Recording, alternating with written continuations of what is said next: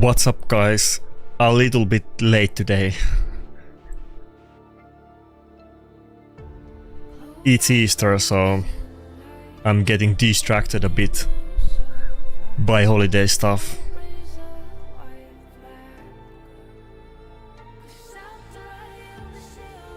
I was also slacking in Classic Arena for the last couple days for the same reason. Even this week, really, so I was doing really well last week, just didn't play too much this week, so I need to catch up.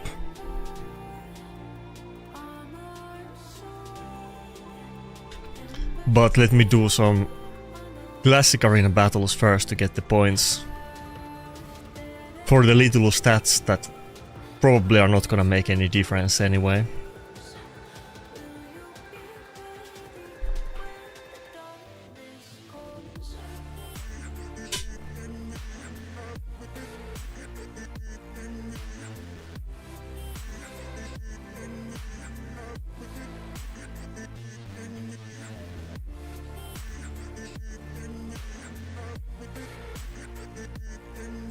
Man, I wish the days when you would just do 5-second Classic Arena battles when you were not in Platinum and you wouldn't... it was basically impossible to lose any random defense team when you were just trying to grind outside of Plat. What's up, Orochi? Nothing much, it's just Easter and, you know, family stuff. Missed out a couple days this week.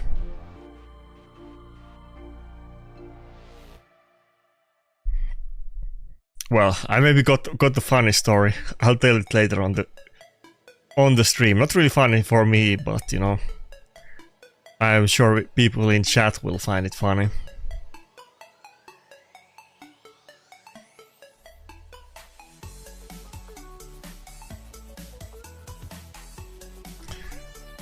Well, a lot of people are 50% win rate, to be fair. I think probably, like, how many? I feel like 50% people that are in the 50% win rates, I feel like it has to be still the highest of any other, like, 10% brands, even in top 100. Like, there is tons of people that are 50 something, not just me, but it is what it is.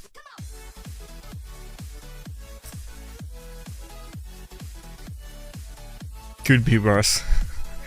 Could be below 50%, or it could be that I can't penetrate the top 100, but I can at least.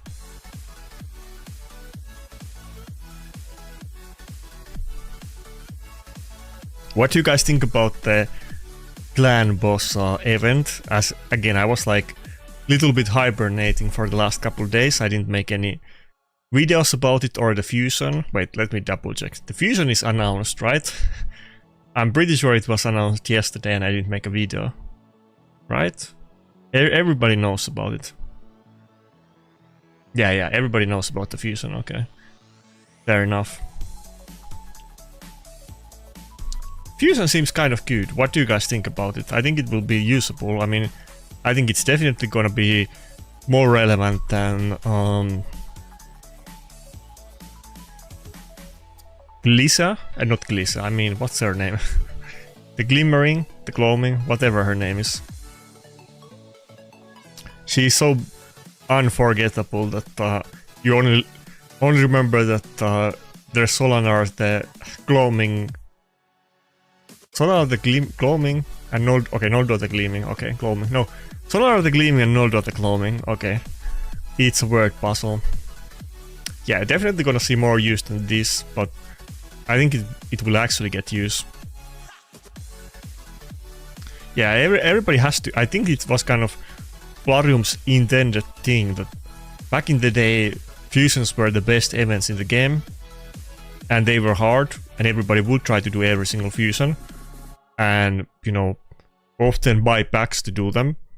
These days people often it's very normal to skip fusions because it's not a good one and there's other much better events and you want to save for them. I think that's really the reason why they did it. I think people that want to be positive, they are taking it as them trying to do like quality of life stuff and things that players have asked, like getting past fusions. But I think that's like half of it, or smaller part of it. The main part is that people will have to do fusion, and they will have to buy more packs if they want to do other events as well. But honestly, I mean, she seems pretty good. I like the passive of her.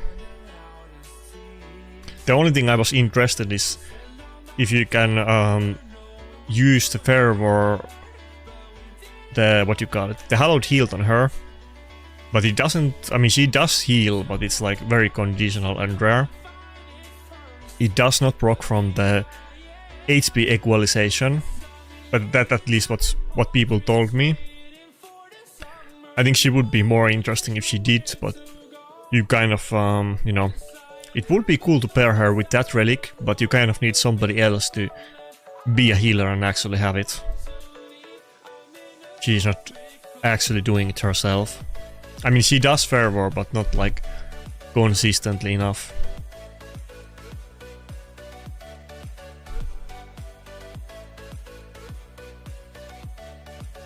Like, literally glowing and gleaming. I wouldn't even know what they mean. I never heard those words before the fusion. I think in let me double check. I mean, in Pokemon there's a move called Dazzling Gleam. That's the closest I've ever come to seeing those words in any type of thing. Dazzling Gleam is an AoE fairy type move with 80% power. Above average multiplier, but nothing like crazy. No ignore defense or anything good like that, but it's AoE and it's a good type.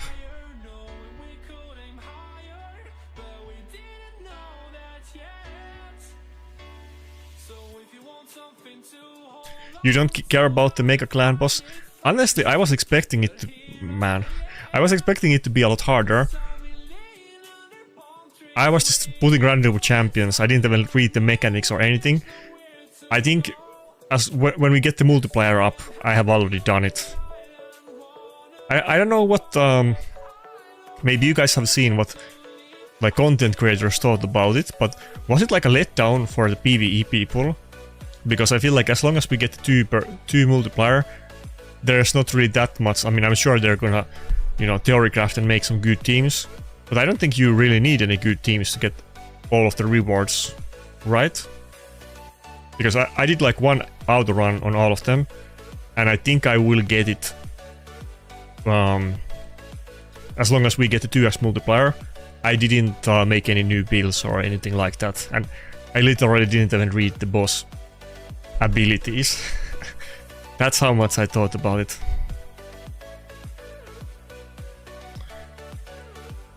Man. Okay, we can't beat it. If she didn't have the Mercurial set. But every support with Mercurial is just so hard.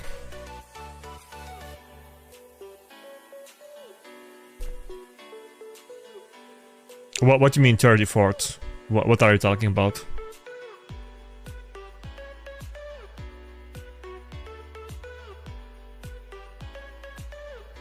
But what do you guys think about the coalition boss?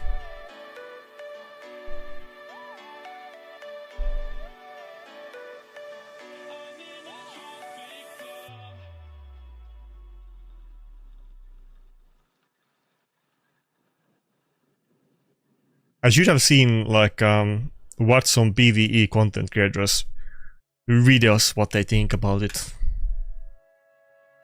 Oh, we were okay.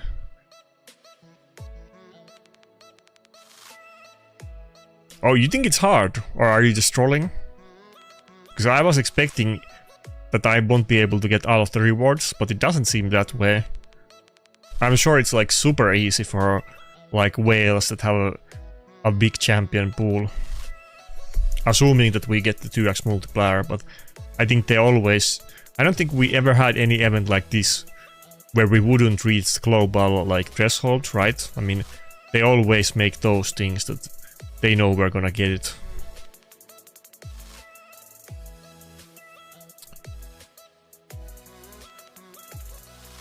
Wait, do the different bosses have different mechanics, or is it just that you have different faction restrictions? Yeah, I hate the... I agree, I hate them, yeah. That's why I hate Curse City so much. I feel like, you know... the Plarium employee who... Like, is it Stage 19? The Plarium employee who designed Stage 19, he needs to be, like, brought up to, like, the... I don't know, the International Criminal Court. For charges against crimes of humanity. Like, how did they make Stage 19? Yeah, Stage 19.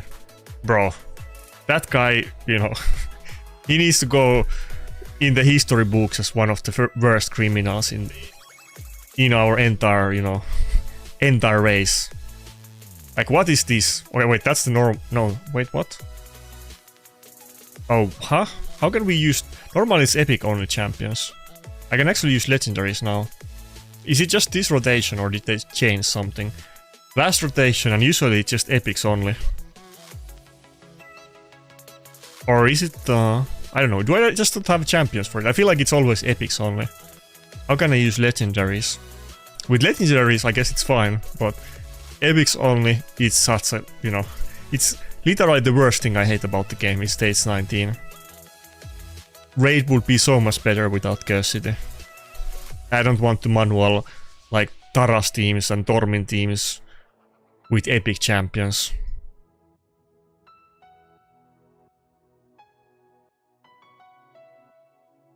Wait, I just need... I need a couple more, then I want to take a look at the Coalition event. I'll definitely get to... get to Live Arena in like an hour or so.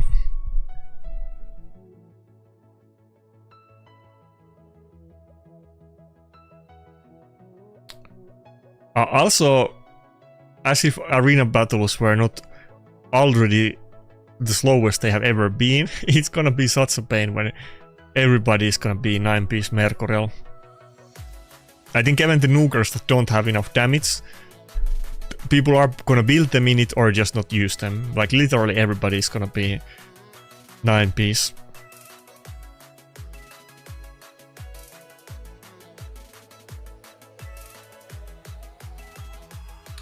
But it wasn't the normal Demon Lord, right? It has some different mechanics than it usually does. Because I feel like it was intended to be like some kind of PvE challenge and something interesting. But it almost feels like easier than the seasonal dungeon bosses. Like the last one, I'm pretty sure that was like way harder than what we have now.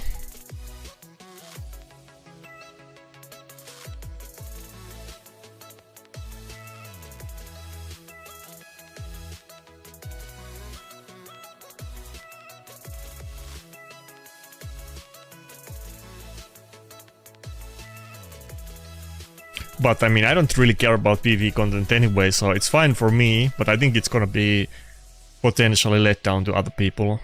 I didn't really see anybody talking about it because I didn't see any videos, and I don't think there's too many PvE enjoyers in my Discord, so I haven't seen what the public looks about it, and contrary to the popular understanding, I haven't looked Reddit since like last weekend or something, so I didn't even see what they said about it. Probably Reddit likes that it's not too hard, or actually I take it back. Probably Reddit thinks it's too hard. Let's see what Reddit thinks about it. They probably still think it's too hard. I mean, it depends how many champions you have. It's a little bit nuanced, of course, but I was expecting it to be like 20 times harder. Wait, Reddit doesn't even talk about it. I thought that the clan boss would be the talk of the town on Reddit. It's hardly even mentioned.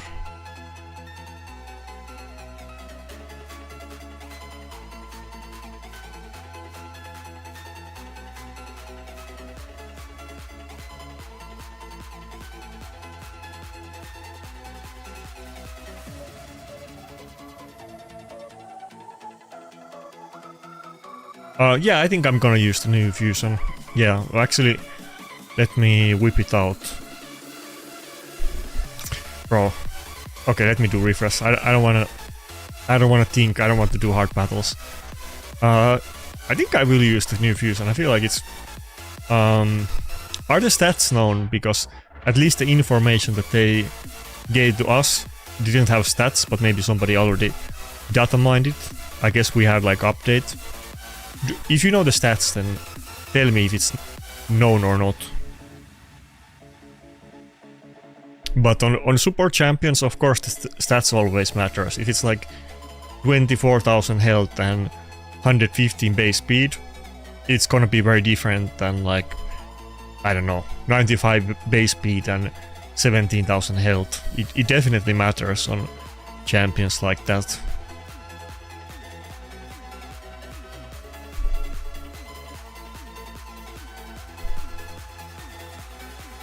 Like, obviously, not the best champion in the game, but I like the passive.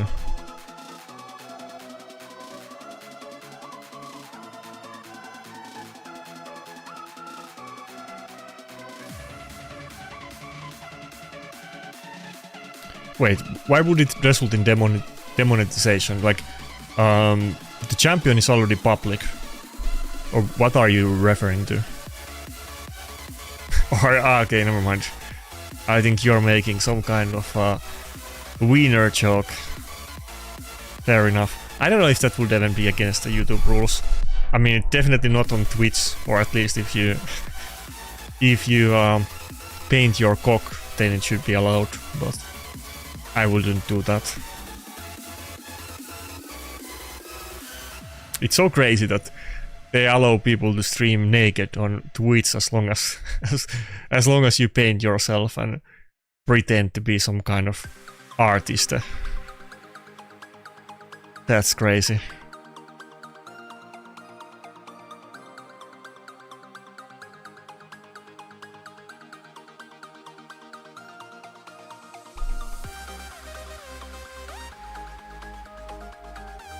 Yeah, even this guy has like everybody except Tormin in 9-piece. I need to, like, you literally have to use Marius or something like that just for this, because there's too many stacks. You need not just AoE, but multi-hit AoE really. Even just plain AoE is not enough these days.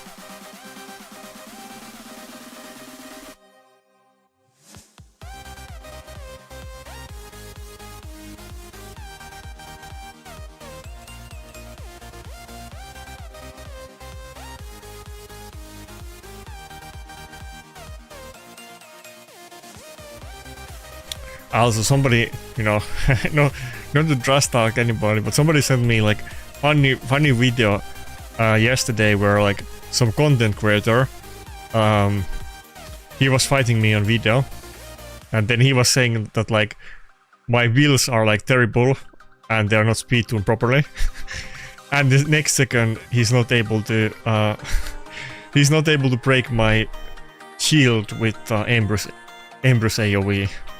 And loses instantly.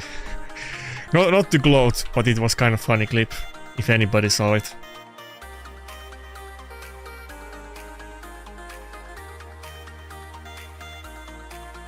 Not that my teams are speed tuned well, but it was a good comedic timing. Like in that battle, my Donatello went before Rotos, which, you know, I mean, Rotos went before Donatello because my Rotos is faster. Rotos is like 300 and Donatello is like 290. But it didn't matter. I resisted Grixia and was fine.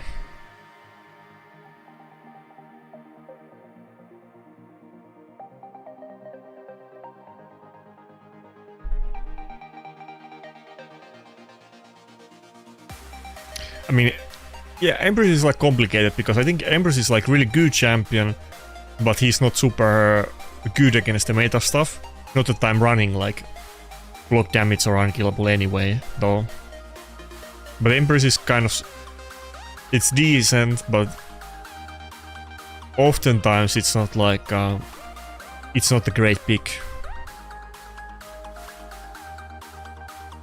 Like if I could after the enemy has peaked, then I would probably go with Embers often, but if they go with a lot of block damage, which is very common, and I don't have other champions that can deal with that, or like some kind of supports, I need my nukers to be able to do it.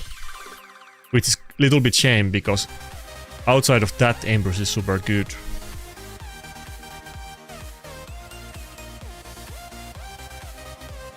I like Embers more than Galleos. That's probably a little bit hot take, because everybody's always telling me to play with Galleos.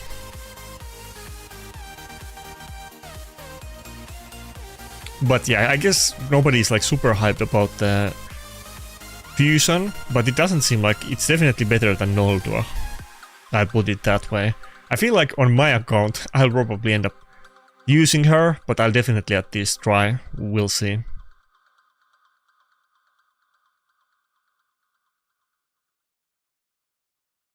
She also had good speed aura.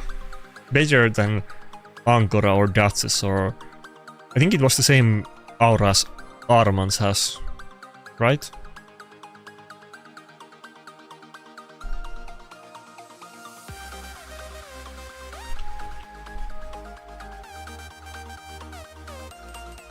Yeah, it was.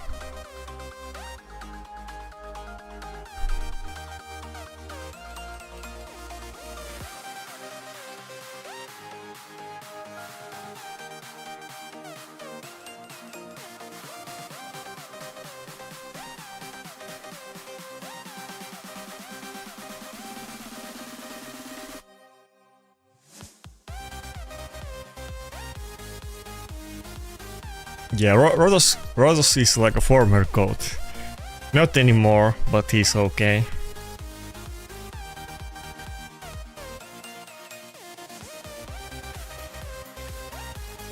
We're getting some Rodos versus Rodos action.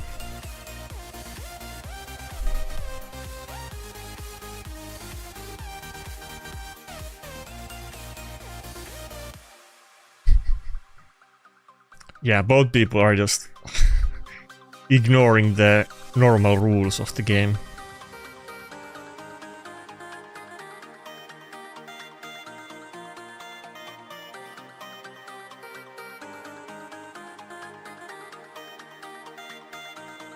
Okay, fuck me.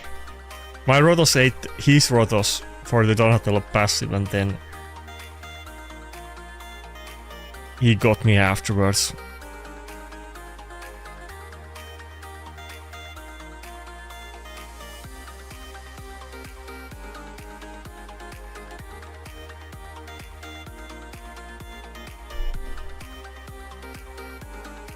The new support, you think so? Is there some kind of big PvE use for her, or what are you referring to? Yeah, bro, I need to... Like I said, it's the Easter and I've been kind of distracted for several days. I needed to grind like a couple 100 points.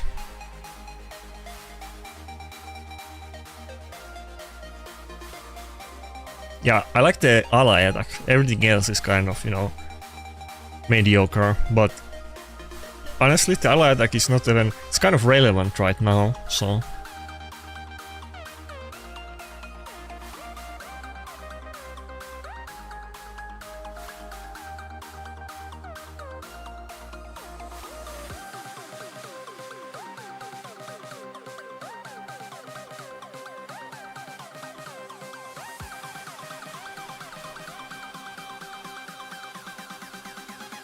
But James, what do you mean about her being S tier? Are you talking about some kind of PvE thing?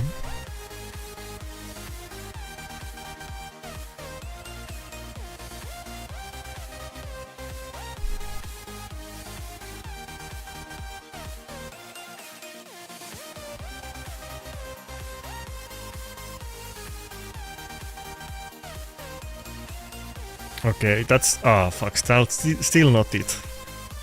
Come on.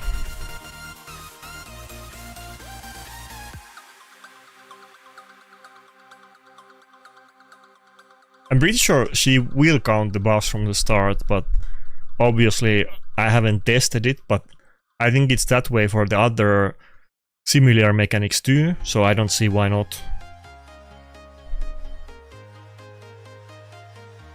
Actually, I think there's like some exceptions now that I think about it, but for a lot of things it works like that.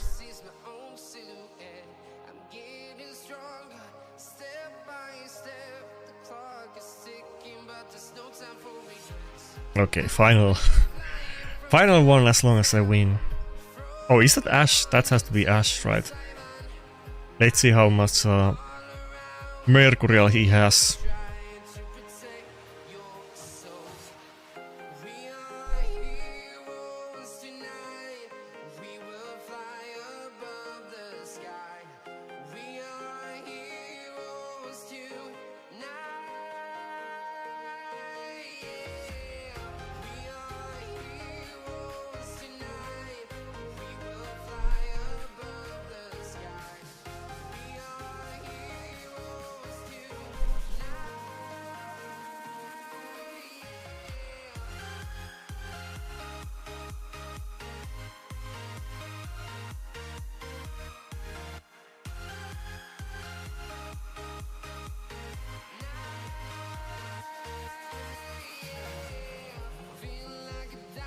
Oh, fuck, Rotos got bonked. It's not completely over, but it's kind of bad. Well, it's probably over. There's no way I can... I don't think.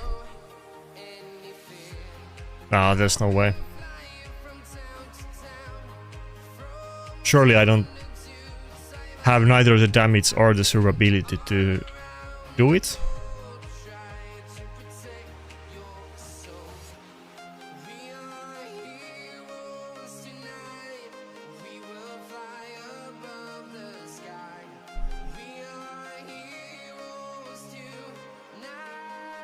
Oh, it's CP and Ice too, fuck. People are not using the Siegfried a lot. And some people were, you know, disagreeing that why did I even put him on the meta list. But it is kind of annoying when you have it in the Mercury. Okay, we can't beat it. Maybe it would be a long battle, I would lose. It's really annoying to fight against it though.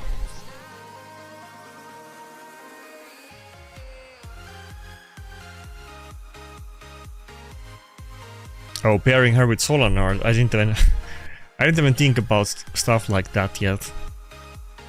I was just thinking that it would be super cool to use the Hallowed Hilt relic on her, but it doesn't really work on her.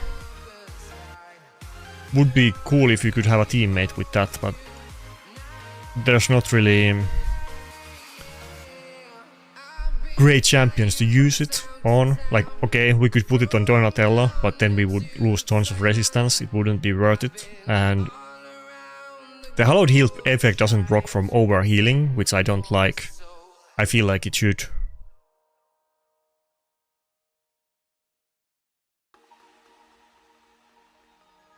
Siegfried used to be kind of dominant in Platinum Arena for a long time. It used to be in every single top team in defense. So I don't think people can be too sad about Siegfried not being the most meta champion right now, even though it's still good, but you know, it was considered one of the best at one point, and it was like long time.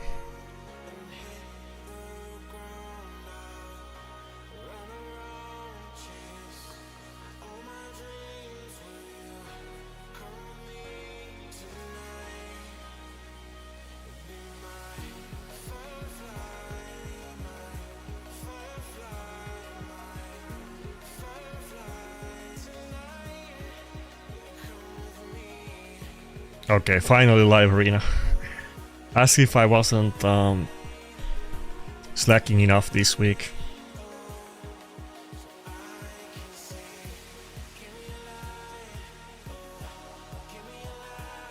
I barely gained points since last Saturday, honestly.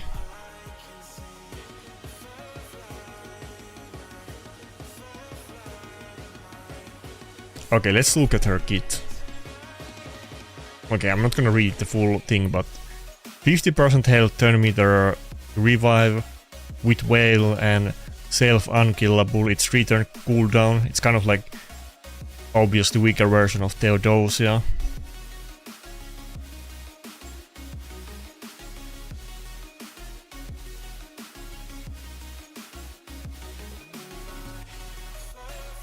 Then the passive 8 buffs for enemy team, 20% turn meter.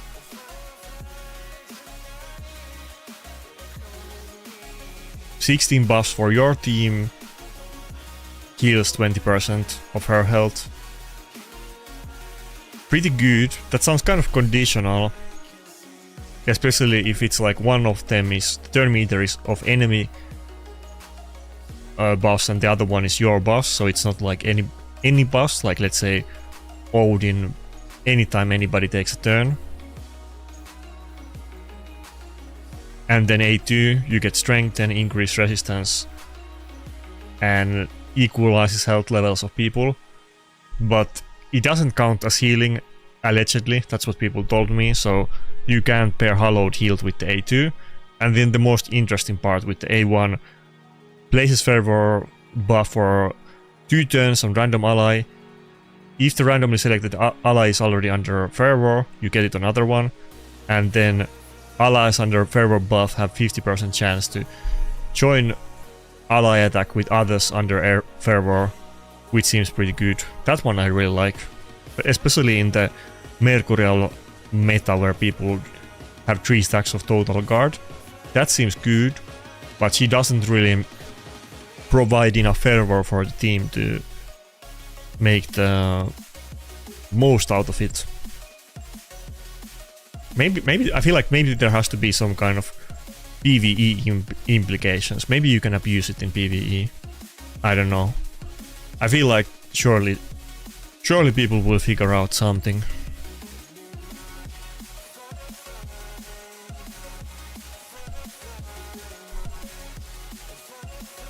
I don't have Crew Traxa. I do like the buff.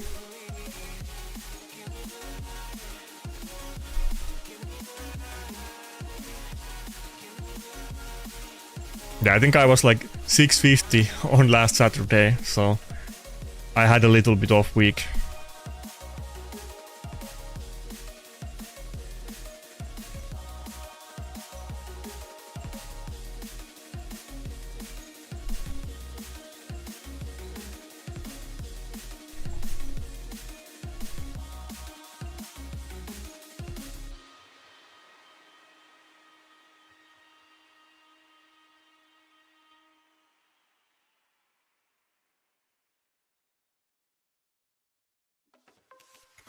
It's not a problem, Phi. We can totally do it. I'm not even worried about it yet. I don't think it will be easy.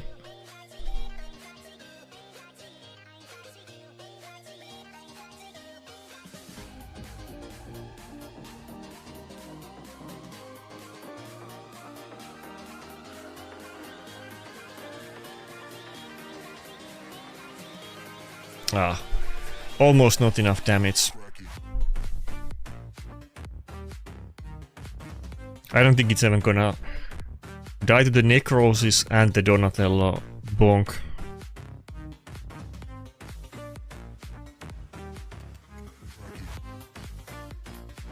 Three champions deserving the nerf. That's kind of a little bit complicated because, like Marius for instance, it's like a combination of you need other champions to enable him, and you need Mercurial, and you need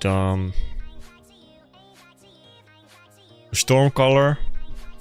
But I would say the combination is OP. The interaction needs to be nerfed somehow. I feel like really the three champions I want to nerf is champions that synergize with Mercurial too well. But honestly, I don't know. I can't say Marius, even though I think it's the best champion because it's like a combination of things, but I don't know, Garol, nice, Theodosia. Maybe those would be my three picks. I mean, Solanar, maybe it should be Solanar could be one of them. I don't think Bayek. But I feel like they will just add some more Solanar counters.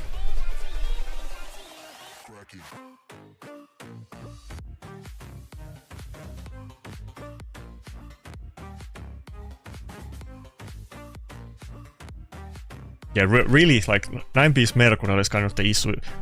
It's super OP for some champions. As if like Carol wasn't annoying enough already. But then you put her in Total Guard and it has that and unkillable and, you know, counter attack, and it's just OP synergy.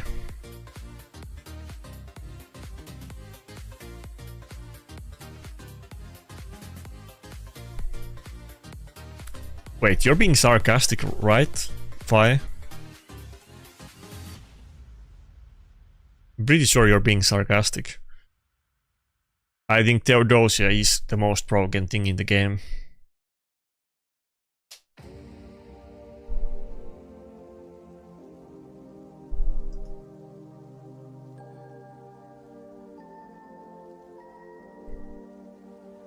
Yeah, but Pike is super annoying and you kind of have to deal with it or ban it, but I feel like Pike is super well-designed champion because it's totally counterable, even though it's good, but you know, I feel like Bayek is a fair champion.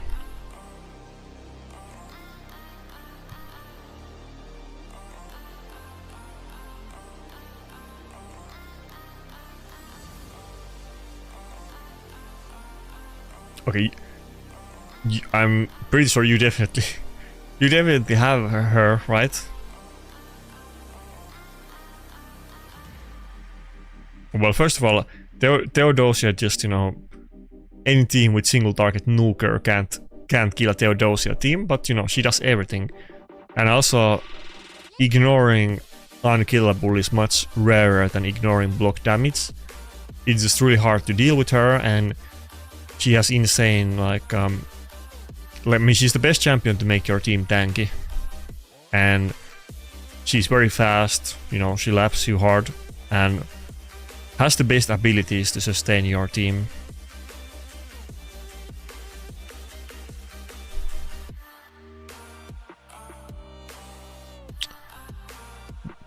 I mean, you build Carol as a traditional nuker in 9-piece Mercurial. I don't think people do anything super quirky in her build outside of going for 9-piece Mercurial. You don't want to build her too slow, but you know, you can say the same thing about most nukers in the current meta, like almost everybody.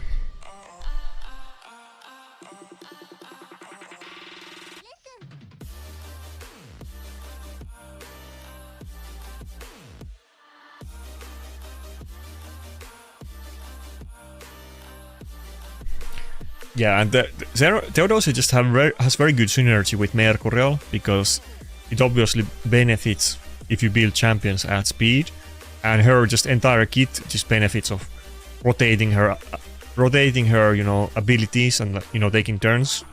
And she has her very good A1 that helps with that, and Mercurial set itself gives you a lot of speed, so it's not too hard to build a really fast Theodosia. I don't think I can kill the Empress. I should just kill the Fabian, to be honest.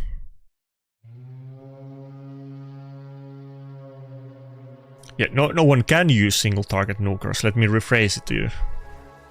You can't use single target nukers.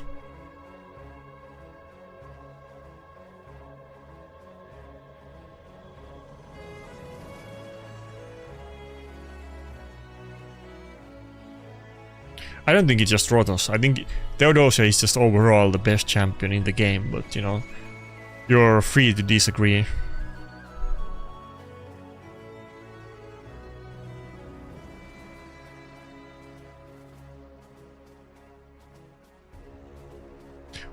Okay, so you guys don't think that Theodosia is, let's say, top 3 or top 5 champions in the game?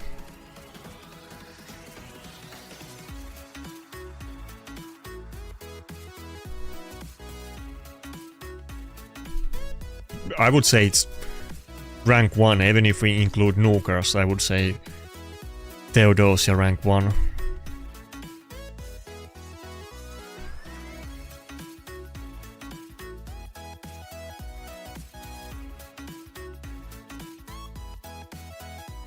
I think it's the single most impactful champion that you can pull. Fuck. If I kill Embrus, then it's not good, but if I don't kill Embrus, then... I think I kill Marius. Oh, I got the A3 back, nice. Okay, then we kill both.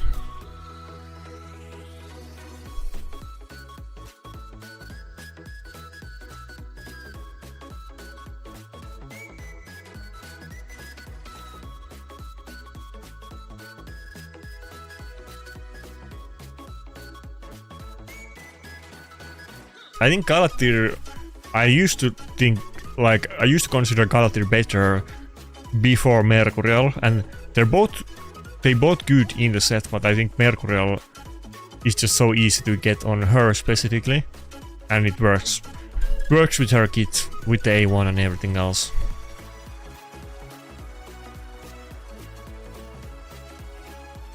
I think Theodosia too probably has like the...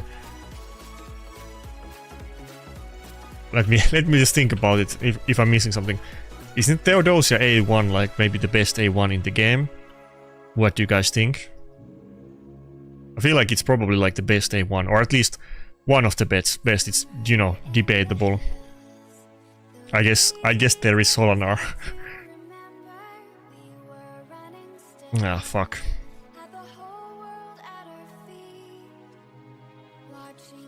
Definitely. What support has better A1 than Theodosia? Does anyone think there is any?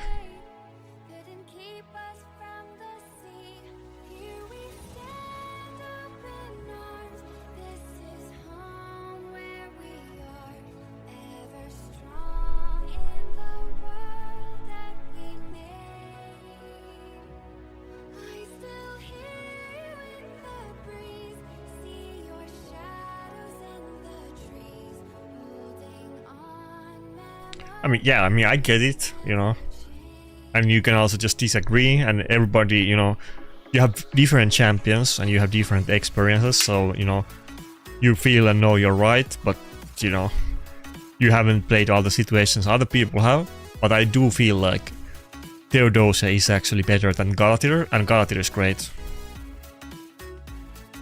Not just because they are the two mythic revivers, but, you know, it's gonna be pretty big bar for whatever is the next mythic reviver to be anywhere near as good as those two.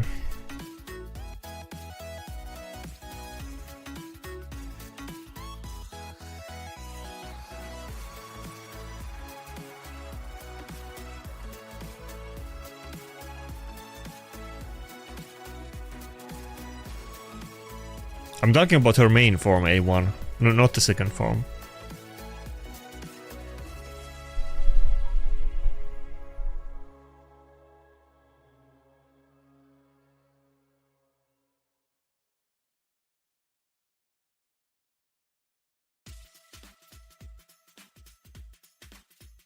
Okay, he didn't ban Rotos, fuck. I could have banned Odin.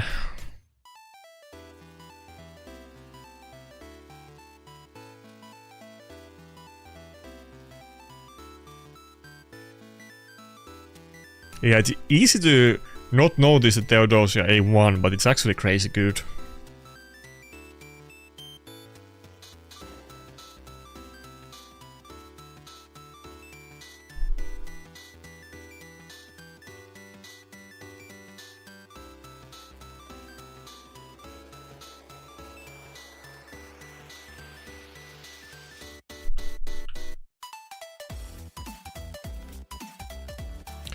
Can I kill the Marius through the ally protection? I feel like I can. I should just try and see. Ah, close.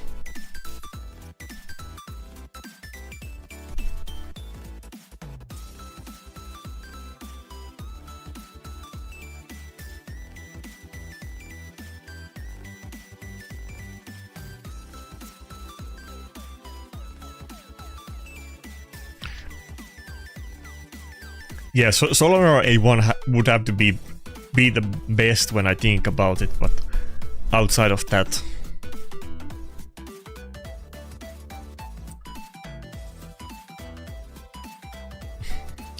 kind of hard to, you know, compare Solonar A1 because Solonar A1 is kind of like everything, or the most part of his kit anyway.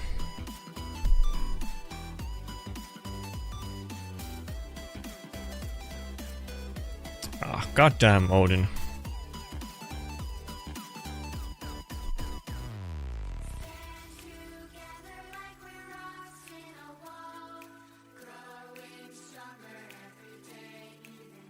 People keep telling me that Odin is not that good, and it's like this every time.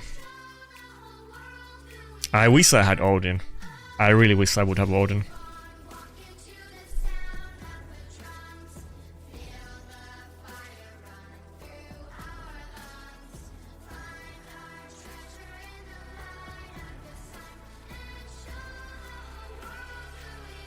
Okay, two super close battles, and somehow I ended up losing both of them.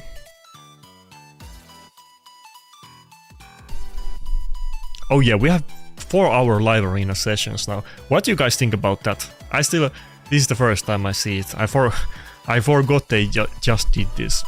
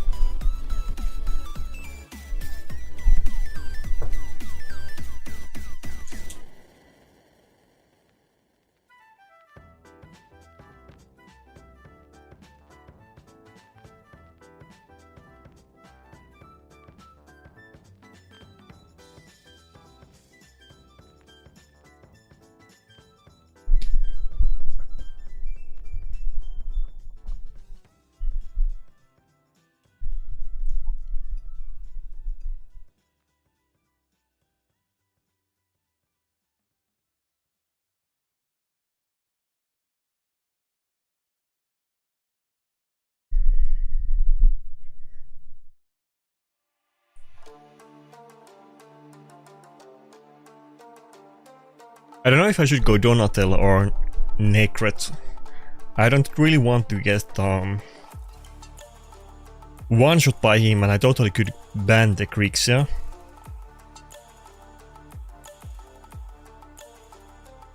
If I go Nakarada, I'll do it, but if I don't, I could have banned one of the Nukers.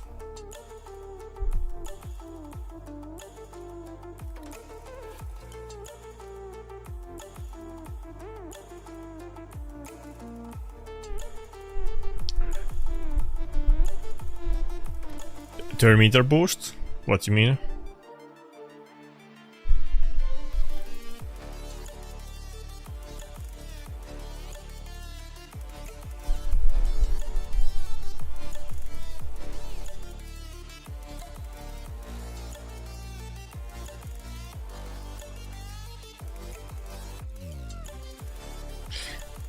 You don't think it would be OP on my account? Maybe, but I feel like I would just early pick it in every battle.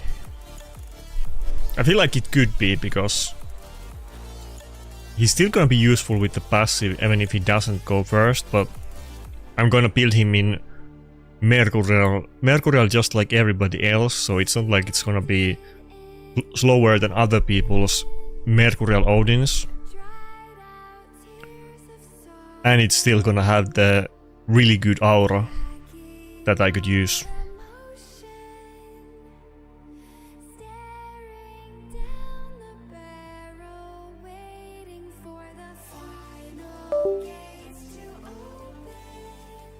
It is speed meta, but not in the way that people...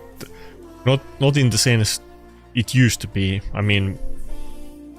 Now it's like you have fast supports with Mercurial and CC, and you don't have to be too tanky, but you need like strong abilities and CC and high speed, and you will be tanky because of Mercurial and the speed, and because you CC the enemies or buff your team, you're not doing like turn meter boosting or manipulation as much as in the past, but you want to have like really really fast supports.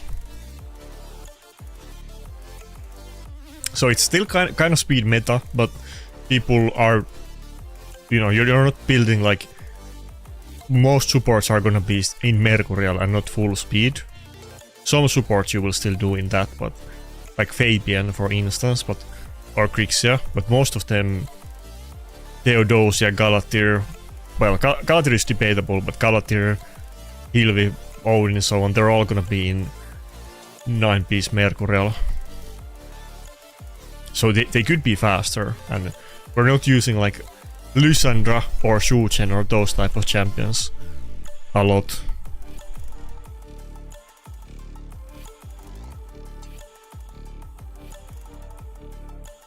How am I going to dodge OP picks by being off screen? How can I do that? I will definitely do it if you give me some kind of cheat that I can use.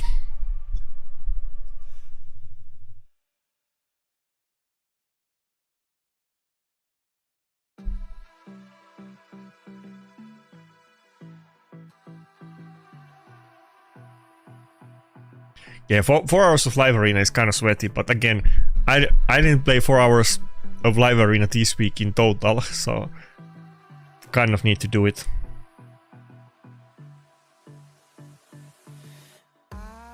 Not even close to it, by the way.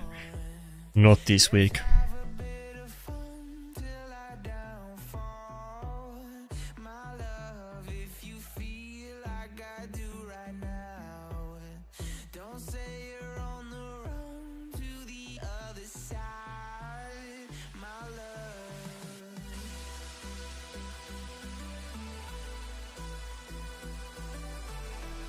Yeah, I don't think we're going back to the Ukraine duo era. I mean, they're still good. They're still usable. Even Taros, that people don't really appreciate as much anymore, he's still great.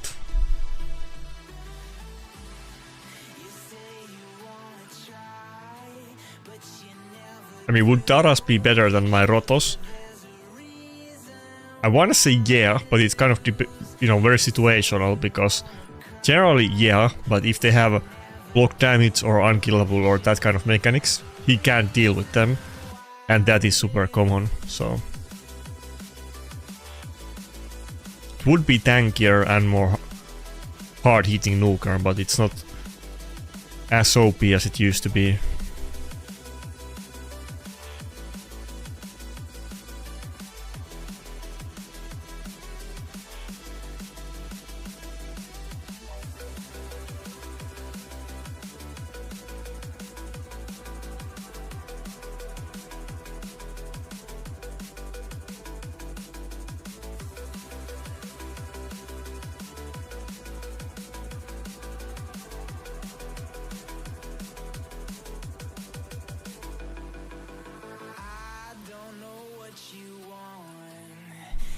I think it's not just that there is many champions that do block damage, but block damage is so common and often like even protected, like in the case of Nice, that people have to use champions that ignore it, and Plarium had to buff champions and make champions that ignore it because block damage was too good.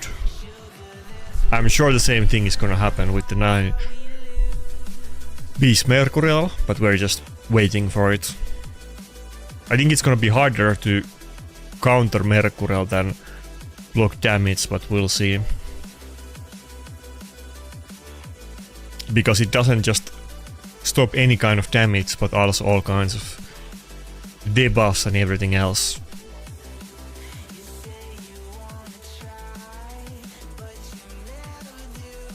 I don't know what to last pick here. Ankora or Jack. Maybe I go Jack. Jack would be actually kind of good against Seafront, I'm not gonna lie. I don't want to ban the nail, but let's see. Okay, nail ban.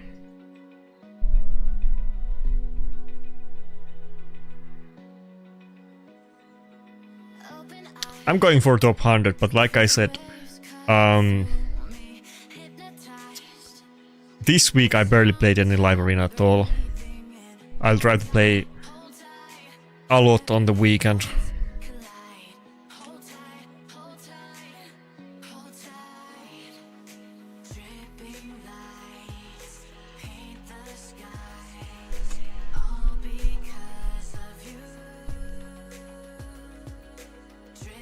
Chicken business? I don't know what that means either. Can you be more specific? I don't know what that means.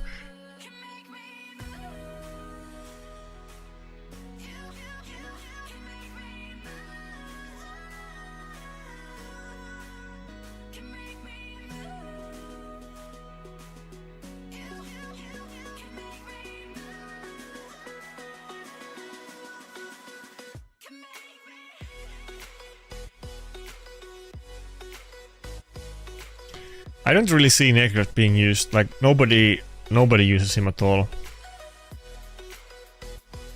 He's kind of formerly popular champion.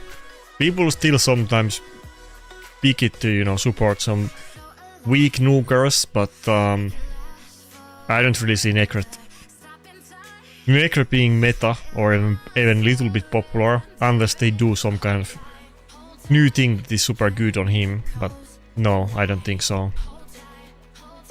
Even if you want to protect, if you want a champion like Nakarada, Niamhe does the same thing much better. So I don't think there really is a place for Nakarada, to be honest.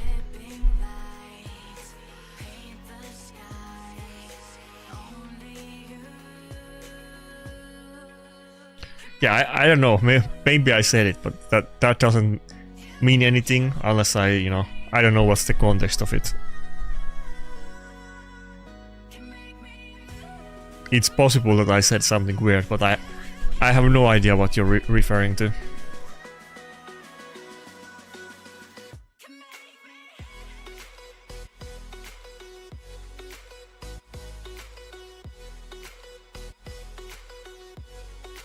Oh, wait. Okay, now I kind of. There's a saying in Finland that I will show you where the chicken pieces. Is that what you mean? I guess that's what you're referring to. That's probably what I said. Yeah, we have a saying like that. If you wanna like, if you wanna show somebody did something wrong to you and you will like, you will avenge it, then that's the saying that you will show them where the chicken pieces. Yeah. That's an old school Finnish saying.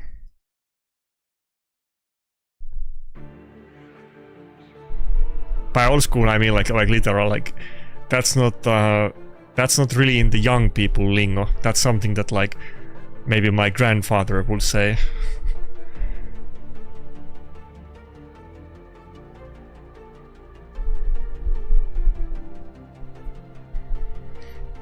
I'm definitely feeling that I fell out of the top 50 and top 100 because I mean, we had a couple tough enemies, but getting many much weaker enemies as well.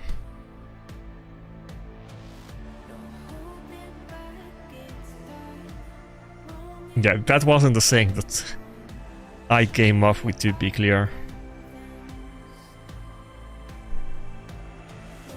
Yeah, it basically means that you will revenge, yeah.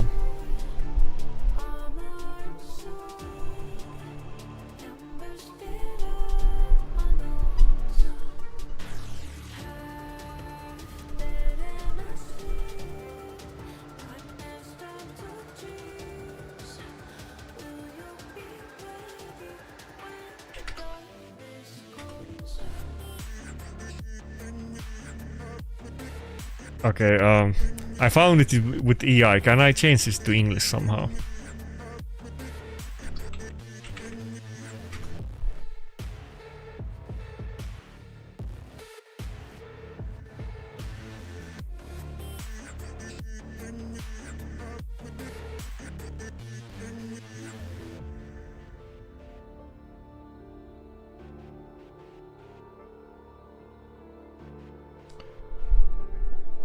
Ah, fuck. I guess I don't want to go Rotos.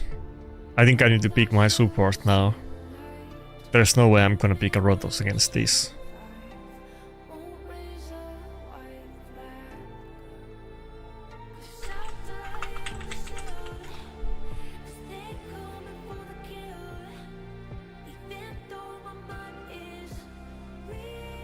Okay, this is kind of weird way to do this. I'm sure you can do this better with AI, but I asked AI to explain the phrase in Finnish, and then I just copy pasted it to translate it to English. And here's what the AI said about it.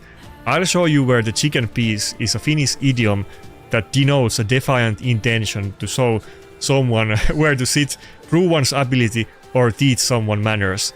The expression exudes self-confidence and is similar in meaning to the expression show me where the J's X are or show me where to sit in the closet. I've never heard either one of those idioms in my life. I don't want to go Rotos. I went with Rotos. Maybe I should have picked Embrus. Embrus might have been play. I was looking up the idiom, I was running out of time. Should have gone with Embrus, but it's maybe doable.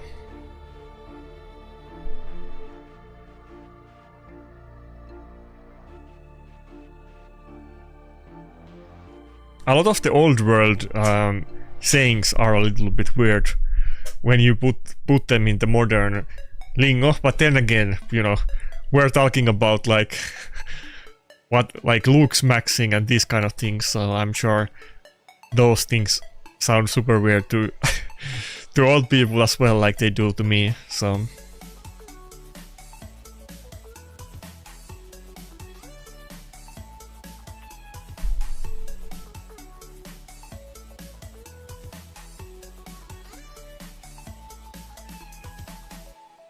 I think I'm not like too far off from top 500, but I think I'm quite far off rank 100 right now.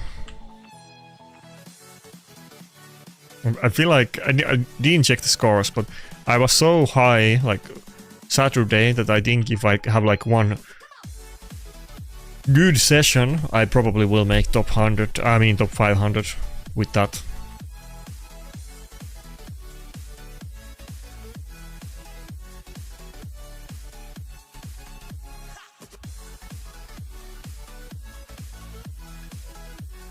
I need to start speed farming.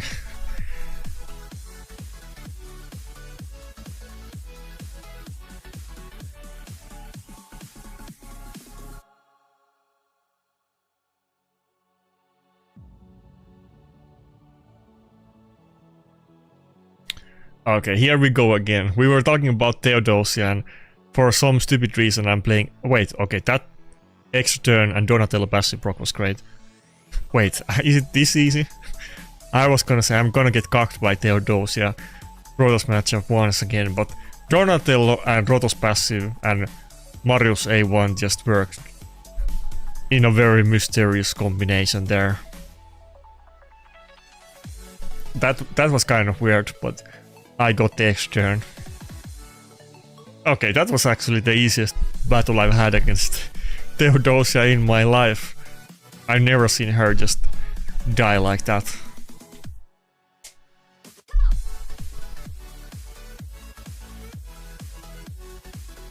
Yeah, no Mercurial, yeah.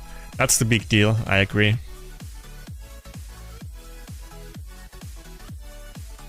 Because she is not like naturally tanky, she has really good abilities that are great for the team. Galatir is naturally way tankier, but with the Mercurial, other champions too, but you don't need to build them tanky, you just need to be fast and have good abilities.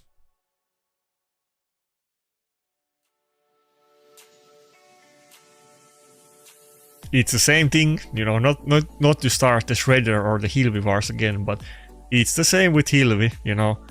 She is way weaker without the set, she's not tanky, and she gets polymorphed most of the time, but the set is just so game breaking. outside of it, she would just get one shot by everybody and their mom.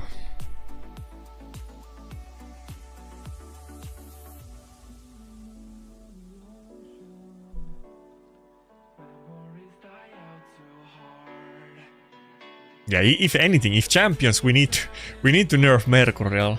That's my verdict. Mercurial is the most OP champion.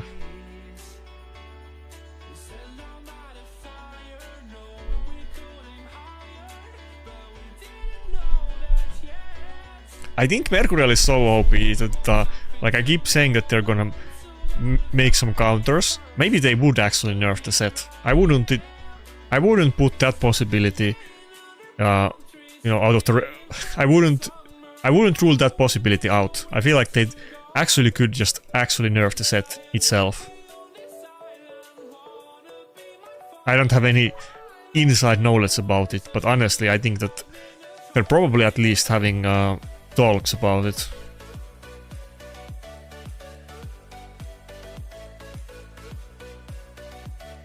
Okay, I'm gonna go for UDK ban.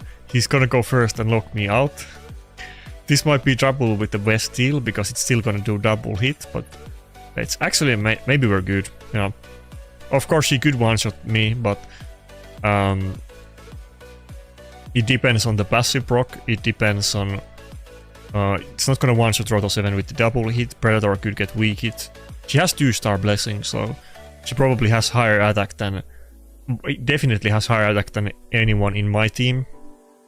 But she can weak hit on Predator and Rotos as part of the Fallen.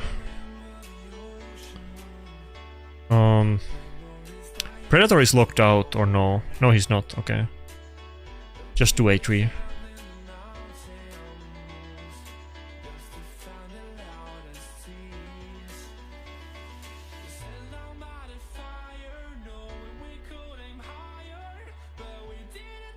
Wait, can I just one-shot the West still? I feel like she might die even with all of those buffs. Or should I just do A2? I think I'll just do A2. I'm pretty sure she would die, but...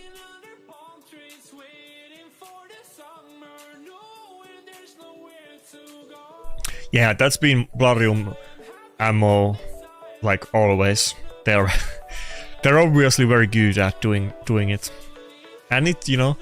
It keeps the game interesting and going, so, you know, I guess it kind of, in a weird way, in a very sadistic and weird way, it's kind of good for the game that the meta is sometimes, you know, refreshes and there's new things to do. So that means that you need to buy more shards.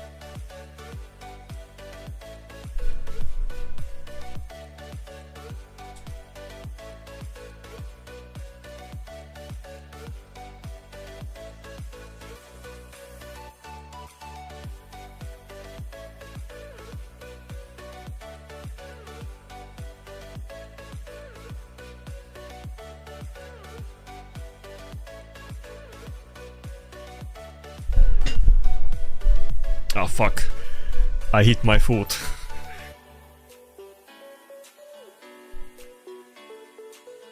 I wasn't playing live arena this week, but I was doing a lot of working out and I got too much into it. I've had like 3 days in a row, or is it 4 days? 3 or 4 days in a row. My neck and back is super stiff and I feel like I'm a little bit it's almost like I'm drunk or out of balance because my back feels so weird.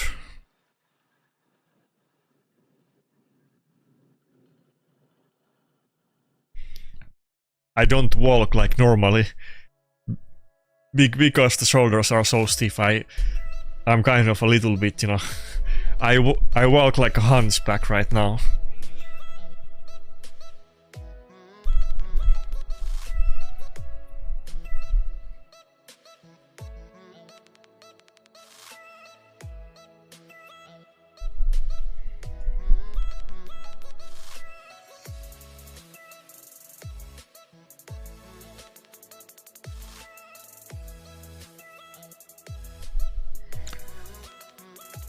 Yeah, by epic music you mean the fantasy music. People have been telling me a lot recently. I think it's the same people saying it multiple times, to be fair. But yeah, people have been telling me, I just forgot to... I was gonna change it like a week ago, or maybe maybe 2 weeks ago. I'll make a playlist for the stream with other type of music. It's just that I need to actually like create a file, and it's not like one click, so if I remember it every time I start streaming, it's too late to do it.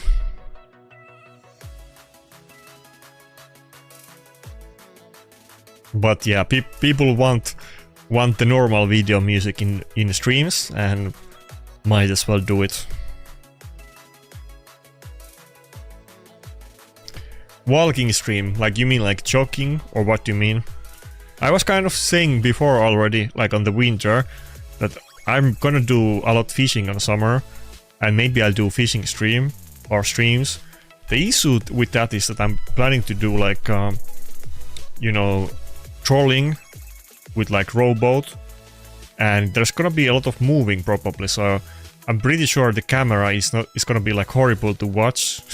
People might get like headache if I'm like in just a normal rowboat with camera, unless I have something that, you know, makes the camera not shake, and I'm sure there is some way to do it, but I feel like it probably would be very painful to watch.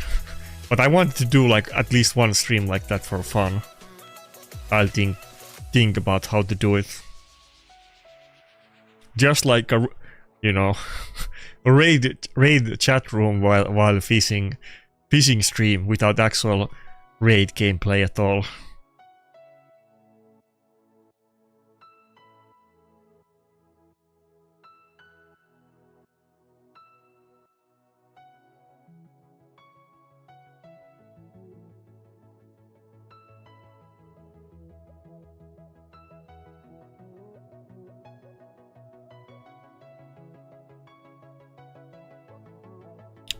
Yeah, I agree with that, Lichkin. It's kind of like better block damage on a set that you get every turn. It's kind of crazy.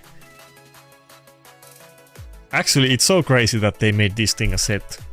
I don't know how that passed through the Plarium balance team. Well, it's probably the same guy that designed Curse City Stage 19. To be fair, that guy is just ruining everything. We need to find out his address. That's a joke.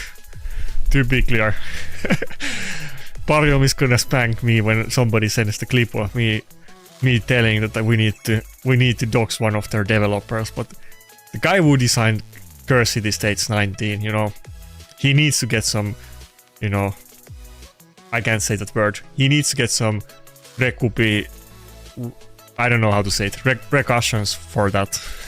There needs to be consequences. I will never forgive that guy.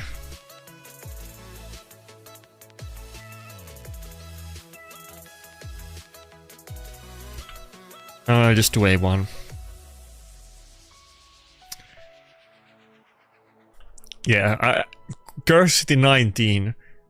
That stage is never gonna be, you know, okay.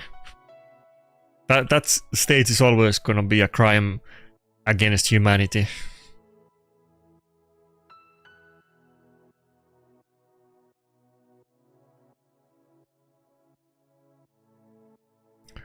We need to enslave that guy to do Curse City Stage 19 for actual raid players. The guy who designed it, he should do it for other people, so he feels the pain.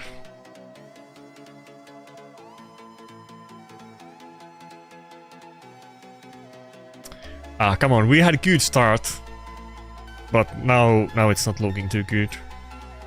Kind of getting combo CC'd. It's gonna get the cooldowns back too. If I don't die now, even if I don't, which I think I will. Finally a dodge. I don't know if there's a comeback from this. I can't do 8-3. That's probably gonna die anyway, but you know, Okay, yeah, he got it back. I had to save it. Oh, okay. Is there something that we can do? Finally something is going my way. Okay, we can... Should I get rid of Marius or Noelle? Probably Marius. I kinda wanna get rid of Noelle, but can't do that.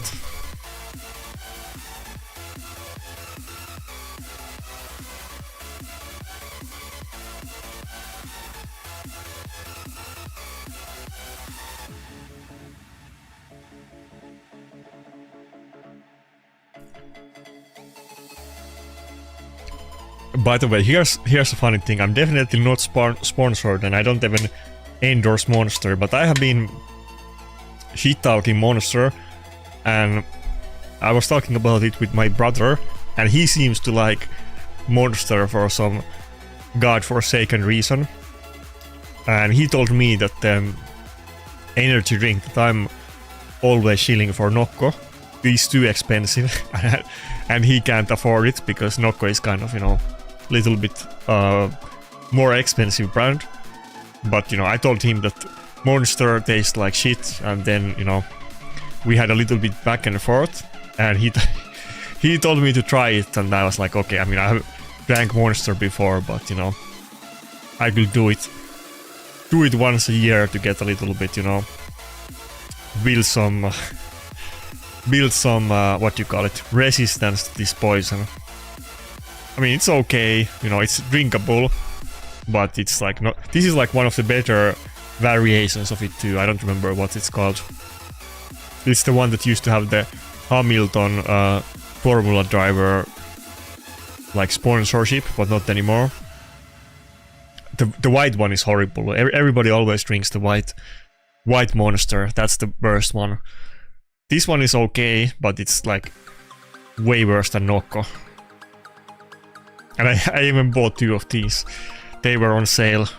I was gonna get one just to try it because my brother likes this one, but they had, you know, 2 Monster deals, so I got 2, but I'm already regretting the choice. I should have just gotten 2 Noccos instead. or drank coffee. At this point I might just drink coffee if my option is Monster or coffee. It just tastes so like artificial and like bad.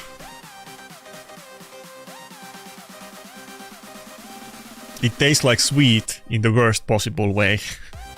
That's how I would describe Monster energy drink.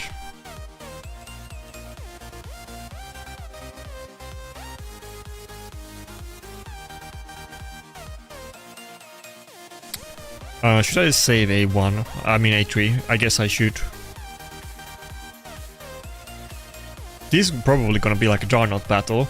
Maybe I should actually save the A3. Not even for the nice when he has like 1 turn left of block damage, but just to kill the other people. Yeah, 9-piece Mercurial, nice. Enjoy. That's gonna be fun. We're already 8 minutes in, and I think it's gonna take 8 more. At least I was almost losing the battle. Now I think we're kind of good. It's just how we can end this.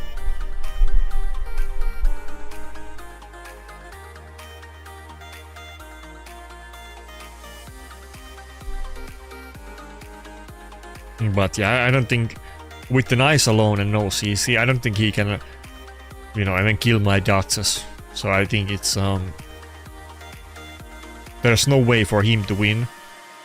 It's just if I can win or how long it takes.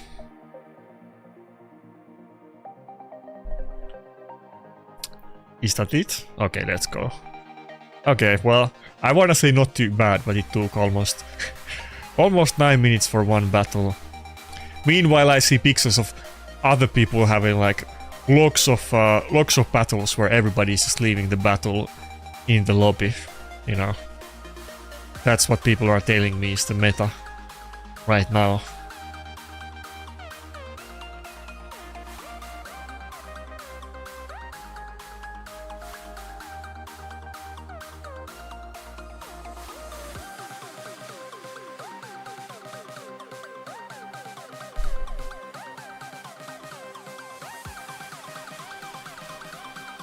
Yeah, Hunter's case goes through basically everything, but you need either accuracy or whale to land it, and I don't have accuracy, so it's not gonna land without the whale, and it's not gonna go through total guard. Not that I have tried it, but it definitely does not.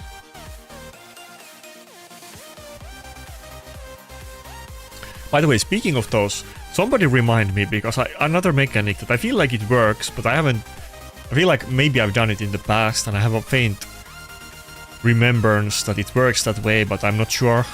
And whenever I get the situation, I don't want to try it, but I mean, if enemy has like stone skin, and you use the second form A3 from Embrus, the health swap, it works.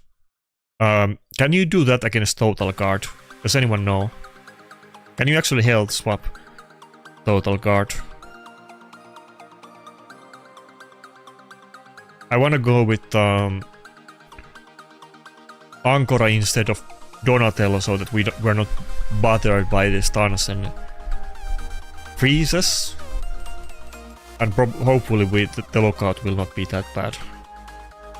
We can kind of deal with lockout with multiple different ways than just Donatello, like cooldown reset.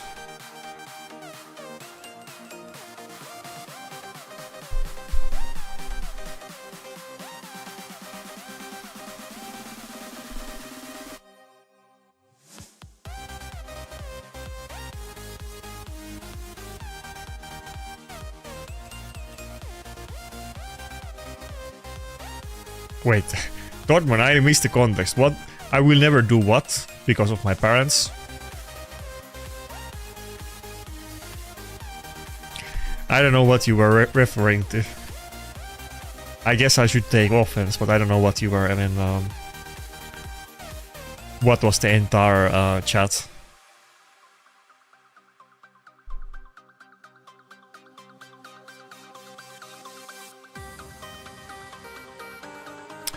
Should I do A2? I kind of should do it, honestly. If I can kill the Fabian, it would be worth it. Just, okay, fuck. Just to get passive. One weak hit and the other one didn't. And it was almost enough damage. I think we lost.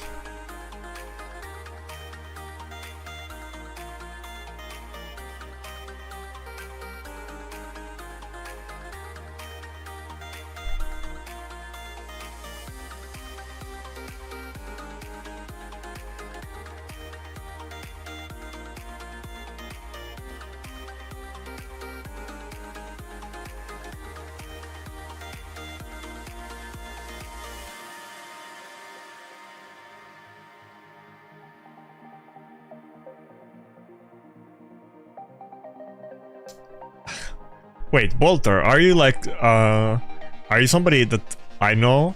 Like, wait, which, are you like Sammy? Who are you? I'm assuming that you're like Sammy or somebody that I know from RuneScape days. I mean, I haven't played RuneScape. Sammy, I wanna say it was Sammy. Well, one of the Amo people invited me to the Discord. I guess you guys have like a new shiny Discord. I joined it, but you know, I haven't played RuneScape in a while, so I wasn't. I haven't been paying attention to it.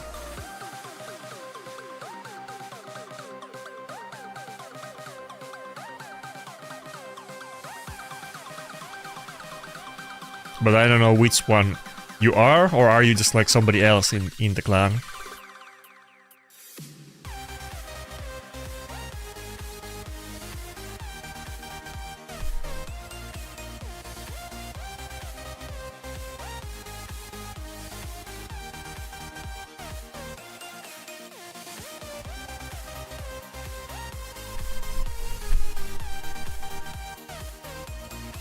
Wait, Hello Kitty, did I just lose to you in the last battle? How fast are my champions? It kind of depends which one. Like in this team, out of top of my head, I think Armans is 423, Predator is 287 or 78, and Protoss I think is 298. Duchess is, I don't remember. Oh fuck.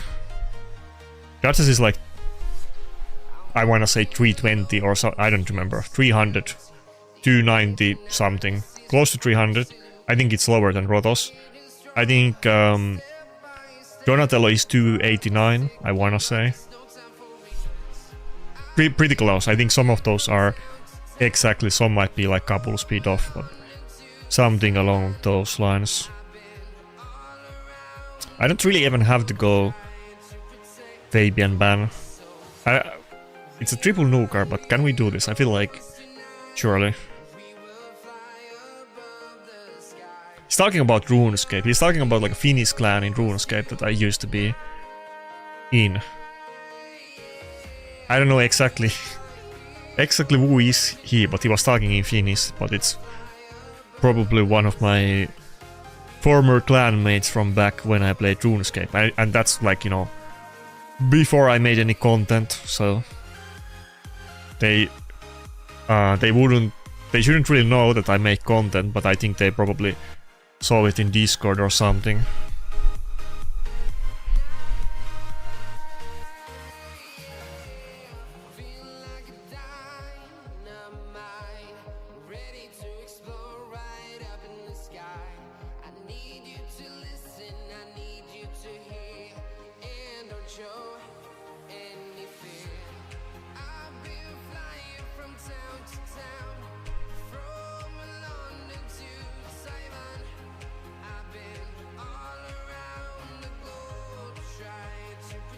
Okay, what speed is my Duchess? By the way, the link to my Hellhades optimizer is in the video description.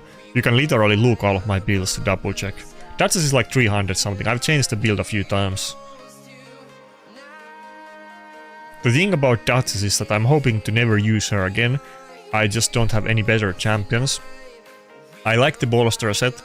I'm never buying Bolster Forge Pass, so her gear is never gonna improve. It's not priority. I don't even really want to use her in the first place, but I'm also not really trying to get her in Mercurial, and she's never gonna get upgrades, so what she has is what she gets. I'm not even gonna gloop any of her gear, so... Ah, come on. Is that it? We're gonna get screwed? No? Okay. Still kind of bad. Wait, Rotos is... No, he's gonna survive with the shields.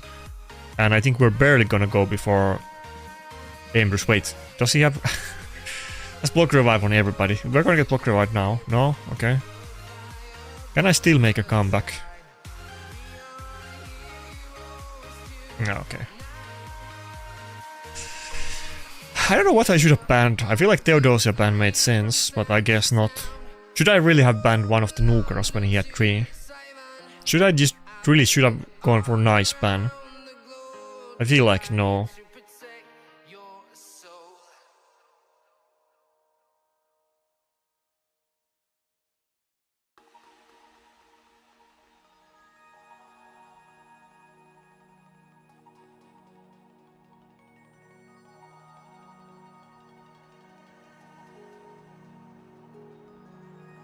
Anyway, next.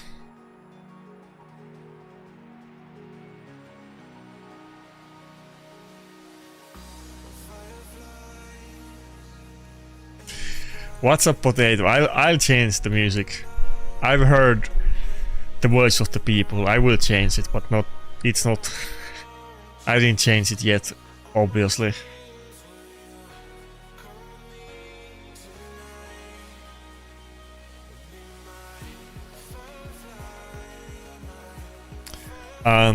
I don't have any animals. I kind of thought about getting a cat. I know half of the chat is gonna say it's cringe.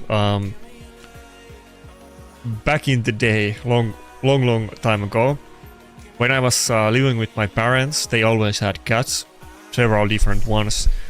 During my youth, and I always liked the cats, I've never gotten any animals myself, but I feel like I'm probably gonna get one eventually, but not yet.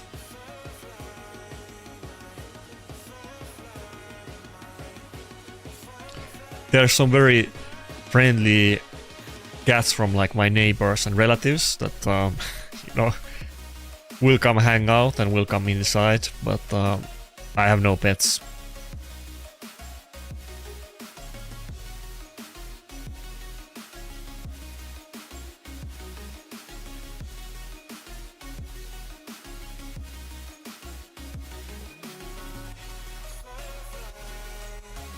Yeah, I was planning to rotate it, but I'll probably use the other one for a while to balance it out. Also, there's tons of other music I could use, it's just that some of them are not really good for streaming because they have like super big highs and super big lows, so every music is not really great background music. Though to be fair, some of the songs that are playing right now are really bad for that reason too.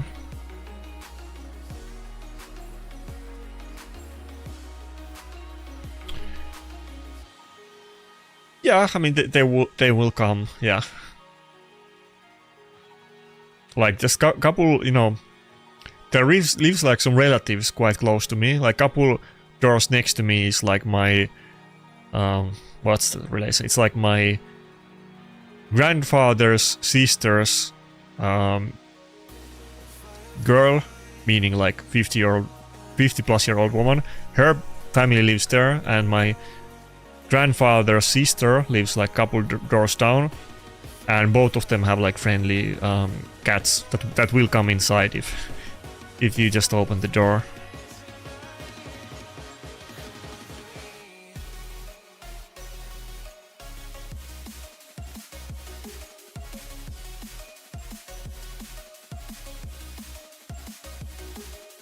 They both live like, let's say, they have houses around like 100 to 200 meters away from me. Maybe like 100 meters, really.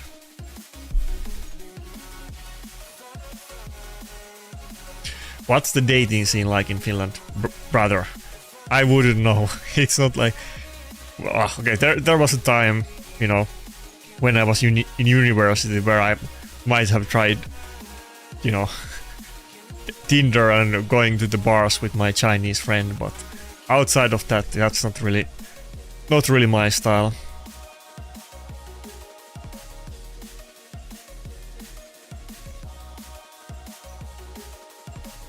I think it depends a lot where you live, because, you know, in cities it's gonna be just like in any other Western city, and in the countryside it's not gonna be like that too much.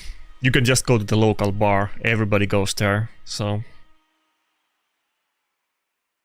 I think that's maybe the way to go if you want to meet, you know, what's the saying goes in the internet as sexy females close to you, something around those lines. I mean, well, some of them might be less sexy than others, but you will definitely find people in the local bar every night if you're into it.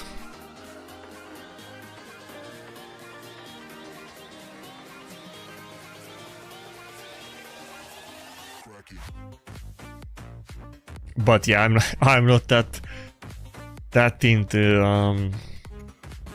into dating. I've been in a couple like long relationships, but I'm not that guy who goes who has like a hobby of going to dates with random people. I rather do my own thing than do that. I don't want to pay food for some random person. But I don't judge. It is, you know, somebody can buy mystery shards, somebody can pay some thoughts like dinner, you know, somebody can go fishing. It is what you're into.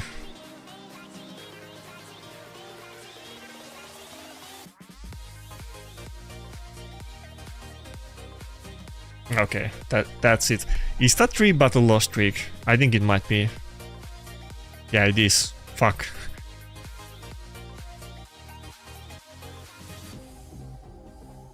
I'm using Galleos, but it's kind of situational. It's still the same reasons I always say. It's kind of hard to use Galleos if you go second. You're not getting the utility in the first form, and you don't really have a lot of damage either. It's not like he hits really hard if you don't have increased defense on yourself and decreased defense on the enemy. If you have neither of those, you're not really killing anybody. You're blocking the Mario's passive every time you go second form, and you're not really even tanky or anything. He's good, you know, when you can use it and you need to ignore block damage or whatever. But it's a little bit hard to use on my account.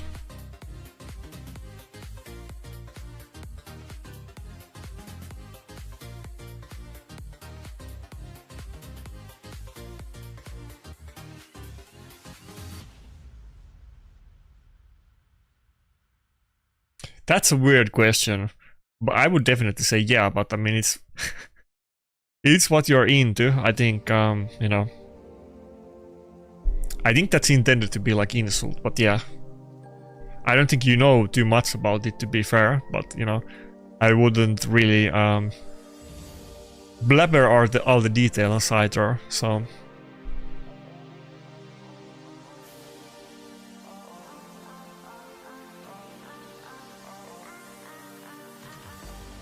I mean, it's a little bit antagonistic question.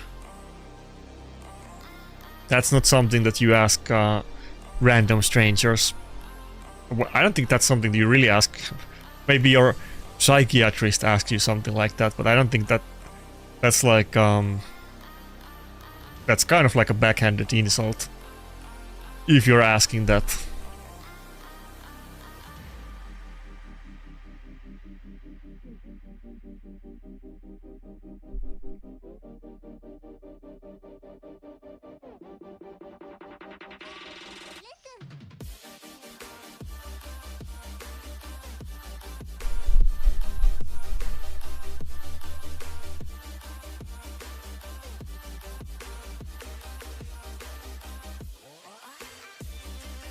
I mean, I would say that, you know, I'm pretty happy where I'm at if we want to talk about it like in a neutral perspective. But like, what is my, like, you know, life goals and, you know, achievements and these kind of things? I don't really want to go to like, you know, what's my birth date and what I have, you know, what I'm doing outside of gaming.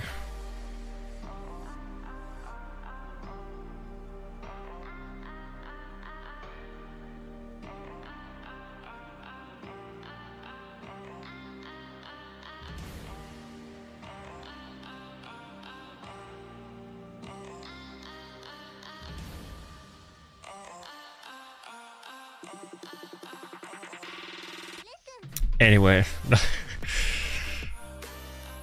there is always chat PvP. Hekaton. We haven't met too many. It's Hekaton, right? I'm always conflating the name of those two. Is it Theopsis or Hekaton? It's the one with the AoE A1 and, you know, taunt and built-in 9-piece Mercurial. It could be kind of annoying to deal with Rotos. Maybe I should go Galleos on this one. He does have Marius. Maybe I just ban it. Galleos might be kind of good.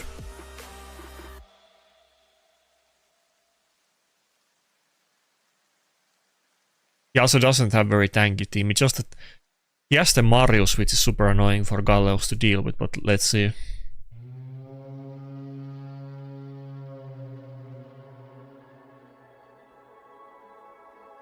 Yeah, bro, there's always chat PvP. What's up, Vihannes? Is that a Finnish person? Almost sounds like a Finnish name except with W. We're doing fine. I was a little bit too casual this week, so I kind of fell behind in points, and currently I had like 3 battle loss streak, but outside of that, doing good. I think I might as well go for the Marius ban. Should I do it? Kind of want to do it.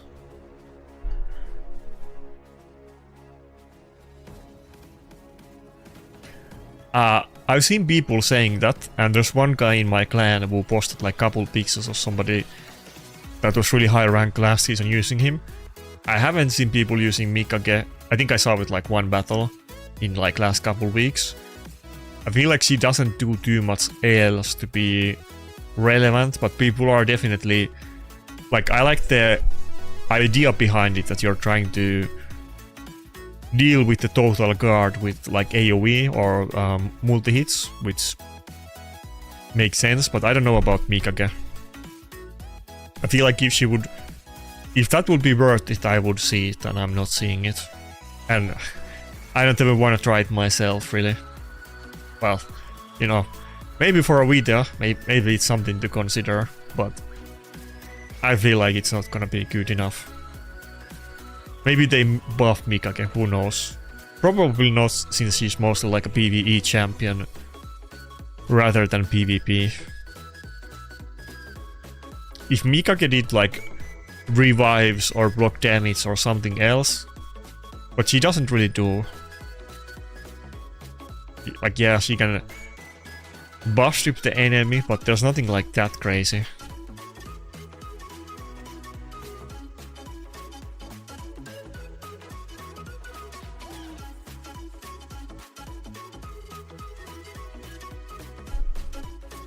Wait, he buff stripped me, right? Yeah, he did do it. Or not? He didn't do it. I'm confused. I don't think he did do it at all. Yeah. Thank God for the buffs. I always cheat and double check if I got locked out or not.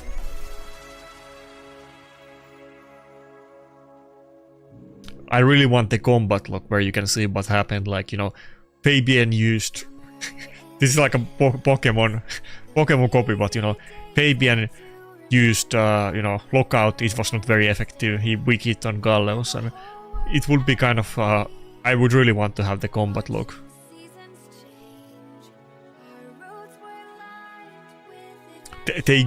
People were asking for it, and they gave us that we can see like relic for like 0.1 second when somebody does something, and it's like the relic is somehow like relevant, but you know, you need to like you need to be looking for it to even see it. It goes by so quickly.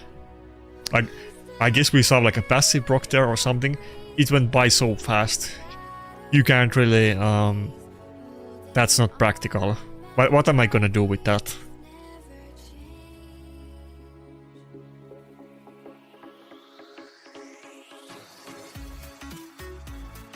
Yeah, I'm gonna definitely try the new fusion in PvP. Other people were not as excited about it as me, though.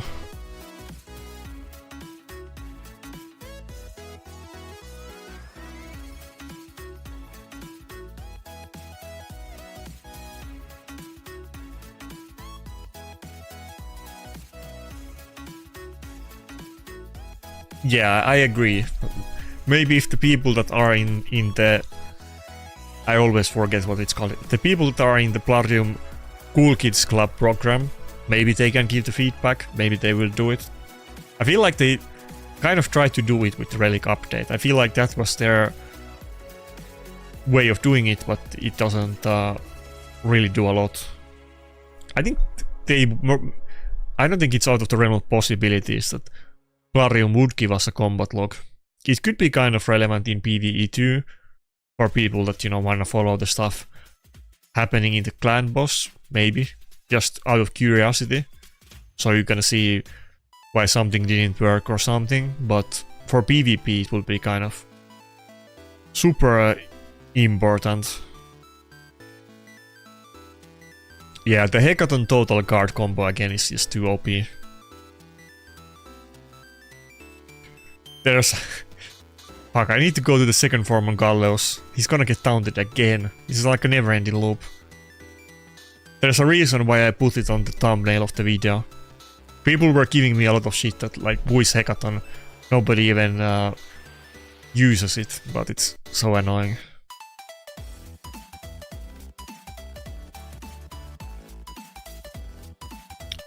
I should not have done the A2 on the first form. When I got the turn, oh, thank God. It only didn't have total guard because of like the counter attack. Okay, that's great. I should have just gone to the second form instantly. His team outside of the Hecaton is not really that bad for me right now, but I'm just in an endless cycle of not getting any turns on anybody. Wait, is Rooster locked out? I feel like he is locked out.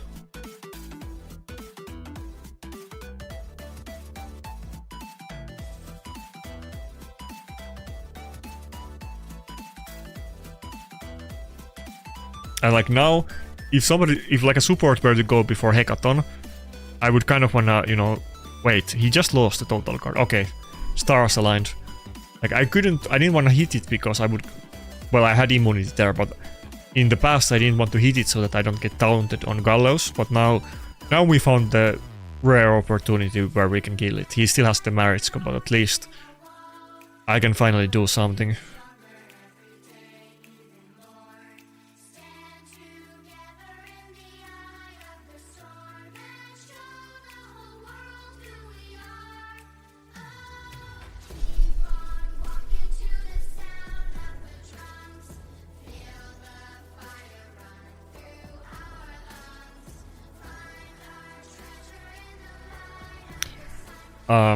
By the way, sweet potato, that's kind of interesting, you know, thing, because I'm not making any kind of conclusions here, but I kind of seen the reverse, especially in top clans, to like what you said. I would say most people that play Raid are not successful because game takes a lot of time that can be used for other things. Like, as somebody that like was in, you know, MAD and used to have a lot of contact with like, you know, the biggest players in the game, a lot of those people like travel a lot and they have like some really high-paying jobs, often on like some kind of tech or finance things, and they travel a lot. I don't want to like name specific people and dox them, but I could tell you many specific people that I know that are like, you know, top players in Raid, and they're always traveling around the world, and they kind of play Raid like on the downtime on their phone when they're like in, you know, traveling. So it also works for those people, but obviously it's any game is also something that works out for any, you know, any people that have like are not doing anything, you know, makes sense too. But I think Raid is kind of convenient game for very like, you know, very work focused people that travel a lot. I know so many people in Raid like that, like the biggest whales in the game. I feel like almost all of them are always traveling. Without naming names, I could, but I wouldn't do that. I'm sure if any of you guys are in the big clans, you will know exactly what I'm talking about. They're all like they're like all oil princes of Saudi Arabia, or there are some tech gods traveling around the world and these kind of things. I feel like a lot of or they are like, you know, they own companies. A lot of the big whales in Raid are something like that.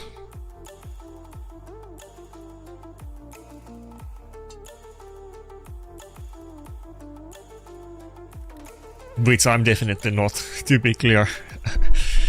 But I'm pretty, you know, I'm pretty content where I'm at.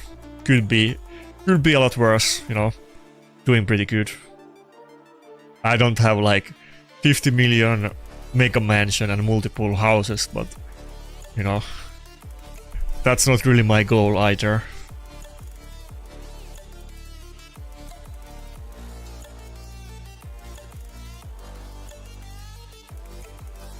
Okay, Bayek team with double, you know, double mythic reviver, that's kind of annoying. I wanna pick Rotos, but Rotos is not gonna have fun time with those.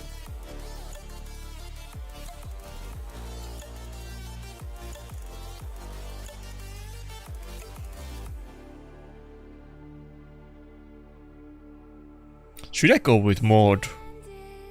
Mod is maybe not gonna have enough accuracy, but buff strip could be kind of useful.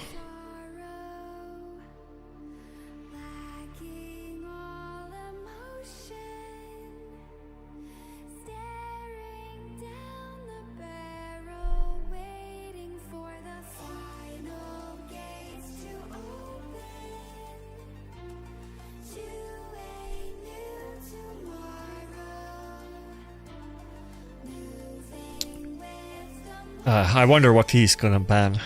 My ban highly depends on it.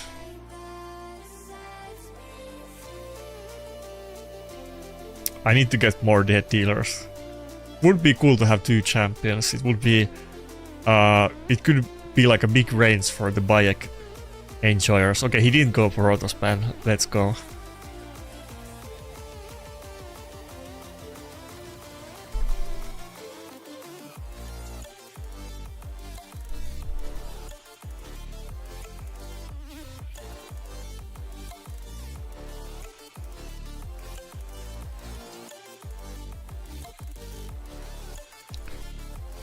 Okay, both of the supports are in total guard. I feel like Galatrius more often are not even in it. But this one is... Ah, fuck. Not great start. I hope Marius goes before Rotos.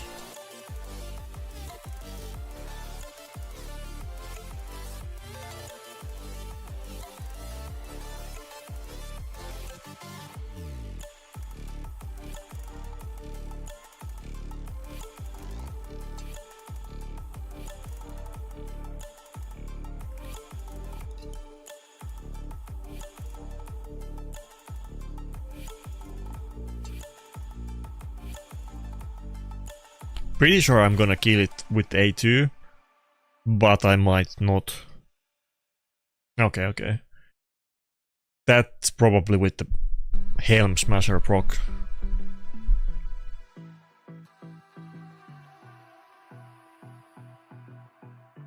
Defense actually helps, you know. Mariuses are often surprisingly tanky. Shocker, but it's still actually kind of shocking that they often can take a hit.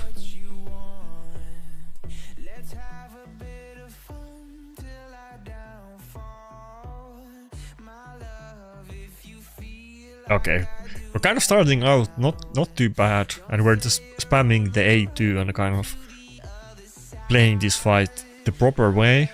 It's not gonna take many more A2s to get it done. Especially if we can maybe hit that Galatir once, who seems to be quite high health.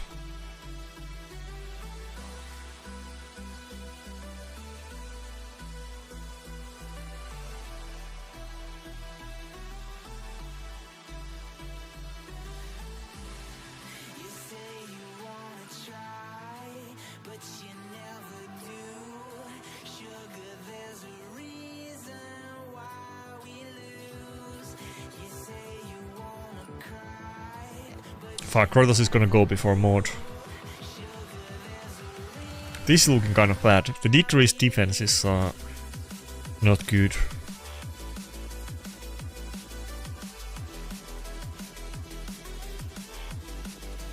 Ah.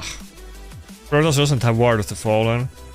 If I do A2 now, he's gonna die, but I should still do it. But I don't think he can survive this. Yeah.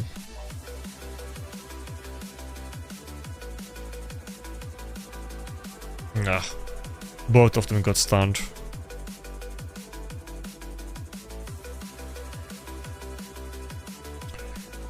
Where is my polymorph?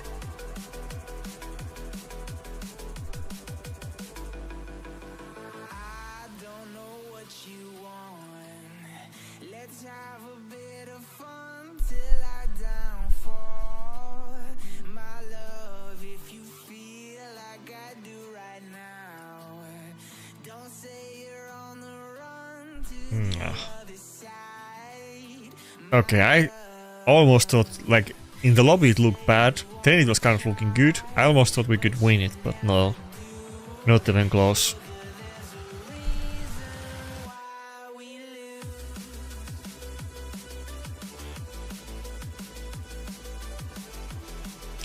Fire, you don't have Galatir.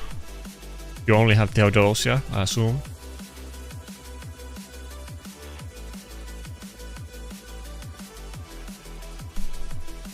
Or do you have both?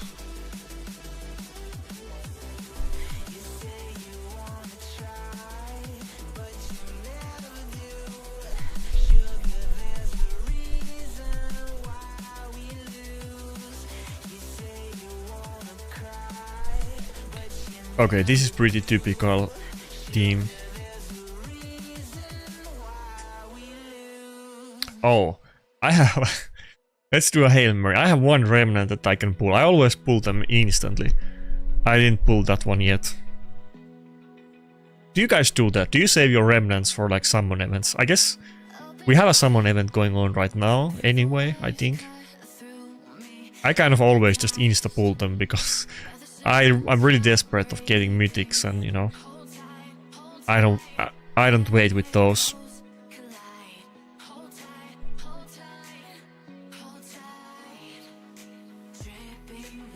Interesting, he went for Predator ban and not Armons. And he only had one CC champion really himself. I mean, Galadriel 2, but he's not gonna go to the second form at the start anyway.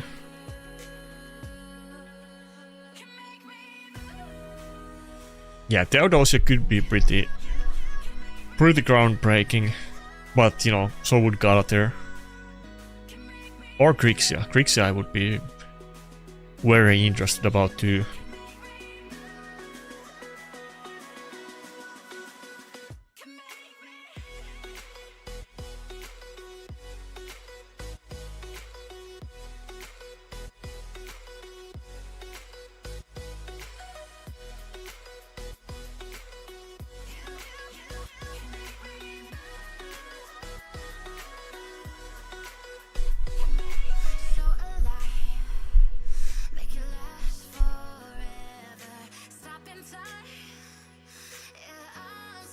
Pretty sure Rothos is gonna go first. Okay, good.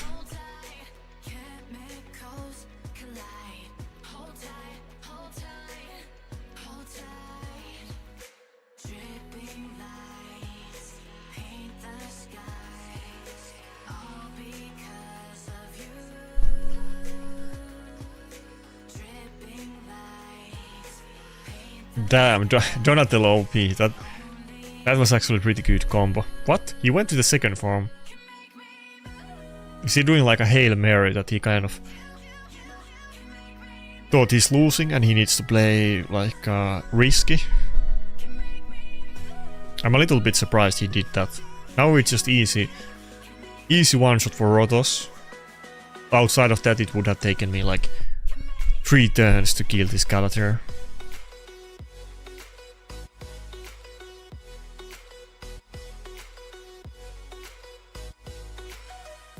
What do you mean I'm not allowed to have Theodosia? Why not? You're yourself saying that Theodosia is not that good and then I can't have it. I mean, if it's not that good, then you know, might as well let me have Theodosia. Okay. Surely we're gonna get Theodosia out of this one pool. 0 points. Unfortunate. I don't know if there's gonna be too many Bayek pulls this week. I tried to do it last week, but I should have... I even called it that they're probably gonna do another 2x because there's like 1 week left, and then maybe they're just gonna do back-to-back weeks, but I didn't count on that they would actually do 2x... I mean 10x Bayek during 2x voids, so... I shouldn't have pulled last week, but I think tons of people did, and that's a very typical Plarium move anyway, so... Okay, come on. Theodosia. Okay, not today. Happens. I don't even know what this champion is. I don't think I have it at all. I don't recall ever seeing this guy before. Maybe it's not that new, but I can't remember his face.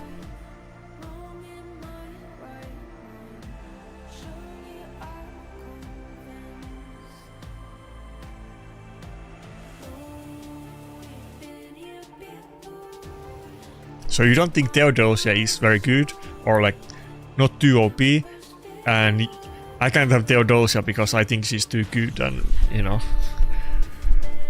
not like she's gonna be nerfed anyway. So I don't know what you're, you know, what you're worried about. Plarium is not nerfing mythic champions, only buffing the bad ones.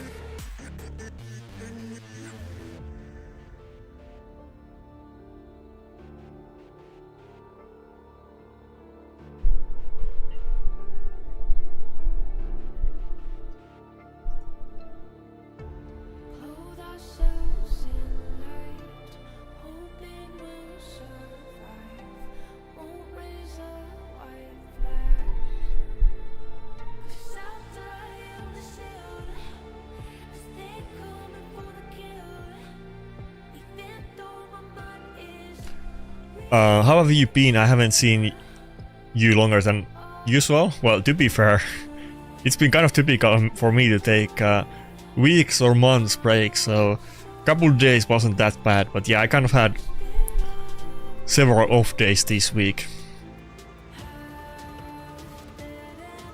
Next week there will be more, but right now there's like the Easter and there's too much family stuff.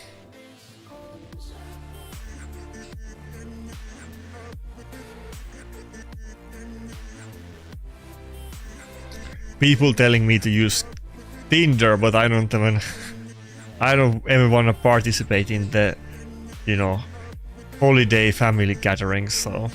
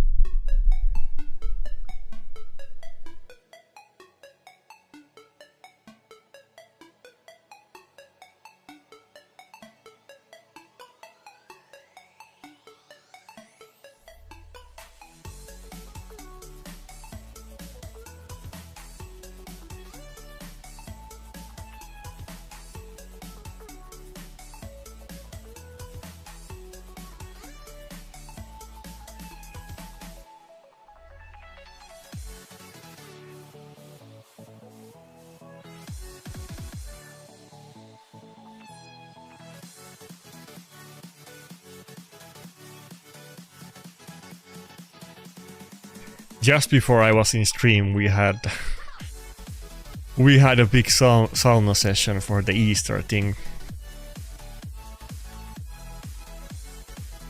And tomorrow I need to go to some you know, boring dinner that I definitely would not ever go myself to, but you know, has to be done, I guess.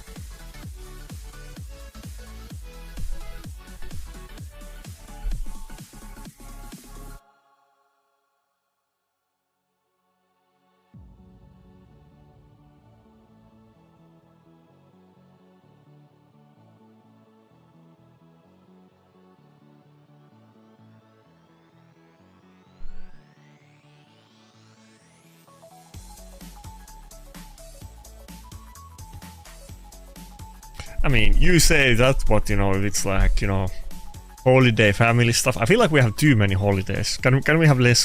Can we have less holidays? But it's kind of mandatory, you know. I'm kind of expected to participate in all of those events, so it is what it is. It has to be done. It's not really my thing though. Okay, I don't have whale. Oh, I think I just need to A1 Siegfried. This kind of hurts, but I think we have to do it. Or I could try to block her by heal me. But I don't know if she would even die.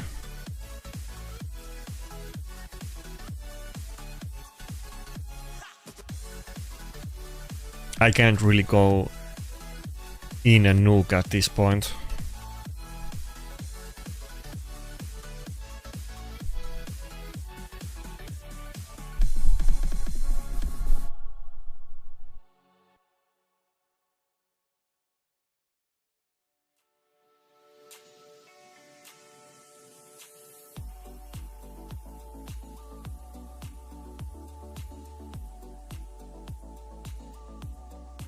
Okay, I think we're good now. His supports don't seem that fast, actually. Oh fuck, I'm still going before Siegfried one more time. Yeah, I can't do A2. That might be a loss if I do it.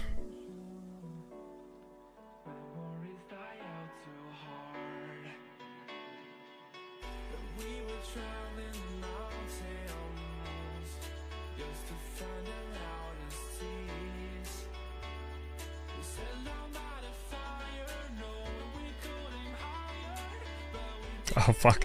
Predator, no! Oh, thank god he didn't dodge that. Predator is like, he can't help himself. He's just accidentally killing everybody on his team. Bro, we were so close of secret passive proccing. I was doing my damnness to not proc the passive. And Predator is just, you know, killing them outside of his turn anyway. That was so close.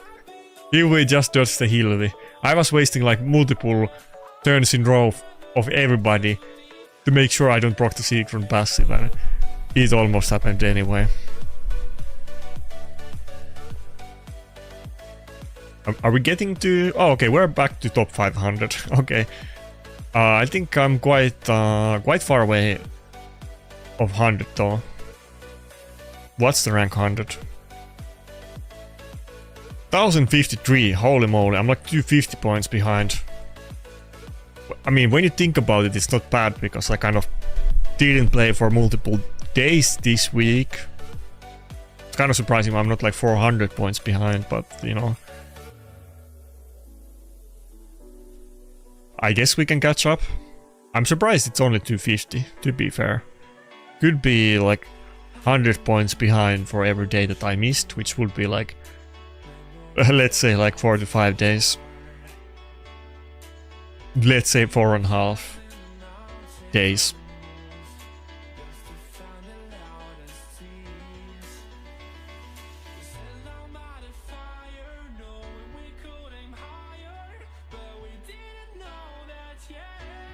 I mean, him hitting Predator there was kind of good, because if Predator killed both Hilvi and Fabian, then we would have procced the Seek from passive. That would have been good for him, actually.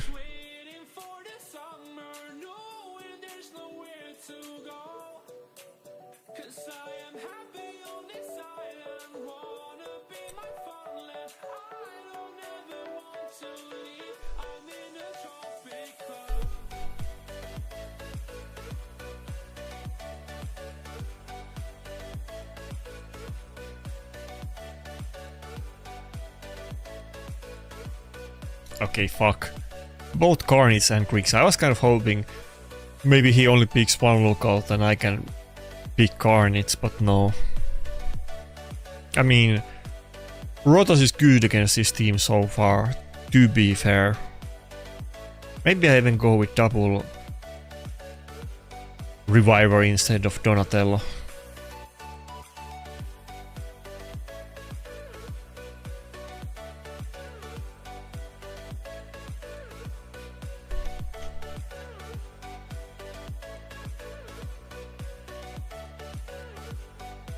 Fuck. Comidus. Well, Ankara is better against this than Donatello would have been, so that's good, I guess. Are you putting Mercurial on everyone you can for live arena PvP? I mean, generally, yeah, that's what people are doing. Not like some nukers, or if you don't have good gear, maybe you don't want to do it. But yeah, generally, people do. I mean, if you're building champion in resistance, then you're probably not gonna do it. If you need to have a lethal on a nuker, then no. What else? Like in quite many situations, you're just gonna go for the 9-piece Mercurial if you can. I mean, most cases, honestly.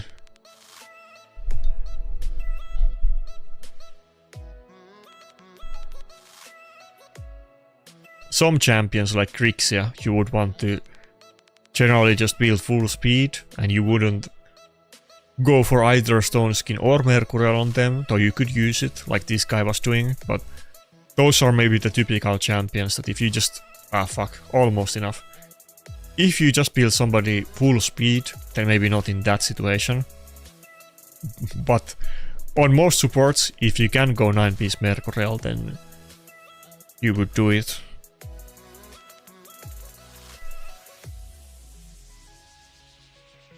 Like on his team specifically, if you could put these champions on anything, I mean, you could put Nice in multiple sets. I'm sure you can do Nice in Mercurial. We saw one of those earlier today, though it wasn't hitting that hard, but you know, Nice could be Swift Parry, Lethal or Mercurial. I'm sure all of those are possible. Most often it would be like one of the ignore defense sets, but Comidus you would definitely put in Mercurial. Marichka people are already putting in Mercurial. So you could go Stone Skin too and High Resistance, but really Mercurial is what everybody is already doing, even though they have heavily invested in their old Marichka builds. And Grixia, you would go full speed, but it's not like you couldn't go Stone Skin or Mercurial, so I think that's pretty much good representation, because that kind of covers all types of champions already. That's pretty much all of the, you know, meta ways to build champions outside of like a couple very specific champions that are exceptions.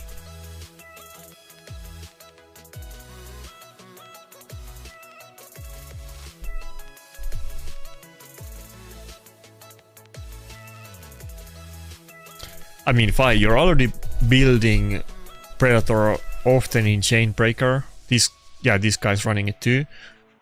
And, you know, it's insane damage. It will even make him more tanky. I feel like if it makes sense on anybody in this game, even more so than Predator, it would be nice.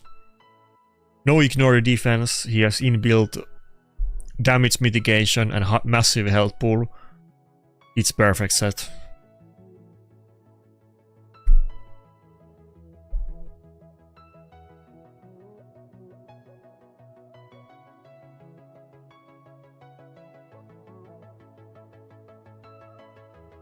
Let's see if I can get some Swift parry this Sunday or not.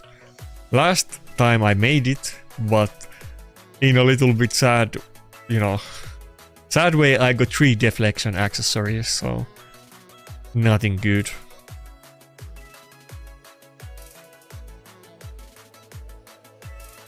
It's gonna be super like a roller coaster and RNG. Some people probably already have it, somebody's gonna get it soon. Some people might not be able to get their Nice or Predator in 9B Swift parry in like 3 years, so we'll see what happens. Unless they add some new content where you can get the accessories, but for now there has been no mention of it.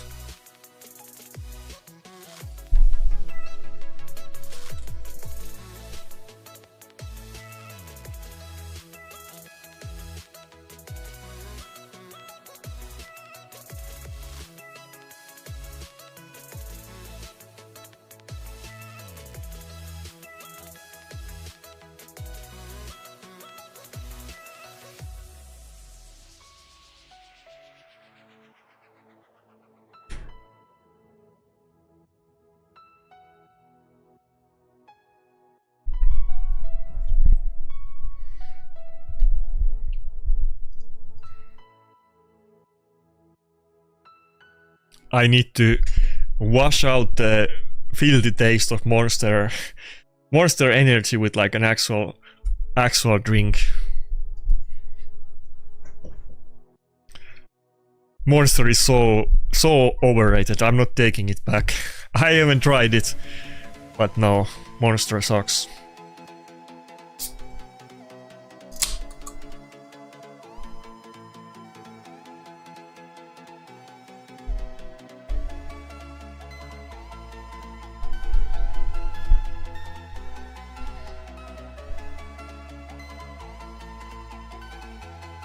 My brother was saying that Nokko is girl's energy drink, but that's fine, it's way better than Monster.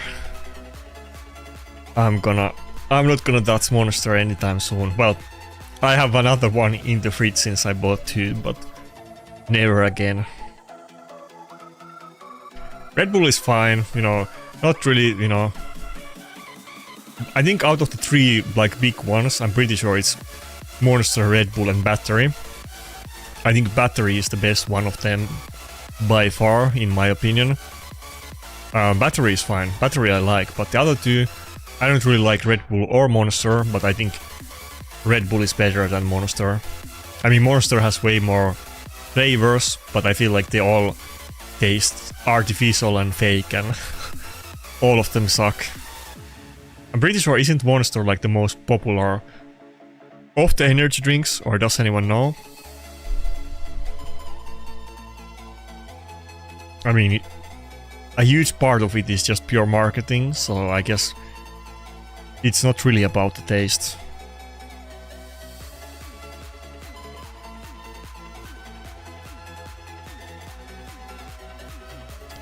Do you guys have B-52 in Finland? Is that some kind of like military, like some kind of weaponry? I don't know what's that. It's like a plane, right? I have to double check. Oh yeah, it's... I have no idea, bro. I have no idea. I think there was you know, the last time that in the Finnish politic chat we were talking about like fighter planes was when was it our prime minister? I think our prime minister at the time, this is from a few years back, she said something like we'll give our fighter jets to Ukraine, and then the parliament was like roasting her, and how can she make that kind of promises without you know, without some kind of, you know, public, you know, debate or vote about it, and then it never happened. But they haven't really come up in our, like, you know, local news a lot. I have no idea what kind of airplanes we got. I think they were Hornets, what that discussion was about, but I don't know anything about airplanes, especially military ones, to be honest.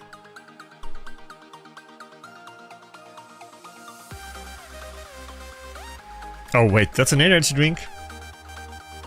I thought you were I thought you were talking about like politics and war or something like that.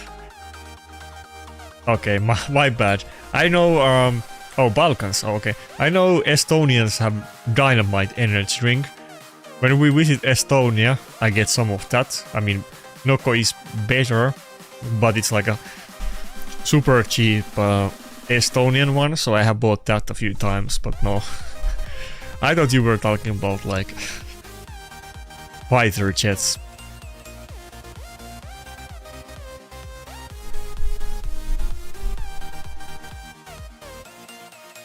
Yeah, I mean, as you guys probably know, or at least many of you do know, I mean, I talk about politics, you know, I follow that, but I'm not like, you know, do I look like some kind of, you know, military, you know, military officer? I don't really know too much about that. Okay, a little bit, but I'm not like a weapon nerd or anything like that. I mean, do I think people should be allowed to own guns if they're not criminal? Yeah.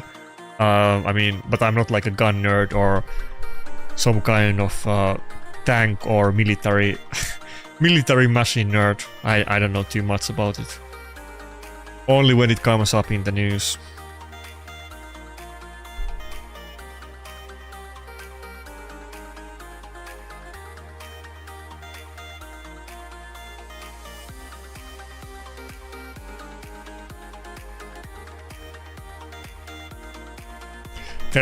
Speaking of like, not really planes, but like flying objects, there was recently some like local Finnish story that is like right now super big thing here that everybody is talking about. Literally my brother, who doesn't really like politics, he's kind of black-pilled, he even messaged me about it, that what do I think about the drones flying in the Finnish airspace, and there's kind of some debate that people don't even know.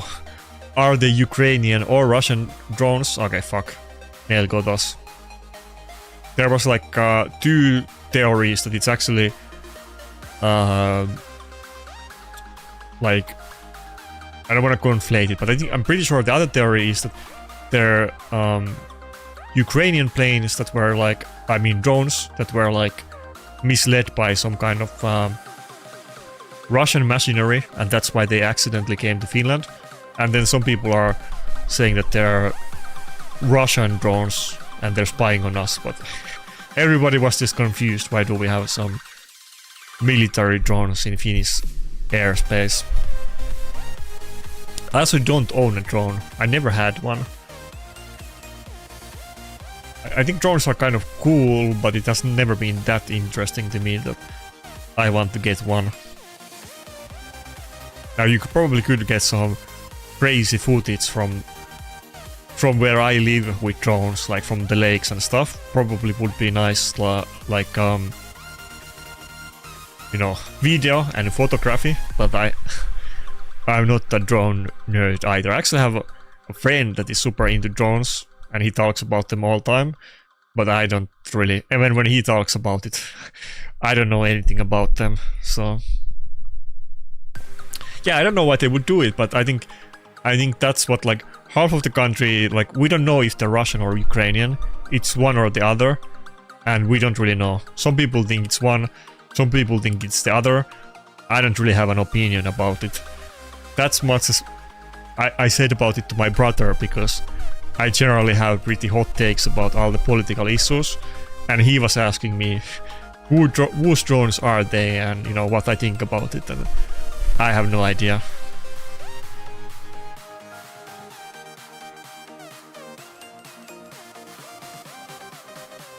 I mean, you can never be sure with, you know, war against anything, because everybody lies about everything related to war. Even if, like, there are the good guys, like, even in, like, actuality and not just your perception, and usually there's no good guys in war. That's kind of, you know, how I generally see it. But everybody lies for, you know, military purposes, so you don't know anything. Everything is probably a lie that you hear during war, so I have no idea whose drones they are or why they are here, but it was a very big news in Finland. You probably have not heard about it, because I doubt it was like international news, but it was very big national one.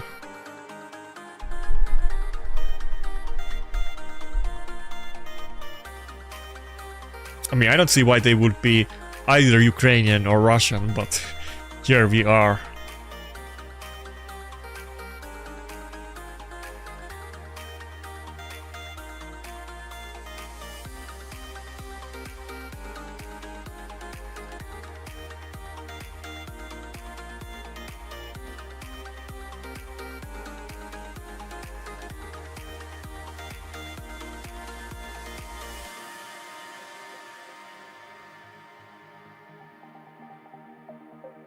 Oh yeah, we got another Aspie fight. Did we have an earlier Aspie fight that I lost in the stream? I feel like maybe there was one. Maybe it was just some other clan, but it was some big account that I fought early on that I lost to.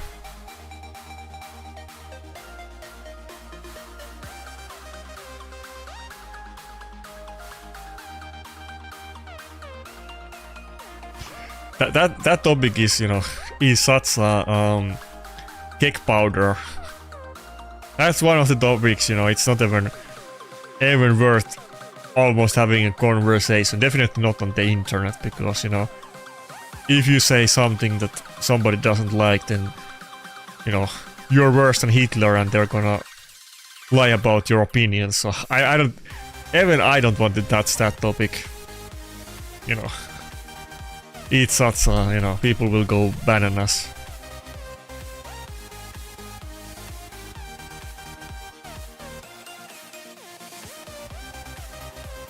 I mean, we have talked about it before, but I'm not really trying to make this some kind of war stream where we talk about every war all the time.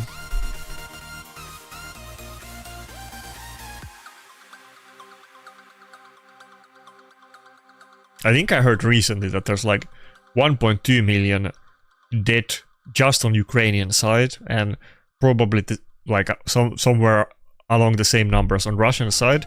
So we're gonna soon like talk about 3 million people dead in the war. That's crazy. That's like half of Finnish population. I mean, I guess they're already like half of Finnish population or more, and it's probably gonna even, you know, go up.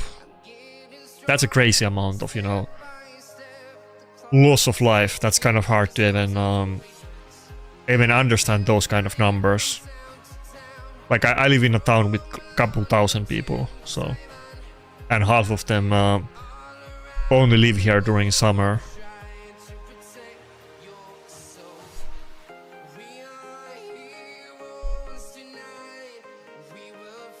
probably more than half actually, but yeah.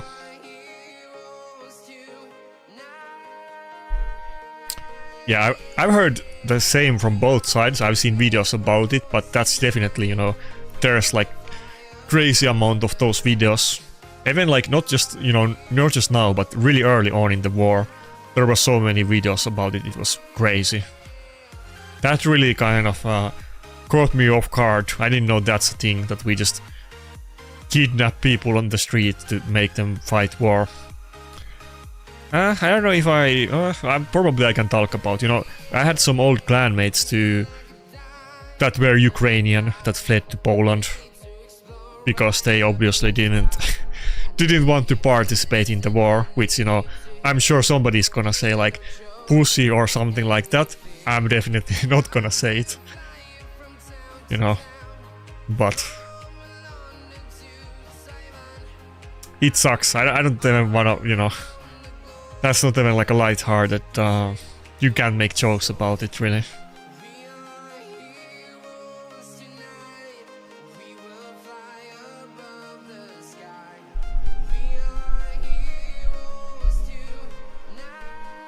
I don't know why EU is not like...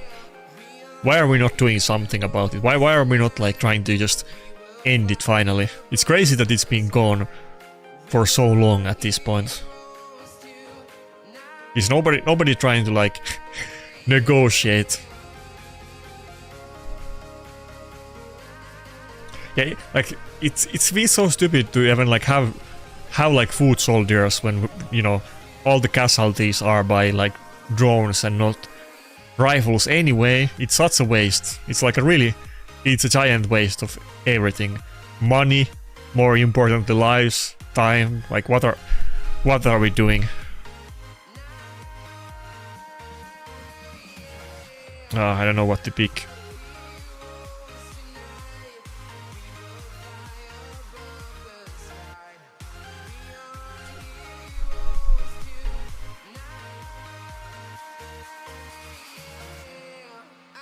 Like lately, you know, big topic in the politics, especially related to the Persian conflict, has been that, you know, nukes and stuff, and who can have them, and do they have them, and whatever, are they used, or are they like, I can't say that word, detergent? But, you know, like many European countries have those, like, for that stated reason, that they are detergent for war. That doesn't seem like it's working. Like, why are we not making the threats that you're supposed to do with them? I feel, you know, I don't want to like escalate things, but I feel like, you know, we should tell, you know, tell them to cut it off. What's even the point of like NATO if we don't, you know, if they don't do anything? And I'm still against, you know, Finland joined NATO during the Ukraine war. It used to be that majority of the Finnish population was against it, and then it flipped during and because of the Ukraine war. I still don't support it. Like, I don't support us joining NATO. I would rather us want to be... I would rather us want to be independent or in a Nordic alliance, not with NATO. But, you know, there is NATO and we are in it, and, you know, why are they just dwindling their thumbs and not doing anything?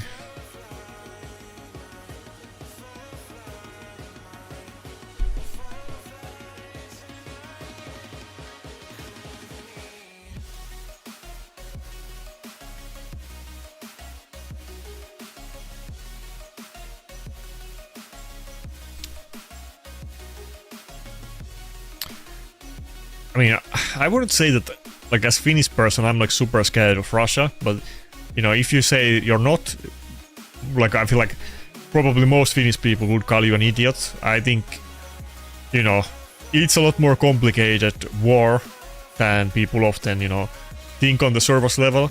I don't think we have the same kind of incentives for Russia to engage us, so I'm not really that worried about it. I'm more worried about the, like, the consequences of the current ongoing war. Not that Russia would attack us, I mean they could, but I don't feel like there's a lot of reason for them to do it. But you know, I just don't get why we even have any kind of rules or, you know, alliances if they don't even do anything.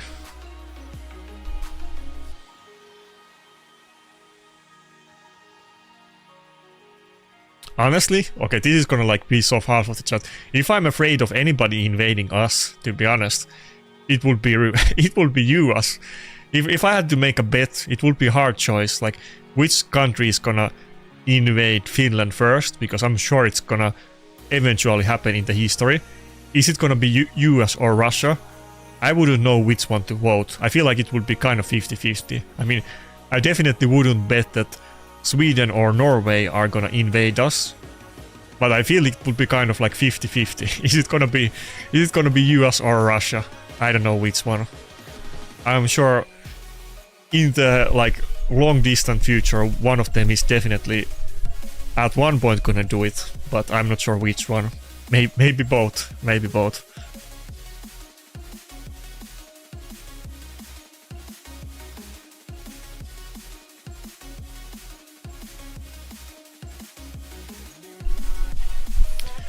Okay, what do I pick? Is this the John guy that I lost to last time? I think we lost to this guy during this session. I don't really have to pick Donatello in this battle.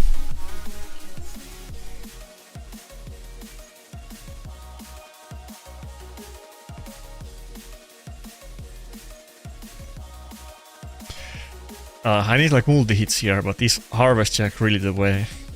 I don't think he is, but I almost want to do it.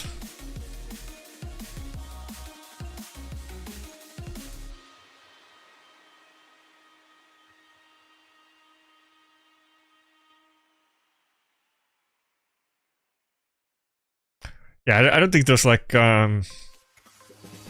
any benefits for anyone really, but you know, like if you weigh the, you know, the consequences and the cost of it, I don't think it's really worth it for anybody to do it, but you know.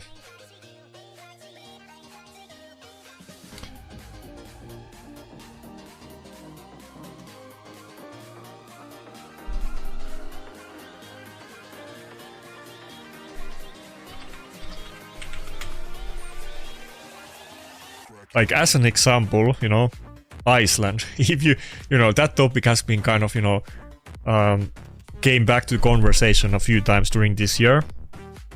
But originally, US said that they want to buy it, and then a couple times they made like threats that maybe they have to invade it for the security of the world or whatever, so that they can keep the Russia in check.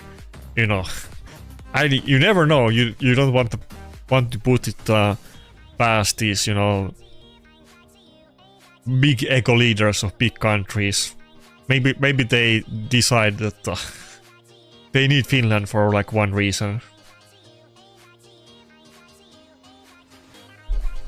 I'm not really even like when that originally happened and it was just about like buying it. I'm not really even against them buying it or it becoming like US state. Everybody in real life, when I was talking with Finnish people about it, they were kind of, you know, of course you are against it, like why would you not be? But it's kind of complicated thing that, you know, how could I say it without going too deep?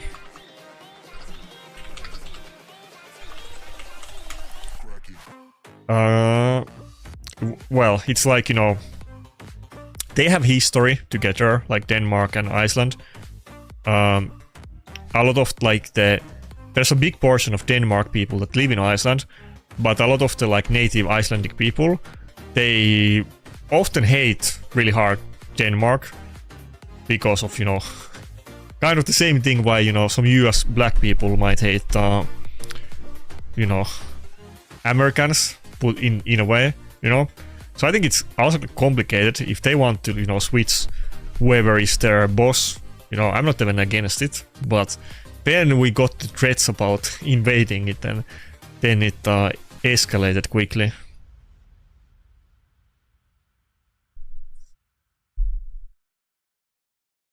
There's been like way too much. There's been way too much going on in geopolitics recently.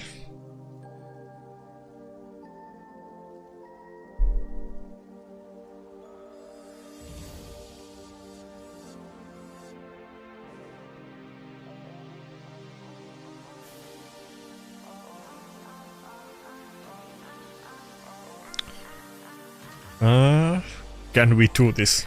Can I get a fear on Marius? No. Oh, it was the evil I've proc, fuck. Okay, that backfired. And I'm enfeebled. I still have one turn whale. I don't think that's... Wait? No, okay. Never mind, I think we lost to this guy before. He kind of picked the same type of team last time too.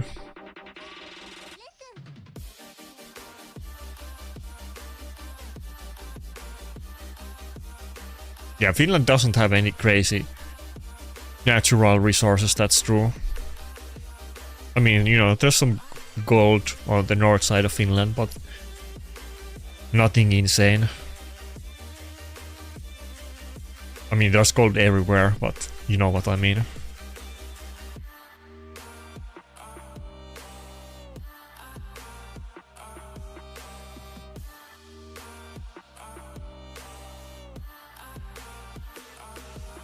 Oh yeah, Greenland, yeah.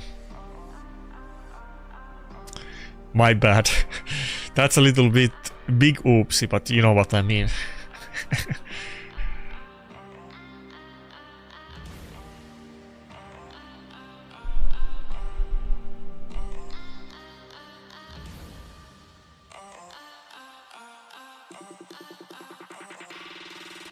Some kind of land. No, not ours.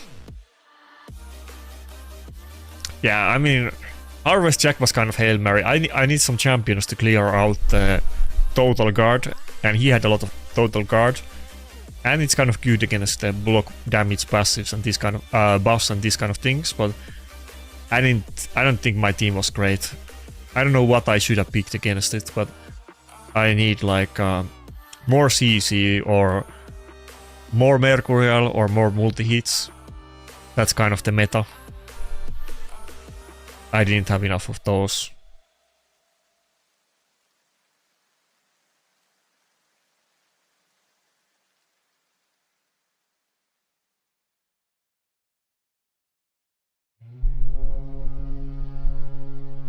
Oh, did I win the last time? Really? Okay. I thought for sure I lost it. Ah, fuck. Carnage and UDK. I think we have to deal with the UDK. It's not gonna be fun. Pretty sure I don't have enough accuracy on my Armons, but let's see.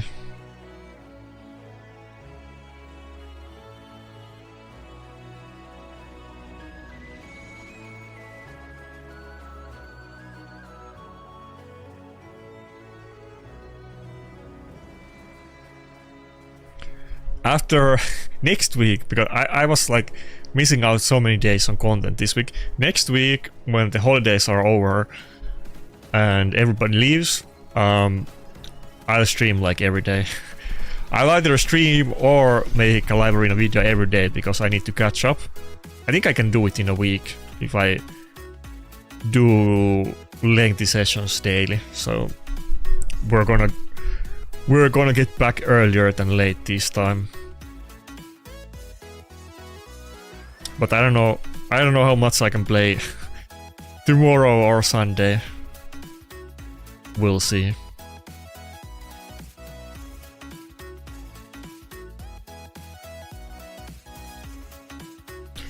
Should I just try to, just try to kill it. It's gonna take eons, I'm gonna get my cooldowns back anyway.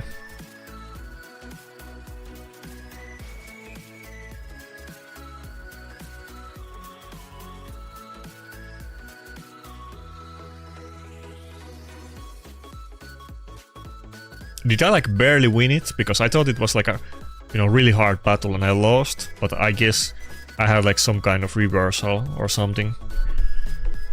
I felt like it was some desperate battle where he dominated me.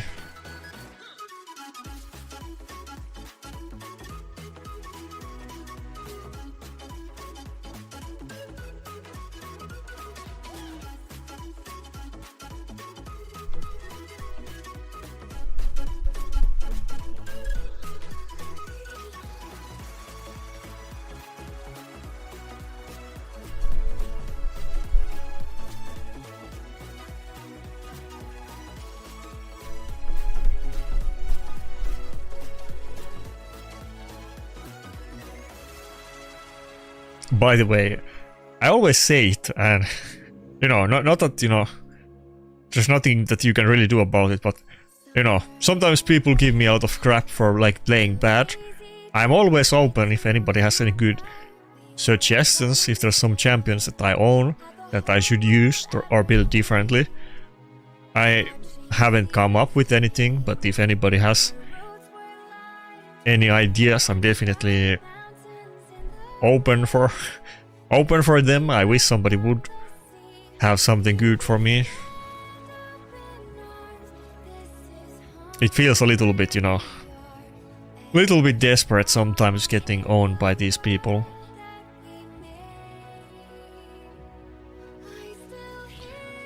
For Carnage, I need like one banner, which might be hard to get, but even if I get one without attack or speed, I need one for Mercurial.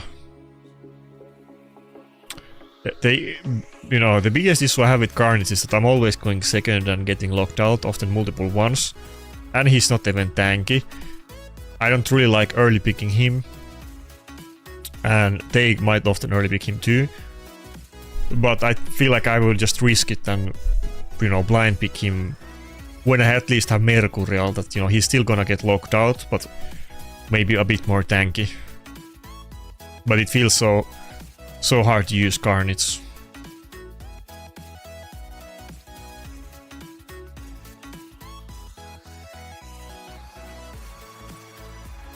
I don't have Shredder.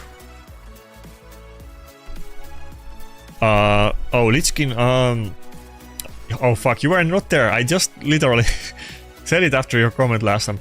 I have, oh, I don't know if it's on Twitch, but on YouTube, if you go to my YouTube channel, on the description of every video, you can see my optimizer link, which shows all of the builds. But I think I said all of the speeds in that battle, but out of top of head, just looking at my builds quickly. Armand's 423, Predator 287, my Duchess is like somewhere around 300, Protoss is 298, Empress I think is 280, something along those lines. I don't remember exactly. I think Carnage is kind of slow, I think he's like 260. He doesn't have speed as Kenshin and boots, and I'm just waiting to switch on Mercurial, so I haven't really clipped his gear or Chaos dusted it. I think Gallows, I want to say, is 275, something along those lines. I think Ankora is like 320 something. Let's see. Well, UDK is like 0 speed. He doesn't get any speed out of items. Donatello, I think, is 289.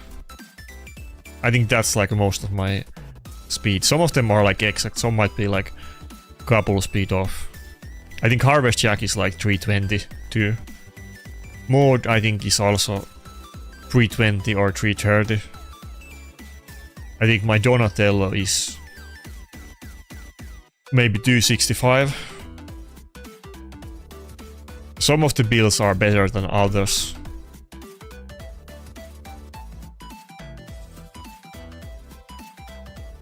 Westeel, I think, is 290 something.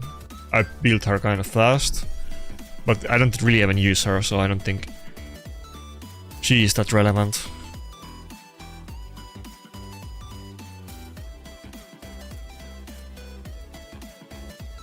I mean, I would open any voids that I have, but I already opened them last week when there was Bayek event without any 2x. I mean, I had like 20 voids. I don't have any voids. I didn't get a single void this entire week.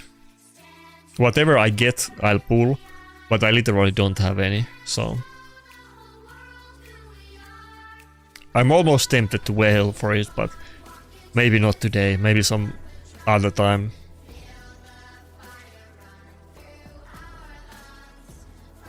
I don't think Carnage is not good, I think he's great. I always ban Carnage when I face him. But I'm always facing like multiple lockouts and I don't even have one, so... I feel like the fact that I don't have Fabian makes me face lockout a lot more than otherwise, and maybe I could pick Fabian and then, you know, go with Carnage more easily, but I'm going second and I'm getting locked out. It feels kind of hard to use Carnage. Rotos has a lot of issues, but at least he can deal with lockout, and Predator can kind of deal with anything if he gets lucky. I mean, I do use Carnage, but I usually go with Rotos and Predator much more often.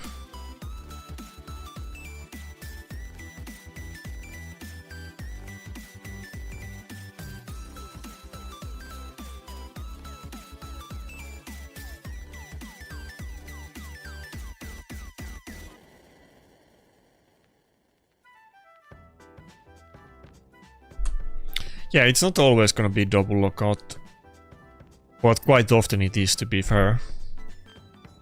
And sometimes I can ban it, but I don't really usually know it until the end. Like here, would you go Carnage? I mean, I could. I mean, I kind of don't want to pick Rotos against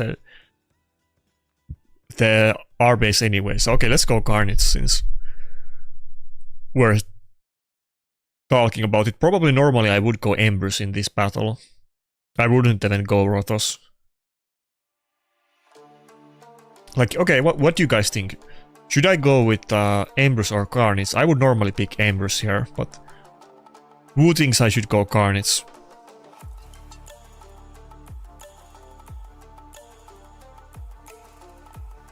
Okay, let's see what happens. I feel like this would be kind of a pretty good battle for Embers, to be fair. Nobody is really using Quintus. I mean, I guess, sure, I guess it would be kind of okay against Bayek, but Quintus doesn't get any use. There's many other things that can deal with Bayek too.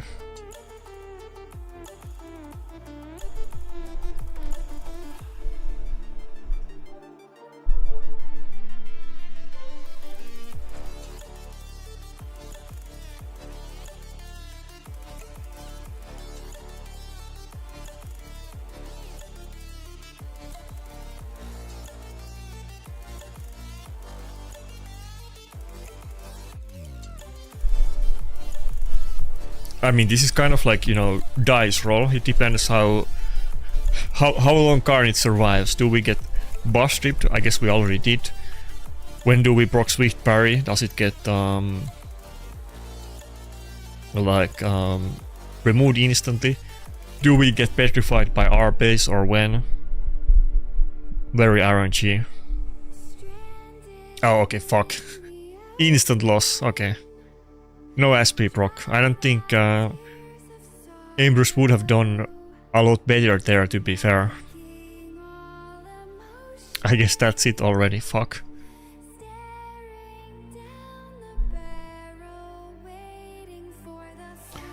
He's built in Swift Parry and Stone Skin.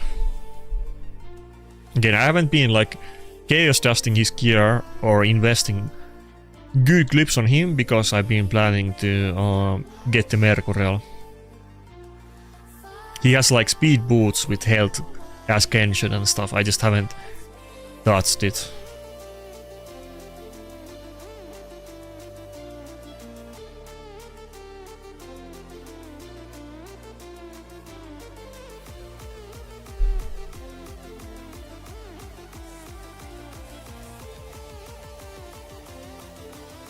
But yeah, normally I would have definitely gone with Embers, but he hit like 143k. I don't know if Embers would have survived it either. It kind of looked like a not bad matchup, but he got me pretty quickly.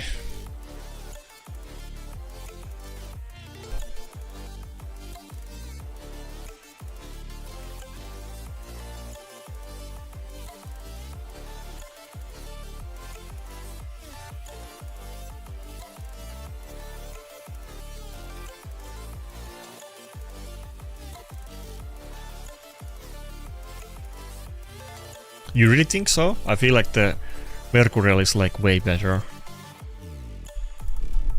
Marius is still issue, like in either case, but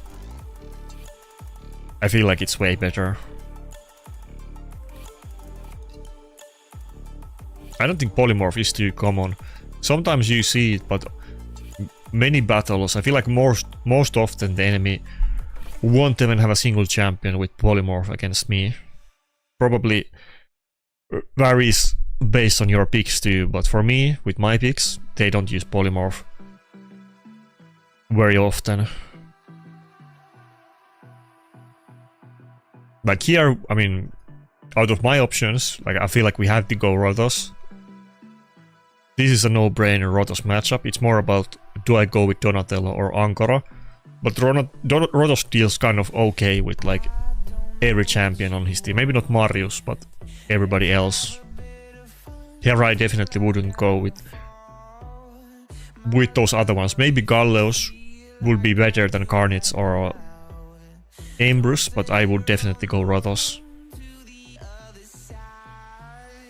Yeah, people stopped using Polymorph because of it, and it kind of changed things. It wasn't a great update for me because I was using Polymorph a lot. I think we go Marius ban. Rotos can deal with the other champions much better than Marius. Oh, he actually went for Rotos ban, fuck. That was a little bit unexpected. I mean, how bad can it be? We still have Predator. I feel like he can totally do this battle.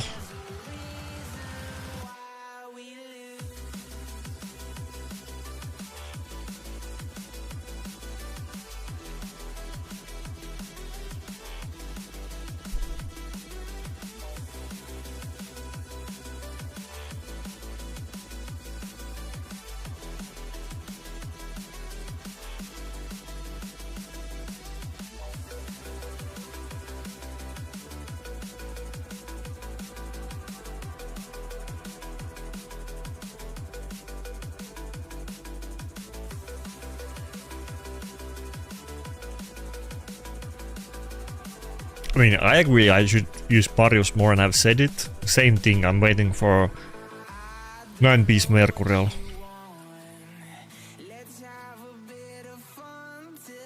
I don't think it's gonna be tanky enough for me without it, and I already have the issue of getting locked out.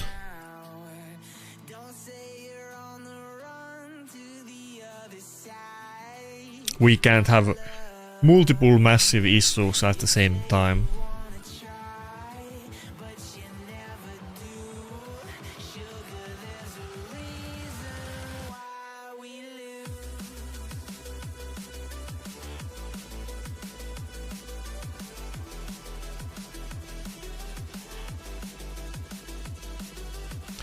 Yeah, I have Donatello. I'd use Donatello like all the time.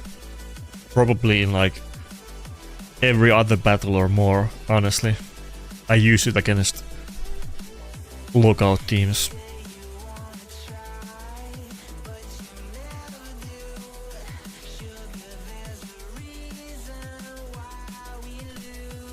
Yeah, the issue is that even though it's, you know, good to have it, but you're still...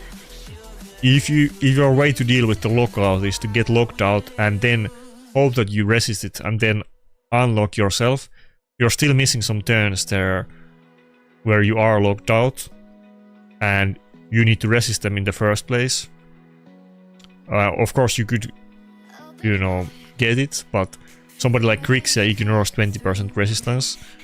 It's already hard enough to have resistance in the first place. It's very inconsistent. I think it works against Fabian's way better than Grixia's, but even if Fabian doesn't lock out your Donatello, they're still, you know, taking turns while your team is locked out at the start, and you're kind of fighting from like a very defensive position, and I feel like it's not the best. It would be much better to just be able to either ignore the lockout or go first than try to deal it with cooldown reset.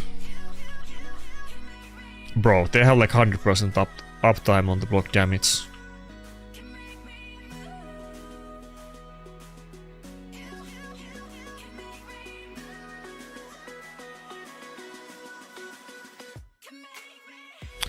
My Donny is like 290 speed. I mean, if you're going for resistance, again, you're trying to resist somebody like Grixia, which I often do, which, you know, it's kind of impossible, but surprisingly often I resist Grixias.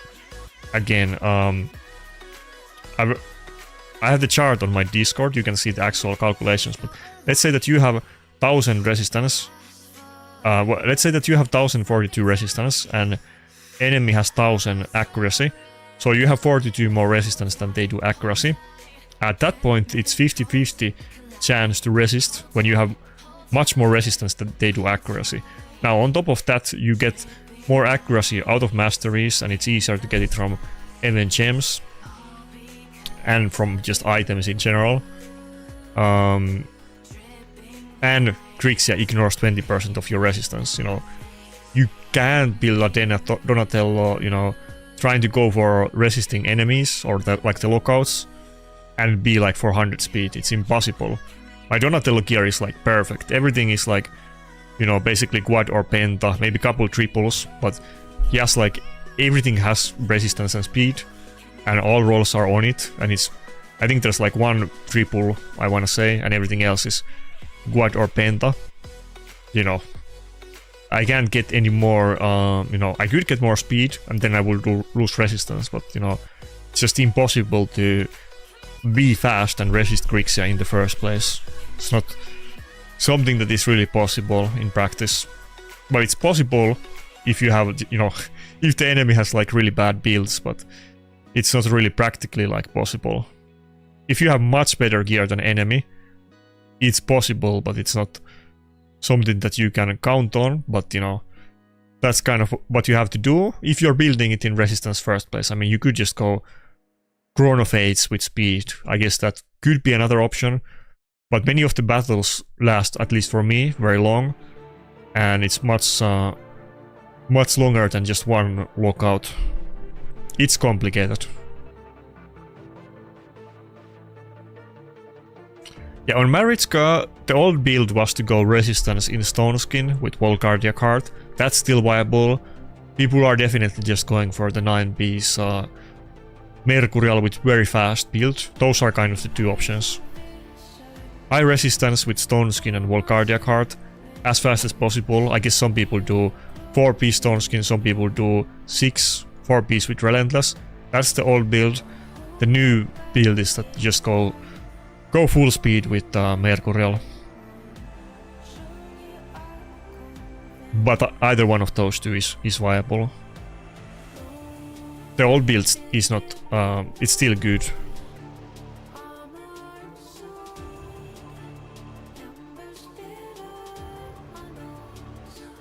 I think this time we're gonna go with the Empress probably.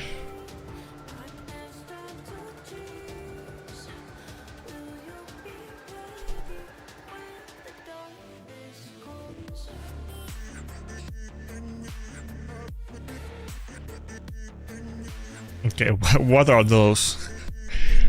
Is that the champion? Okay.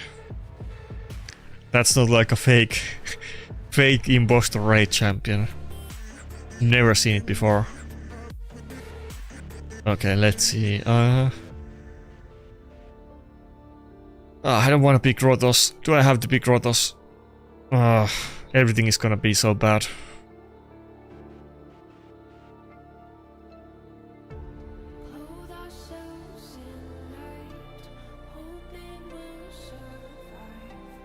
I don't know who to ban. Everything is gonna suck here.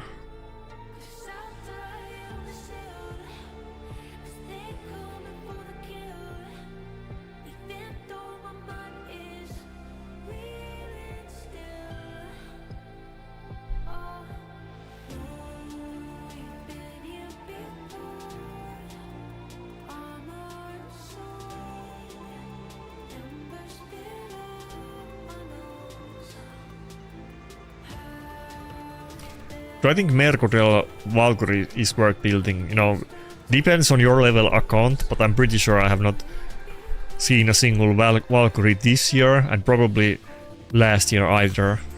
Valkyrie gets like no usage in Arena ever. I mean, not ever, but it was, you know, maybe like 6 years ago when Valkyrie was meta in Classic Arena. I don't think ever in the span of Live Arena use, or like Live Arena, has Valkyrie gotten any use. She's never been even like mildly used. I don't have True Traxa, no. Ah, fuck. Is this battle already over? It's looking kind of bad. Yeah, getting locked out is just not fun.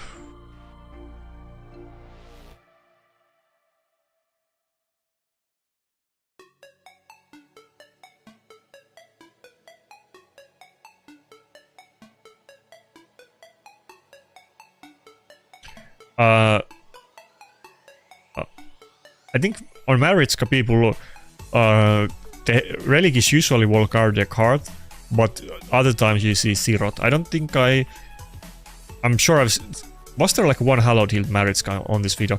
I remember we met somebody that was proccing Fervor. It might have been Maritska. I don't feel like I see it too often, but usually it's Volcardia card, and if not that, then Sirot. So I would say Sirot, but I'm not the Maritska owner, so you know, maybe somebody would disagree. I don't really see the other ones too often. I think Hallowed Hilt is mostly just used on just for speed, and I guess you go fast with the 9-piece Mercurial, so it seems usable, but I feel like I basically always see Maritskas either in Volcardia card or Sirot. I feel like both of those would definitely work. I don't see why you couldn't use Hallowed Hilt.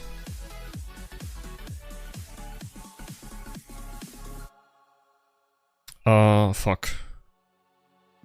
I feel like I might barely go before Predator if I can land the decrease 10 meter.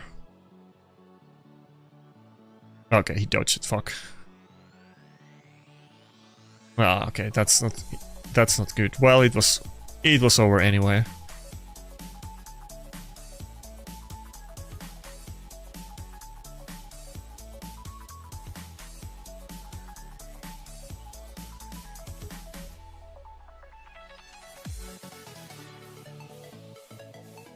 Valkyrie used to be very meta, like in the early days of Raid. She was the best way to counter speed teams. Valkyrie was like top tier meta champion, both in offense and defense actually, but Valkyrie was like in the early days of Raid, you know. You would do shield buffs or, you know, increase speed or whatever. Obviously you would cut into teams with Valkyrie. Like that's how she was used. It was a speed team counter and it was speed meta, so that was in the days when Arbiter and Lysandra were like actual meta champions. Yeah, Empress is just never seeing his second form or getting to use any abilities other than the A1.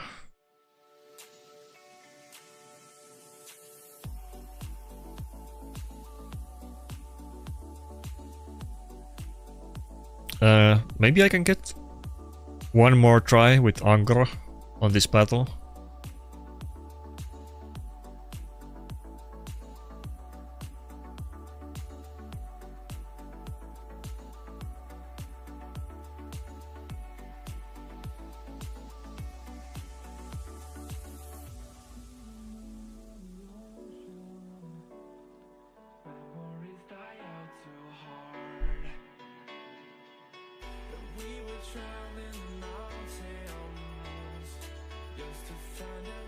To be fair, there's not too many champions.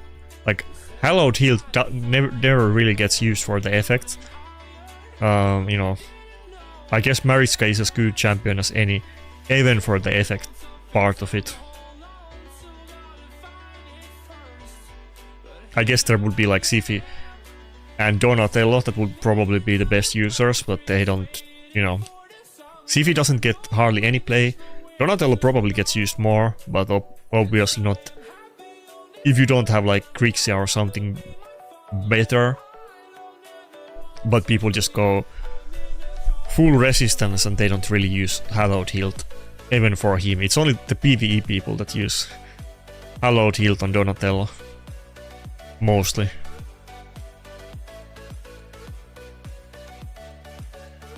I like the new fusion, I'm definitely gonna try it. Is it as good as, you know, Theodosia or Galathyr? Definitely not, but I like the ally attack on the A1. That's kind of, I was just talking about Fervor. That's kind of part of the, you know, I wish Hallowed Hilt was like better in practice, it's just hard to use it. You don't proc the Fervor if you heal somebody that is already full health.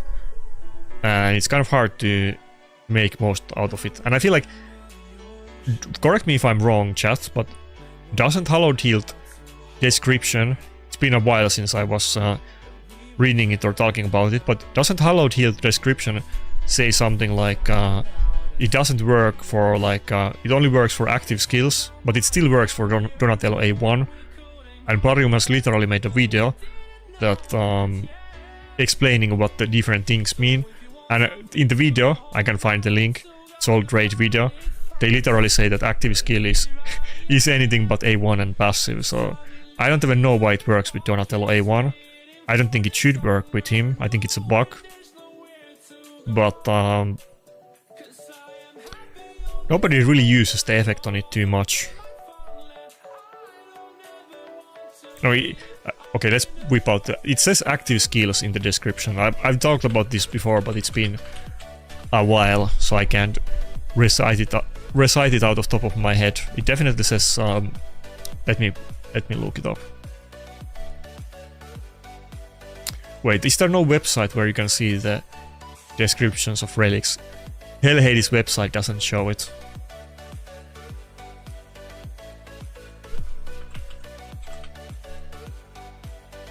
Okay, Ayumilov shows it good. Or no? Oh, yeah, it shows. Whenever the VR heals an ally with an active skill, has 25% chance to place the Fervor buff for the ally for 1 turn. Let me find the video. I don't know how easy I can find it. Maybe I can't find it right now.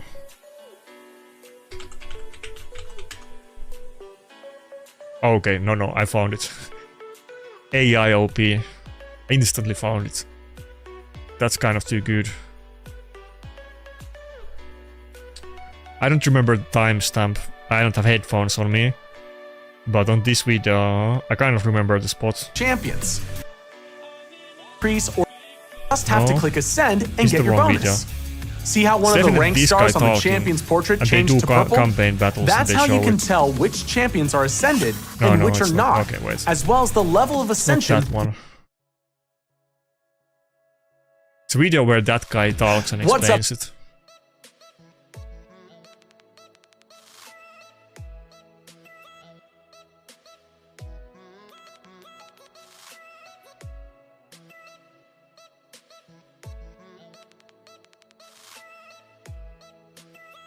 AI cheated me. It looked like the video. I thought it was the right video. The thumbnail is like the same and it's the same guy, but it's not that video.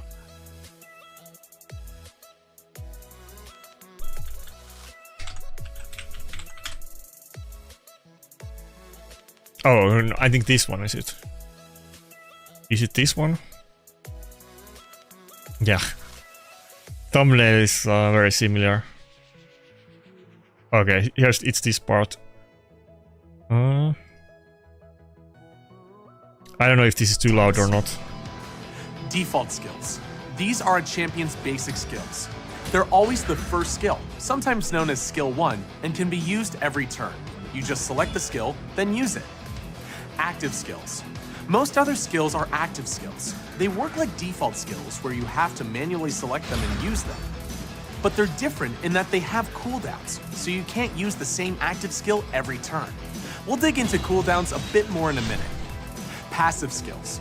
Passive skills are different from default and active skills because they trigger automatically when certain conditions are met. I can't hear it, but pretty sure he says have permanent effects that what the active skills. This, like, you know, confuses me because I feel like based on this it shouldn't work. But who knows? Maybe they changed mind. It's old video.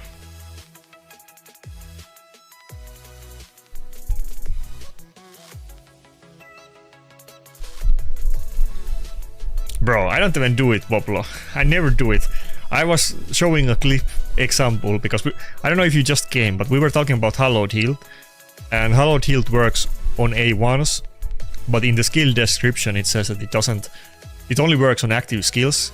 And Brehm has literally made a video, which I just showed, where he says that active skill is anything but A1 and passive. So A1 is not an active skill, and Hallowed Heal only works for active skills.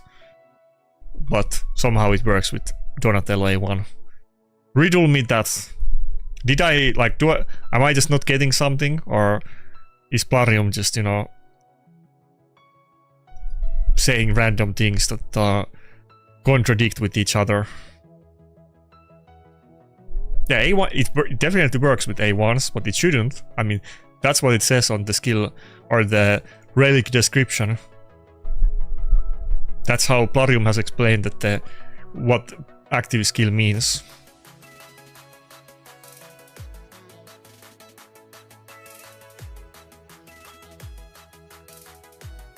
I mean, it's totally possible that they just changed the definition of it, or it could be a bug. I think I asked once Brehm about it and they didn't. They ghosted me. I don't think they said anything. It's been a while. I don't remember if I got a reply or not.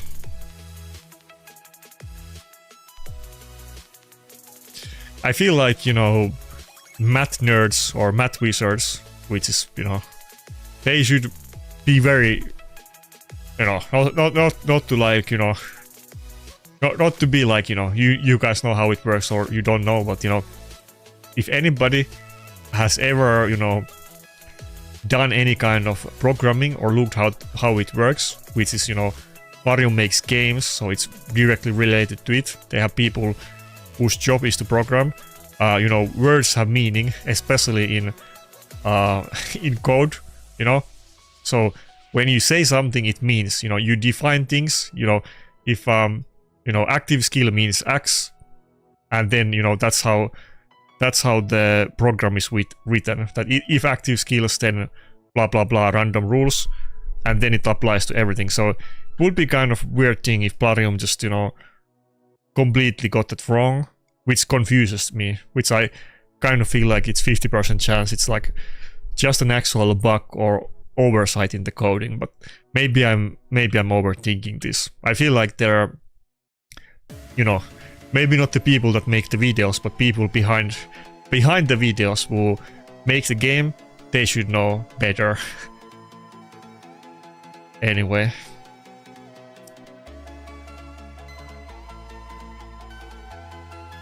They have to make the rules in the in-game code, so they definitely, you know, understand that words have meaning.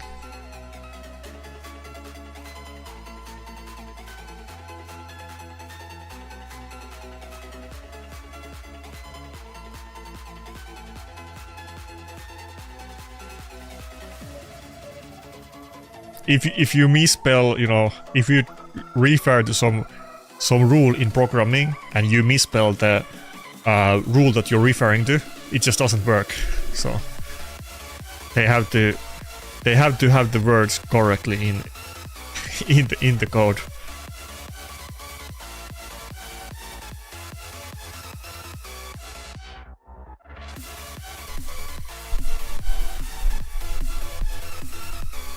Perfect whale buff. I kind of like it.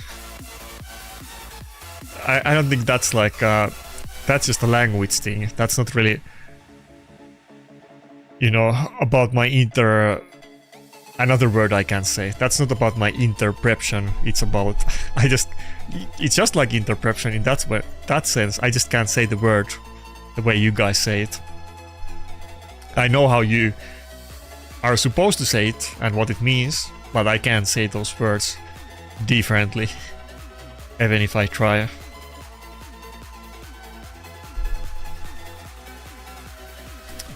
Yeah, I agree. We should bring back Rotos. I could maybe win this battle and kill this Carol if Rotos could do that.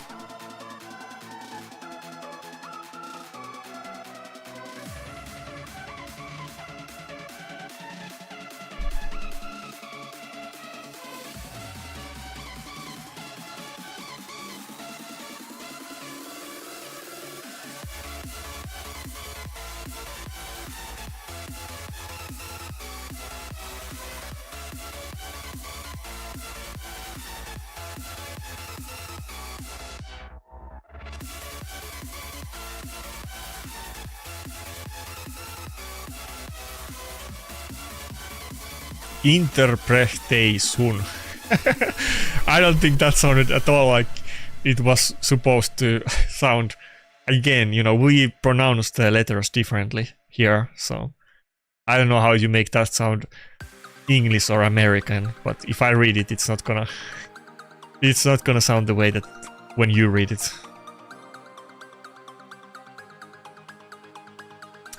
It's just easier to say interpret. I know it's not. That's not how they say it, but that's the closest I can get with like actually saying a word.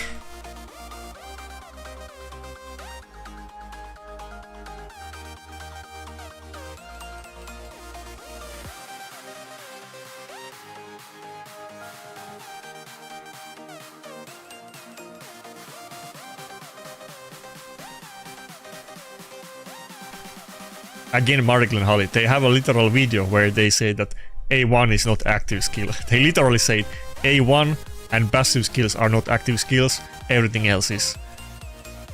Might have like some words in different order, but that's like almost quote. Might be quote, but that's what they say, so. I mean, you guys saw it, at least some people saw it on the stream. I can even link you the video.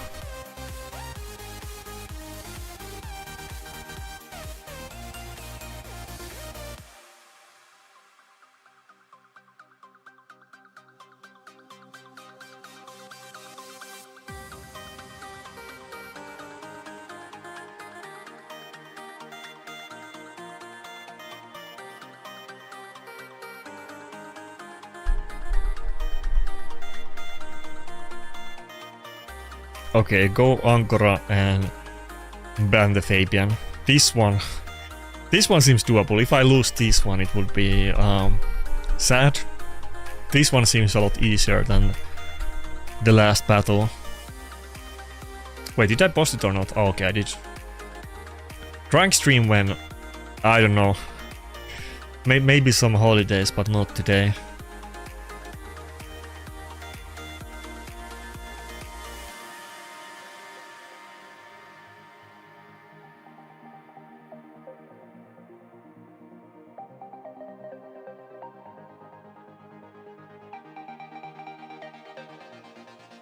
Yeah, I know I have a point. Again, look up later the link, I haven't timestamped. They literally say that A1 and passive skills are not active skill, everything else is. That's what they say. I go by what they said, you know. Did the announcer guy, I don't know what's his name. Does he have a public name? Does anyone know what's the raid video guy's name? But, you know, either he lied or he was, you know, fed false information, or Plarium changed their mind, or it's a bug. I don't know, it could be any of those things, but definitely, I definitely can't trust their words.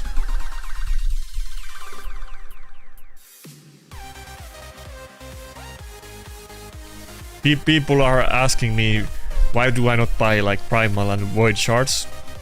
Would be, you know, a lot more fun if I did. Plarium has been lying to me for many years, you know. The relationship already started in a bad way long time ago, so all the trust is gone.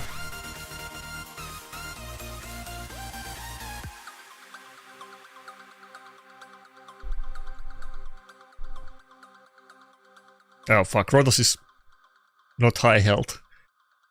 Is he gonna... Oh, he's not gonna do it. I feel like they never do it. I've been in this situation actually a few times, and they just always let my Rotos live when that happens. I guess, you know, he wants to do the AoE and get the cooldown ticking, but he could have just A1'd my Rotos right there. I mean, I'm feared, so it's still not looking too great.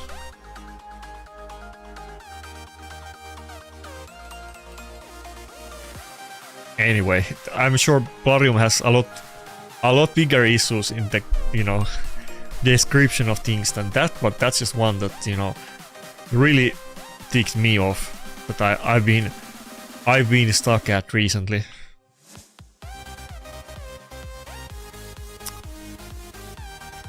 What do you mean? He's always roasting me, if anything. Pai is always dissing me in the comments.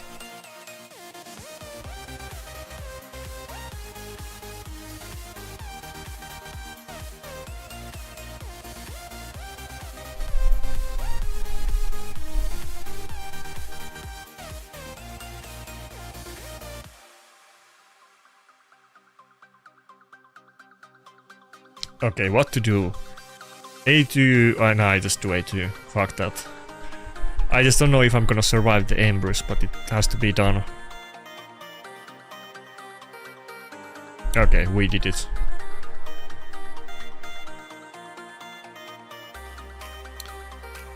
Yeah, bro. To be honest, I feel like, you know, all the old people quit the game, but other content creators, you know, they say something retarded and you know, they have people defending them. I definitely don't if I say something wrong. And even if I say something right, everybody's just attacking me in the comments. I have a toxic relationship with my viewers. I don't have enough shields. I have too many of my active viewers are just shit talking me every video. It is what it is. Which one should I kill? Marius or Ambrose?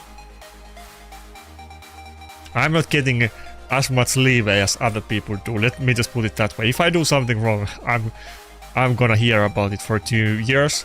Even if I don't think I'm wrong, I'm still gonna hear about it. You know, go watch, you know, insert random content creator. Go watch Hellhades videos. Go hate watch him for a bit. I'm trying my best. It is what it is.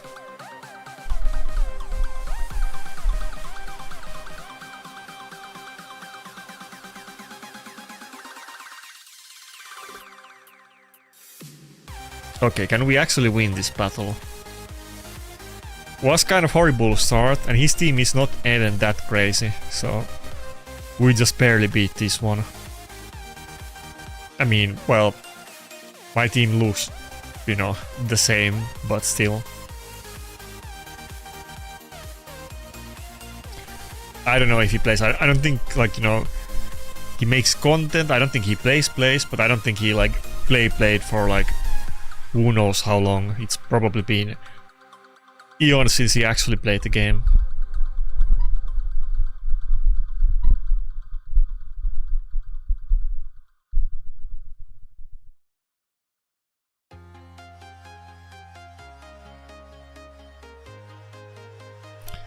I think my win rate was like 56% at least when I looked at it earlier on the stream.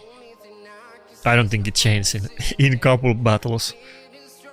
So it's not that high, but you know, there's actually tons of people in top 100 every time with even lower win rate than that, to be fair.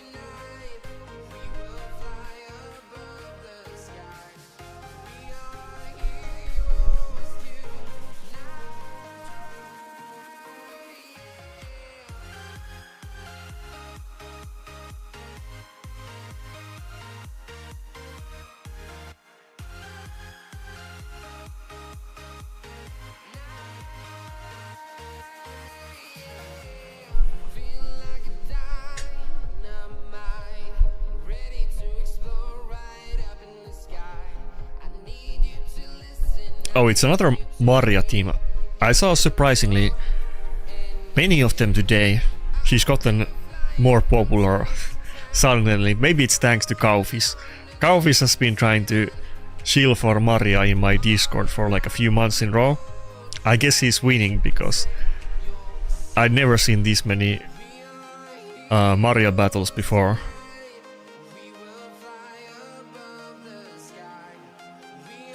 Oh fuck. Okay. Oh fuck. I bricked the... Okay, let's see what he bans. Okay, my bad. It's been a while since I did this, but I guess I should have gone with Embrus, but misclick. It was definitely a misclick.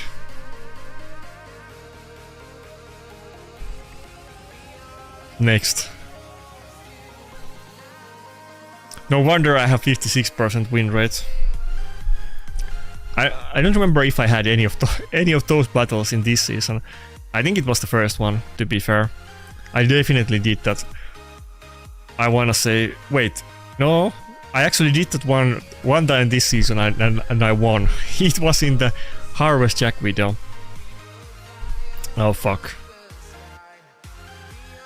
Anyway, happens, at least to me. Yeah, I was going off screen for a second and I had to pick fast. I thought I had 2 nukers, but I forgot he got the Predator. I was thinking like I don't have any support that I want to pick here, but I forgot he got the Predator.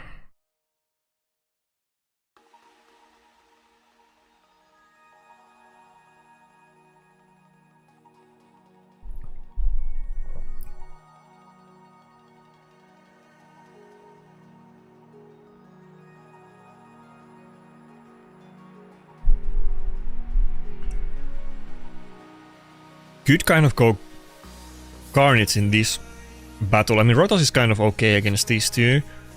So Carnage would actually be better than Rotos against Embrus. They can both deal with Gizmok. Maybe I could go Carnage on this one. But what last pick? Angora or Donatello?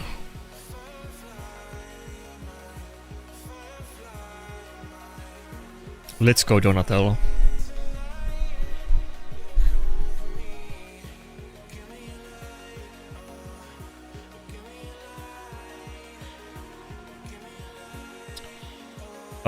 Use Wumor? You mean Life Harvest, or what are you talking about? Fuck, I wish I picked Angora, but I think... should I go for the heal ban? I mean, it would be basically the same, but if I had like Angora, I would ban Fabian. It probably would be better than this situation, to be honest. Should have gone with Angora.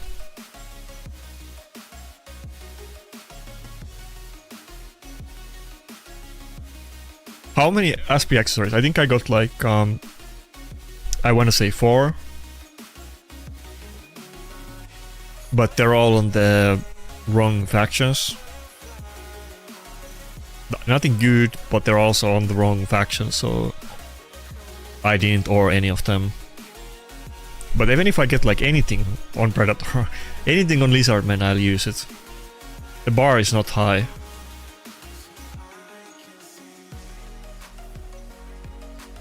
I feel like Harima is just kind of trash these days, and I don't have champions of my, you know, that do defense buff. The only 2 champions that I have that, you know, that I use in PvP that do defense buff are Galleus and Marius, 2 other nukers. No support is gonna do it for Harima. Harima damage is just not gonna kill anything.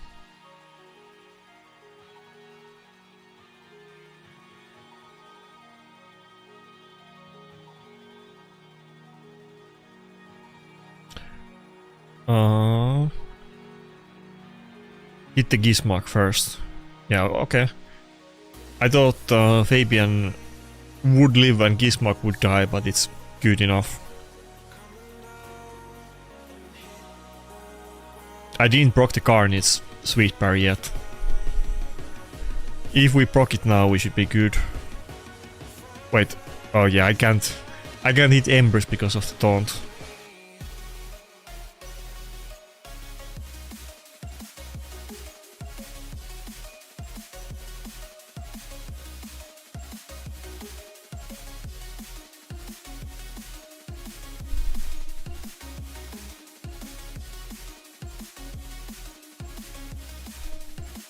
Man, I wish I didn't do the one nuker battle. Otherwise we would be fine. Oh, you mean Harvest Jack? Yeah. Yeah, I've been using him. I mean, I used him a couple times today too. It's kind of, you know, we can use it when they don't have a lockout. So it's kind of last big type of champion. I do use it sometimes, but if they have a lot of champions like lookout, Carnage, and you know these kind of things, I can't even ban the, you know, lookout often.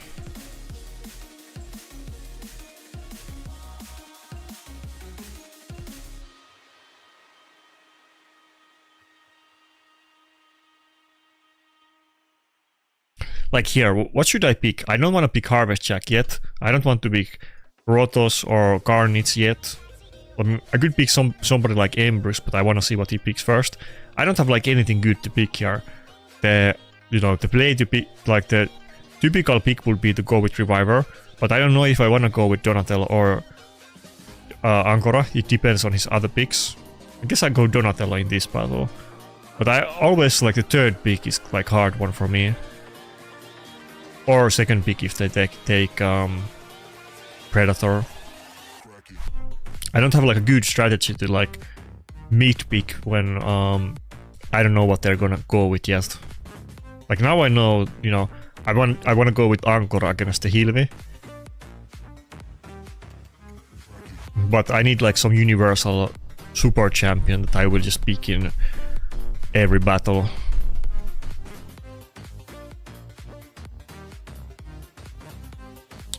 What do I want to pick?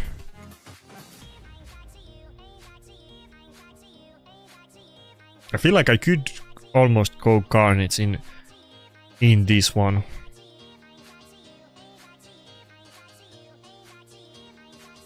But do I really want to do it? Let's do it. Rotos doesn't like the Embers matchup. This would otherwise be pretty good for Rotos, though Hilvi is gonna be Mercurial and it's gonna be annoying, but maybe it's better this way. I could even go for Fabian ban. I already have Ancora, so Hilvi is not really Isu.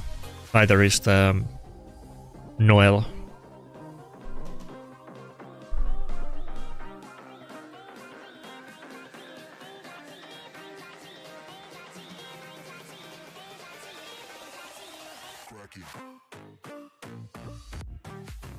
Would I build a resistance Ancora? Nah, I would just build it Mercurial, honestly.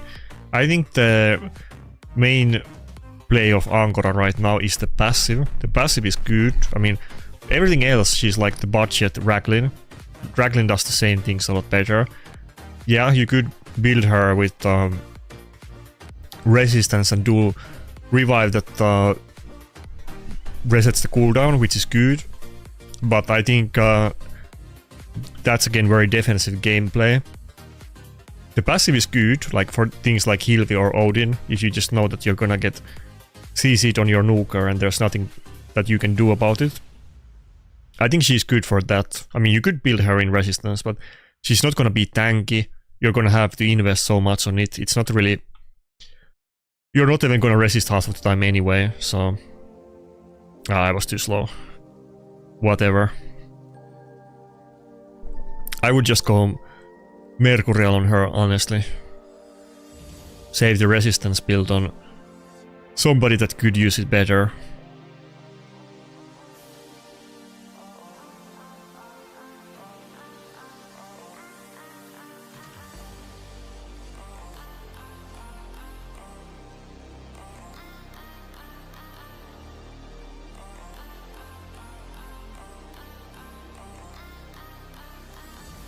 Okay, that's not too bad. Ah, okay. Fuck, feared instantly. Was already looking bad. I could have gotten the total guard and everything. It's kind of funny that you have to waste AoEs to clear total guard, but it's super worth it in the current meta. You just have to go for it.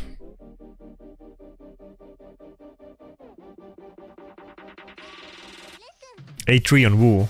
They all have total guard.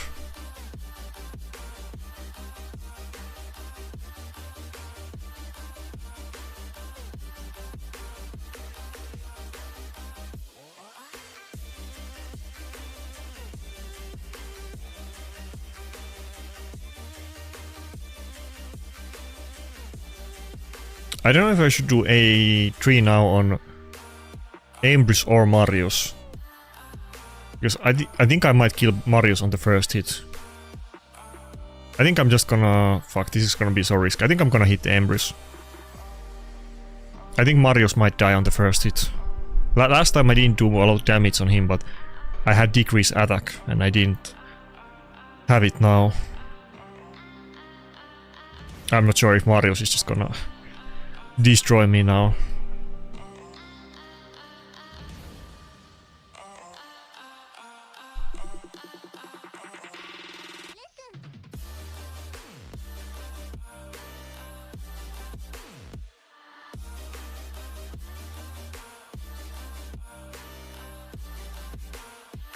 Ah, that's not a lot of damage. Well, we have the A1.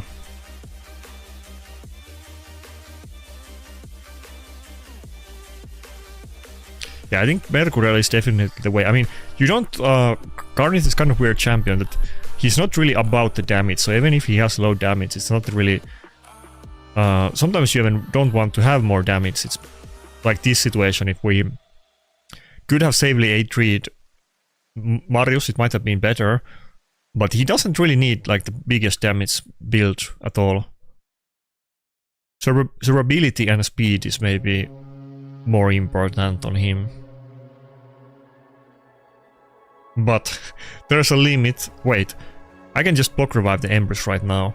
I think I might have to do it, because if I don't do it, I might get block revived. I always say never go second form. I always say it, never go second form. It's always a mistake. It's never worth it. Okay, this skill. I have to double check because I never use the second form. You never go second form. And here we go again. A2 ignores the... was it unkillable or block damage, and the other one does the block revive with 3... if they have 3 debuffs. Don't do what I did. Never go second form on Carnage. It's always a mistake. It's so rare that it's worth it. Don't even try.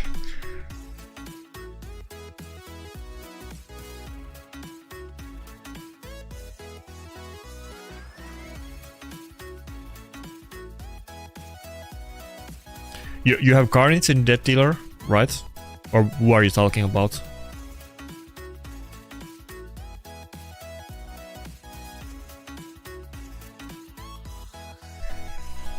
Bro, you okay, I mean, it's not like I even disagree with, like, I agree with the essence of what you're saying, but I'm telling you, I don't have like statistics about this obviously, but just based on my personal experience, like a random number I'm throwing out here, I feel like, let's say out of the 50 times where enemy has gone to the second form on Carnage against me, like 48 times they lost the battle because they went to the second form and they would have otherwise won. It's always a mistake. But I had to... it's always they lose when they do it, but I had to do it. I could have won even if I didn't go to the second form, but it would have been a toss-up, like, do I proc SP? I think I had Donatello passive, but I'm not even sure, but I went for it. But if they got Marius back up, I don't know if I could have won after that anymore. I mean, it depends, but you know. Going Carnage second form is super risky.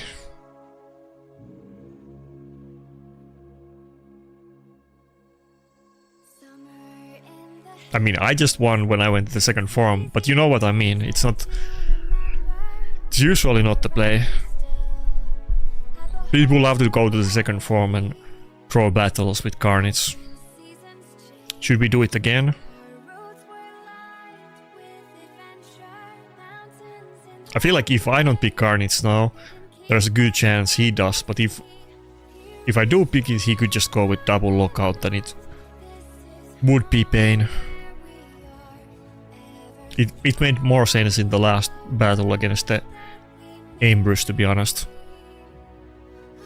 Oh, he picked Ambrose anyway, okay. What do I pick? Now I can even go Necret on this battle. I'm just gonna ban the Fabian. And we already have Angkor. Either Duchess or Necret, which one? Second Reviver or Necret? What do you guys think? You're not gonna be able to really advise me in the time, but should I pick Duchess or Necret here? Or somebody else? But we're gonna go with the Necret.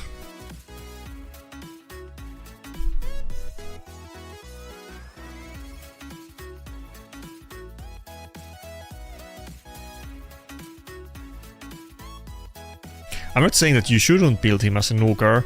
Obviously he's a nuker, but it's not like some other nukers. Like, it's not like you're trying to put Cat's Case on your Carnage and build him 250 speed and the highest damage possible. Speed and survivability are much bigger priorities on him than other champions, and you even want to go for obviously some accuracy. So you're building him like very defensively and fast. You're not going for like a typical nuker build.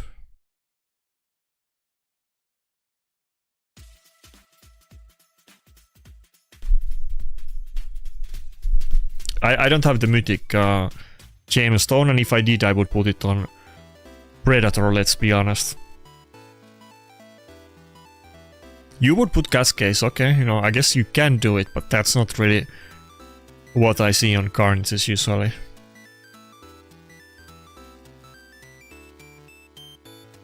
Wait, 5, you were in the chat though. Weren't you in the chat a couple days ago? Somebody was asking about Predator builds, and I said that, you know, you build him a little bit slower than your average snooker. Mine is like 280, but I see other people often when building him like 250. And then Yusi said like nobody ever builds them 250, name like one good account that does it. And then I said like, oh, look at this Rose account, I'm pretty sure he has like a really slow Predator. Wasn't it you who logged into that account? Don't you drive for that account, or who drives for it? Then somebody, no, I think it was Cat Chips. He logged in on the account, and he had like 228 speed Predator or whatever it was, you know. Sometimes, like, really good accounts, they build their Predators surprisingly slow. So, there's an example of you of a slow nuker. That was like one of the best accounts, if not best account in Rose, and the Predator was like crazy slow. I wanna say 228, but something along those lines. Less than 250, which is surprisingly slow. Anyway, that's one example, but it's an anecdote, but we'll use it. Again, my Predator is 280, you know. But we literally had this chat like, I wanna say yesterday or 2 days ago. Anything good? Okay, shield, yeah, okay. Maybe some potential pieces.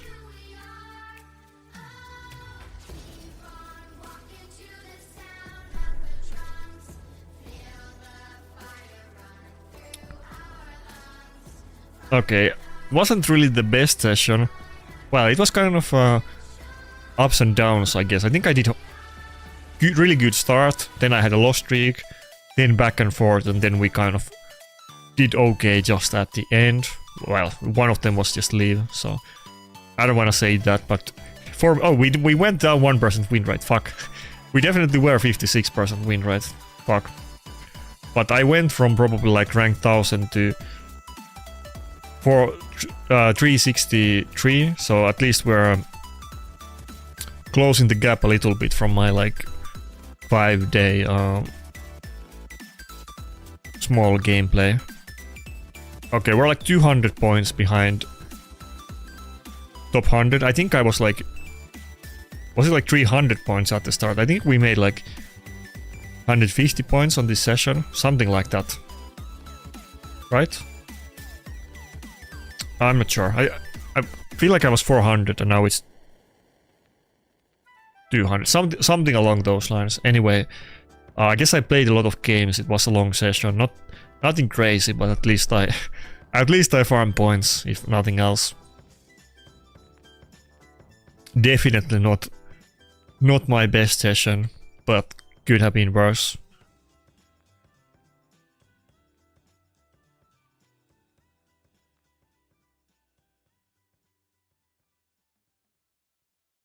It's been okay, Grim Reaper.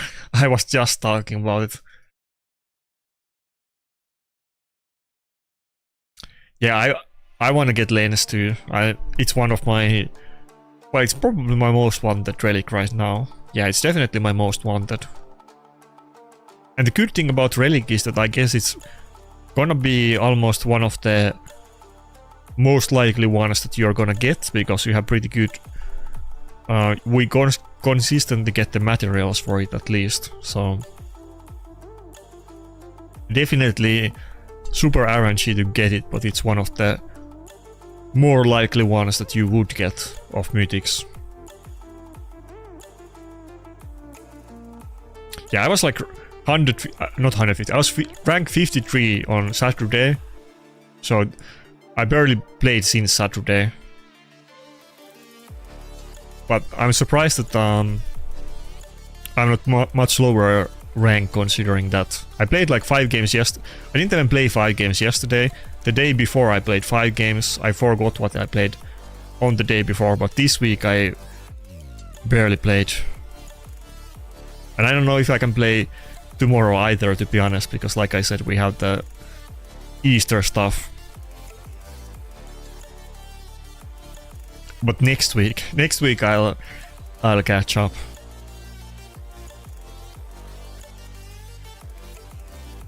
Yeah, SMG, I mean, I think 250 is uniquely viable for Predator, but most people would consider 250 to be like incredibly slow build. A lot of people are running, again, depends on account level, but if we talk about good accounts, feel like it's generally like 300 speed. Even maybe a little bit faster than my 280.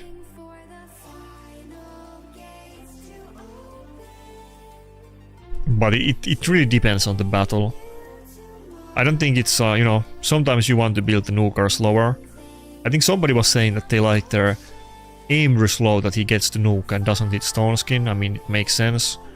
That's, you know, the reason why it's more reasonable to do that on Predator 2. Well, for the passive, obviously, but, you know, the big part of the passive is that the enemy might be in stone skin if you're too fast.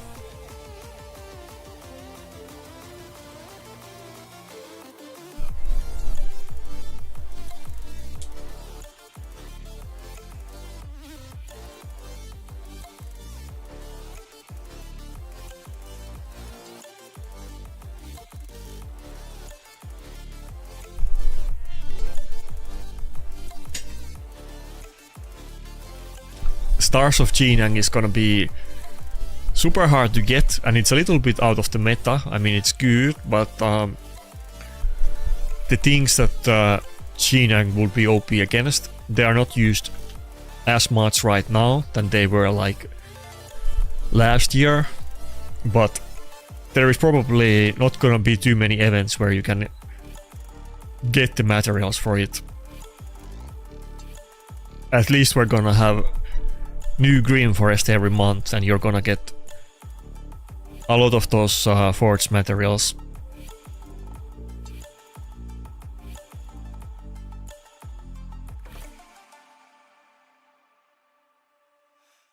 Yeah, I would build my Predator in Merciless too if I had good gear for it. I think it definitely makes sense. I mean, you could do Stone Skin. Either one is fine, but I would definitely do Merciless.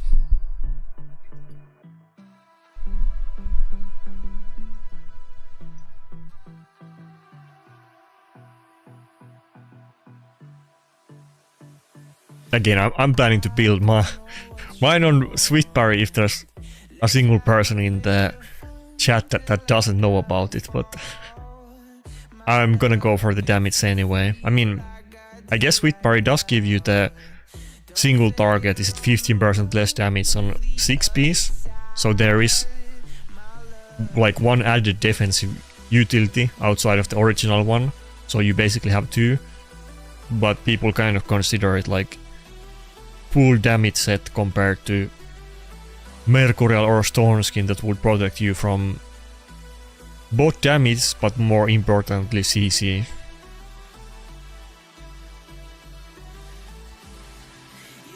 Oh fuck, I don't think I didn't put my teams up.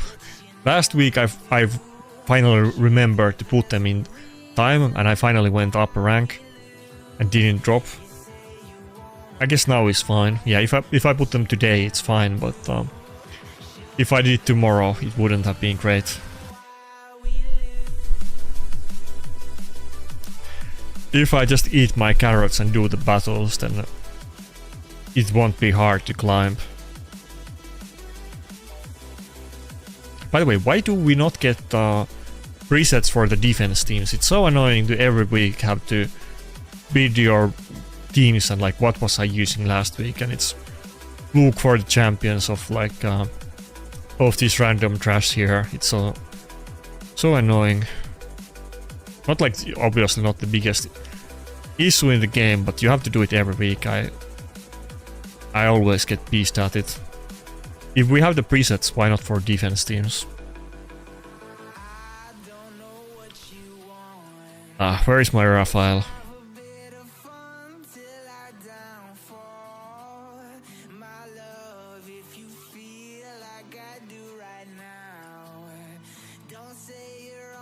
Okay, then what am I missing?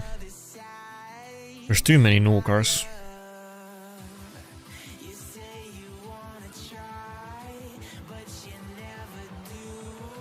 I don't think what I put here matters too much. Who gets to be out? Gallows or Ambrose? I think we put Gallows in.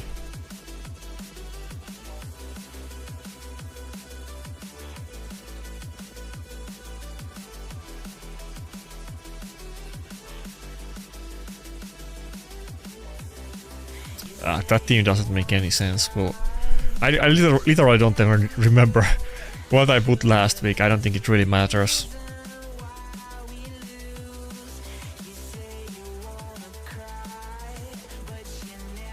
We could almost put Sulfurion on this one.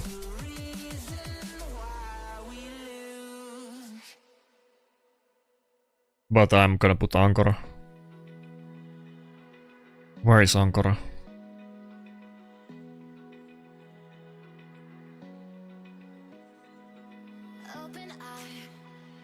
This team doesn't really make too much sense, but we'll do it.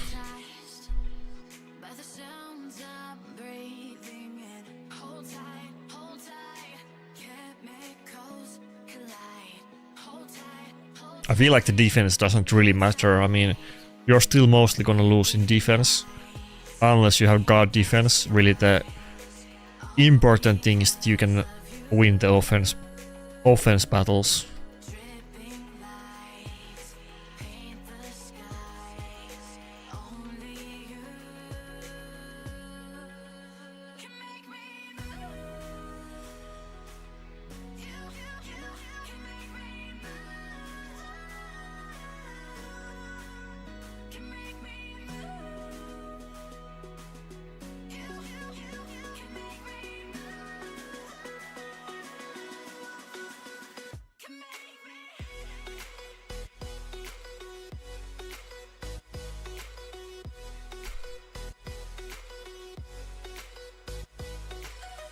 Yeah, I don't have Hilvi.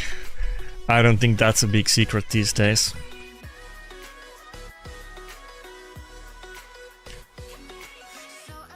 I'm definitely hoping also to get Death Dealer, but you know, you wish for all the good things. If I get a second or third one, I would definitely use as many, well, not as many, but I would definitely use multiple Death Dealers, and it would actually be kind of good.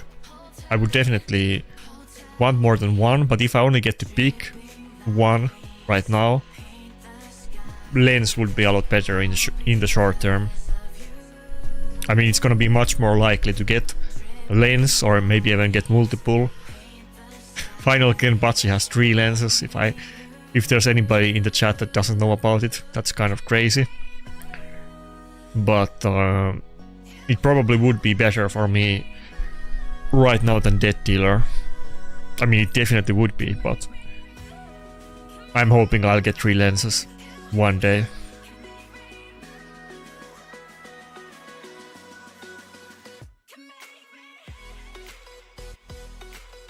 I don't say relic materials. I draft them instantly. I need my loot. I only save shards, but remnants, even though you should save them for like champion pool events, but I don't. But like relic materials and remnants, I just instantly pull everything.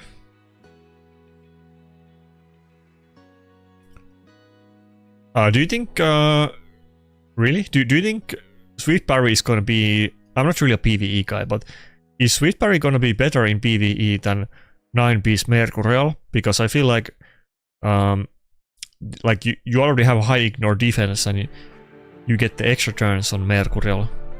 I feel like, isn't that still gonna be better, or no?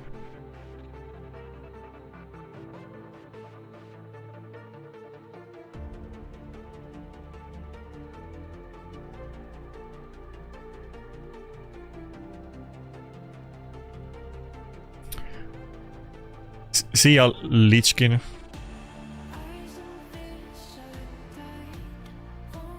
I was just looking. I was just looking at, was it like yesterday or a couple days ago? I was looking from my anime list about like the, you know, the recent anime seasons, like right now and the last few ones, because I haven't really watched any shows, and I just look at the descriptions and the images and everything else is cringe. Back in the day I would watch like half of the shows in every current season, but I don't know like what new show did I even watch last year. I definitely watched something, but I don't even remember what I did, and not a lot. I'm definitely open for some good shows if you have recommendations. Honestly, I never believed that I would say it, but probably the best show for me that I watched last year wasn't even an anime, but it was the Netflix Fallout show. I kind of liked it, but I barely watched any anime at all. I definitely would if there were some good ones, but I feel like all the good ones were made back in the day, and now they just make some cringe isekai shows. And you know, some isekai shows I like, you know, the beginning of Sword Art Online was great, but then the rest of the show wasn't interesting at all. And I feel like they make like 15 isekai shows where the story is like is what happens in Sword Art Online after the couple first interesting episodes. It's just somebody dies or gets run over a truck or whatever, their classmate gets transferred, and then, you know, the main character is OP and wins everything. It's kind of boring. They should make like a Sword Art Online like type show made by, you know, Berserk. I want like Berserk Sword Art Online. The way that it kind of looked after the first episode, it was gonna be like an actual kind of, you know, high stakes isekai show. That would be interesting. I'm waiting for one of those, or some kind of Code Geass style of isekai that, you know, the main character has like some massive revenge that he's trying to take. Well, actually there is one of those. What's the name? It's a few-year-old show. That one I liked. It was super controversial. Does anyone know this show that I'm talking about?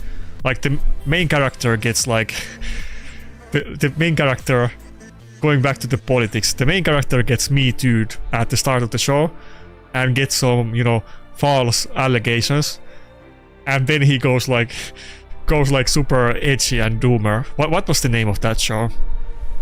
That was like the best isekai that comes to my mind from the recent years. I like that one.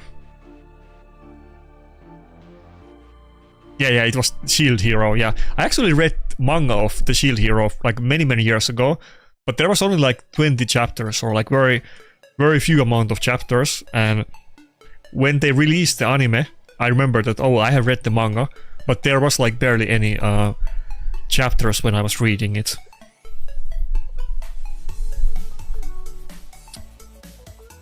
I don't think I can do this team. Yeah, Solanar is just a skip. I'm not even hitting a Solanar team.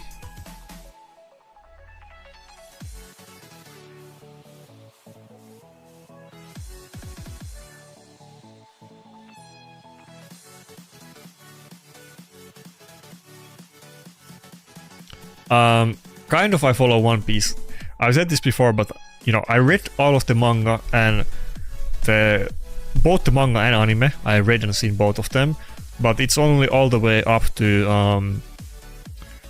the end of the Kaido story, which is already like several years ago. The thing is that One Piece moves so slowly. I've done this many times.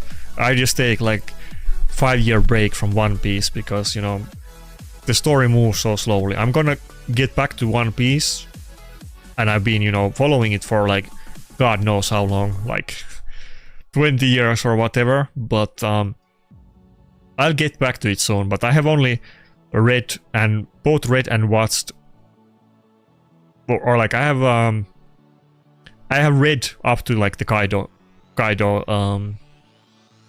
arc ending.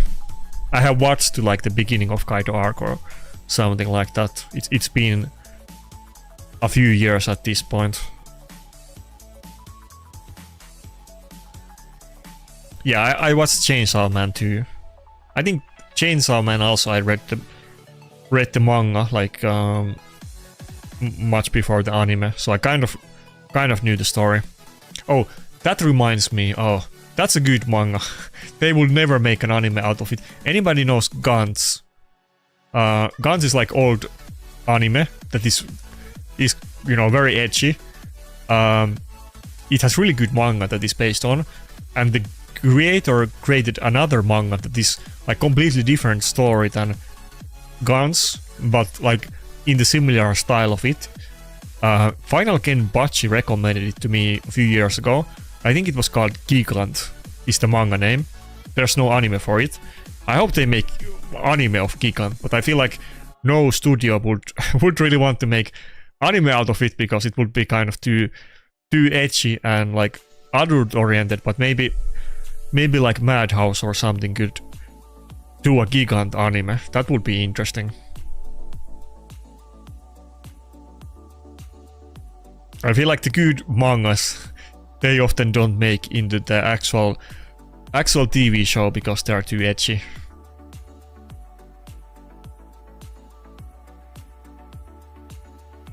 Wait, what do I have left?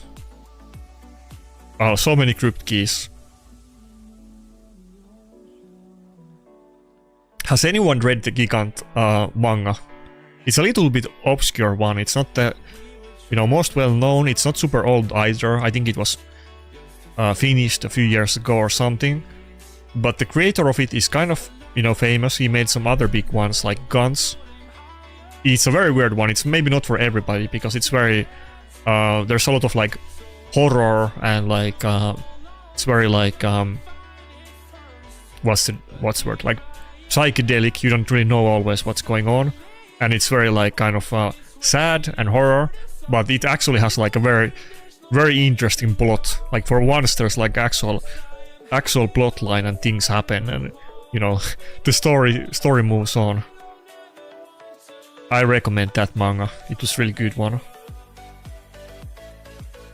Final Kenpachi recommended it to me, so if anybody wants to try some weird manga, try that one.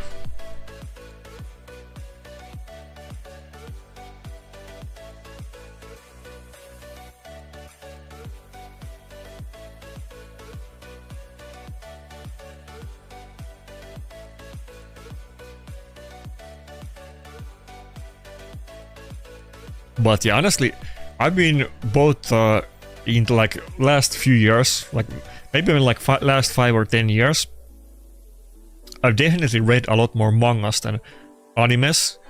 Back in the day, it was the opposite when I was younger. And if I talk about like last 3 years, I probably like read as many like novels as I've read as I've seen animes. I probably read more novels than I've seen animes, like new ones. That is kind of crazy.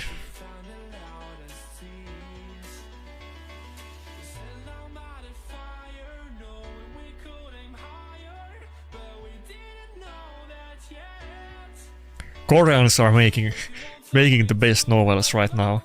They're making good stories. For some reason, Japanese are still owning in the anime game, I guess, but I feel like they have to like hire Korean people as the writers, and then Japanese people can produce the anime show. That's kind of the new meta. The Koreans are just so good at making stories.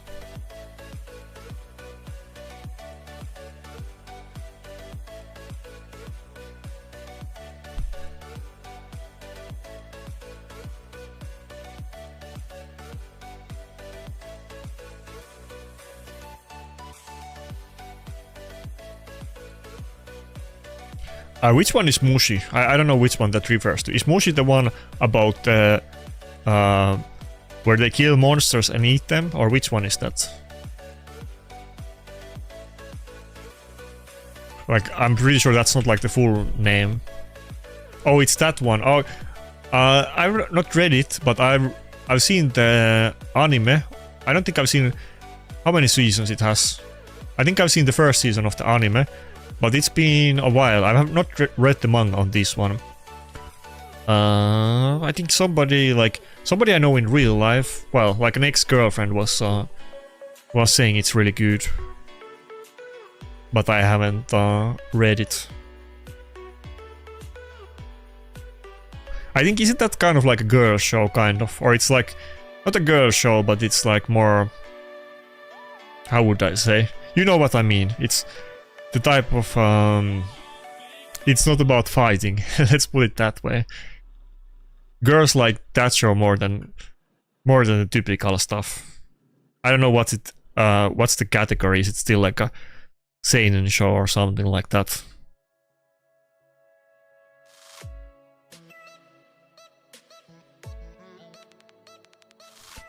I didn't watch the new One Punch Man, but I heard that you know, there was a lot of critique that it was animated very poorly. And I've read the One Punch Man webcomic, but I haven't... like, how many anime seasons is there? Like, is this the second one or third one? I'm pretty sure I've seen the other seasons except the newest one. Maybe I should watch it, but everybody was saying that it's really bad. And I didn't even open the first episode.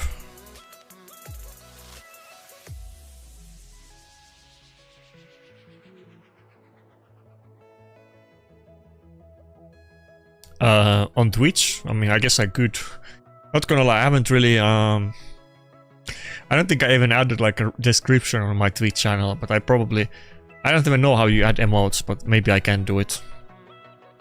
I could. I remember Authentic back in the day added Gala main emote on his Twitch channel because I think I got like rank 3 on Gala, and then chat was having fun with it and he added Gala main emote, so I should have my own version of that kind of things. We should add the outplayed Predator passive emote on the Twitch. Wait, fuck. I'm failing this run. How did Datus die? I wasn't looking Do I not have gear on dodges? I mean, surely I do. Okay. I just failed.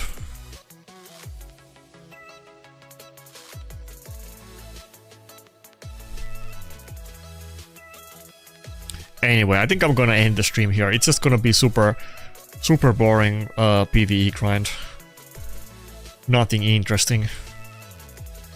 I think the chat kind of died down too, and people are not everybody's into anime talk, so we can do that some other day. Anyway, that's it. Have a nice weekend or Friday, and see ya.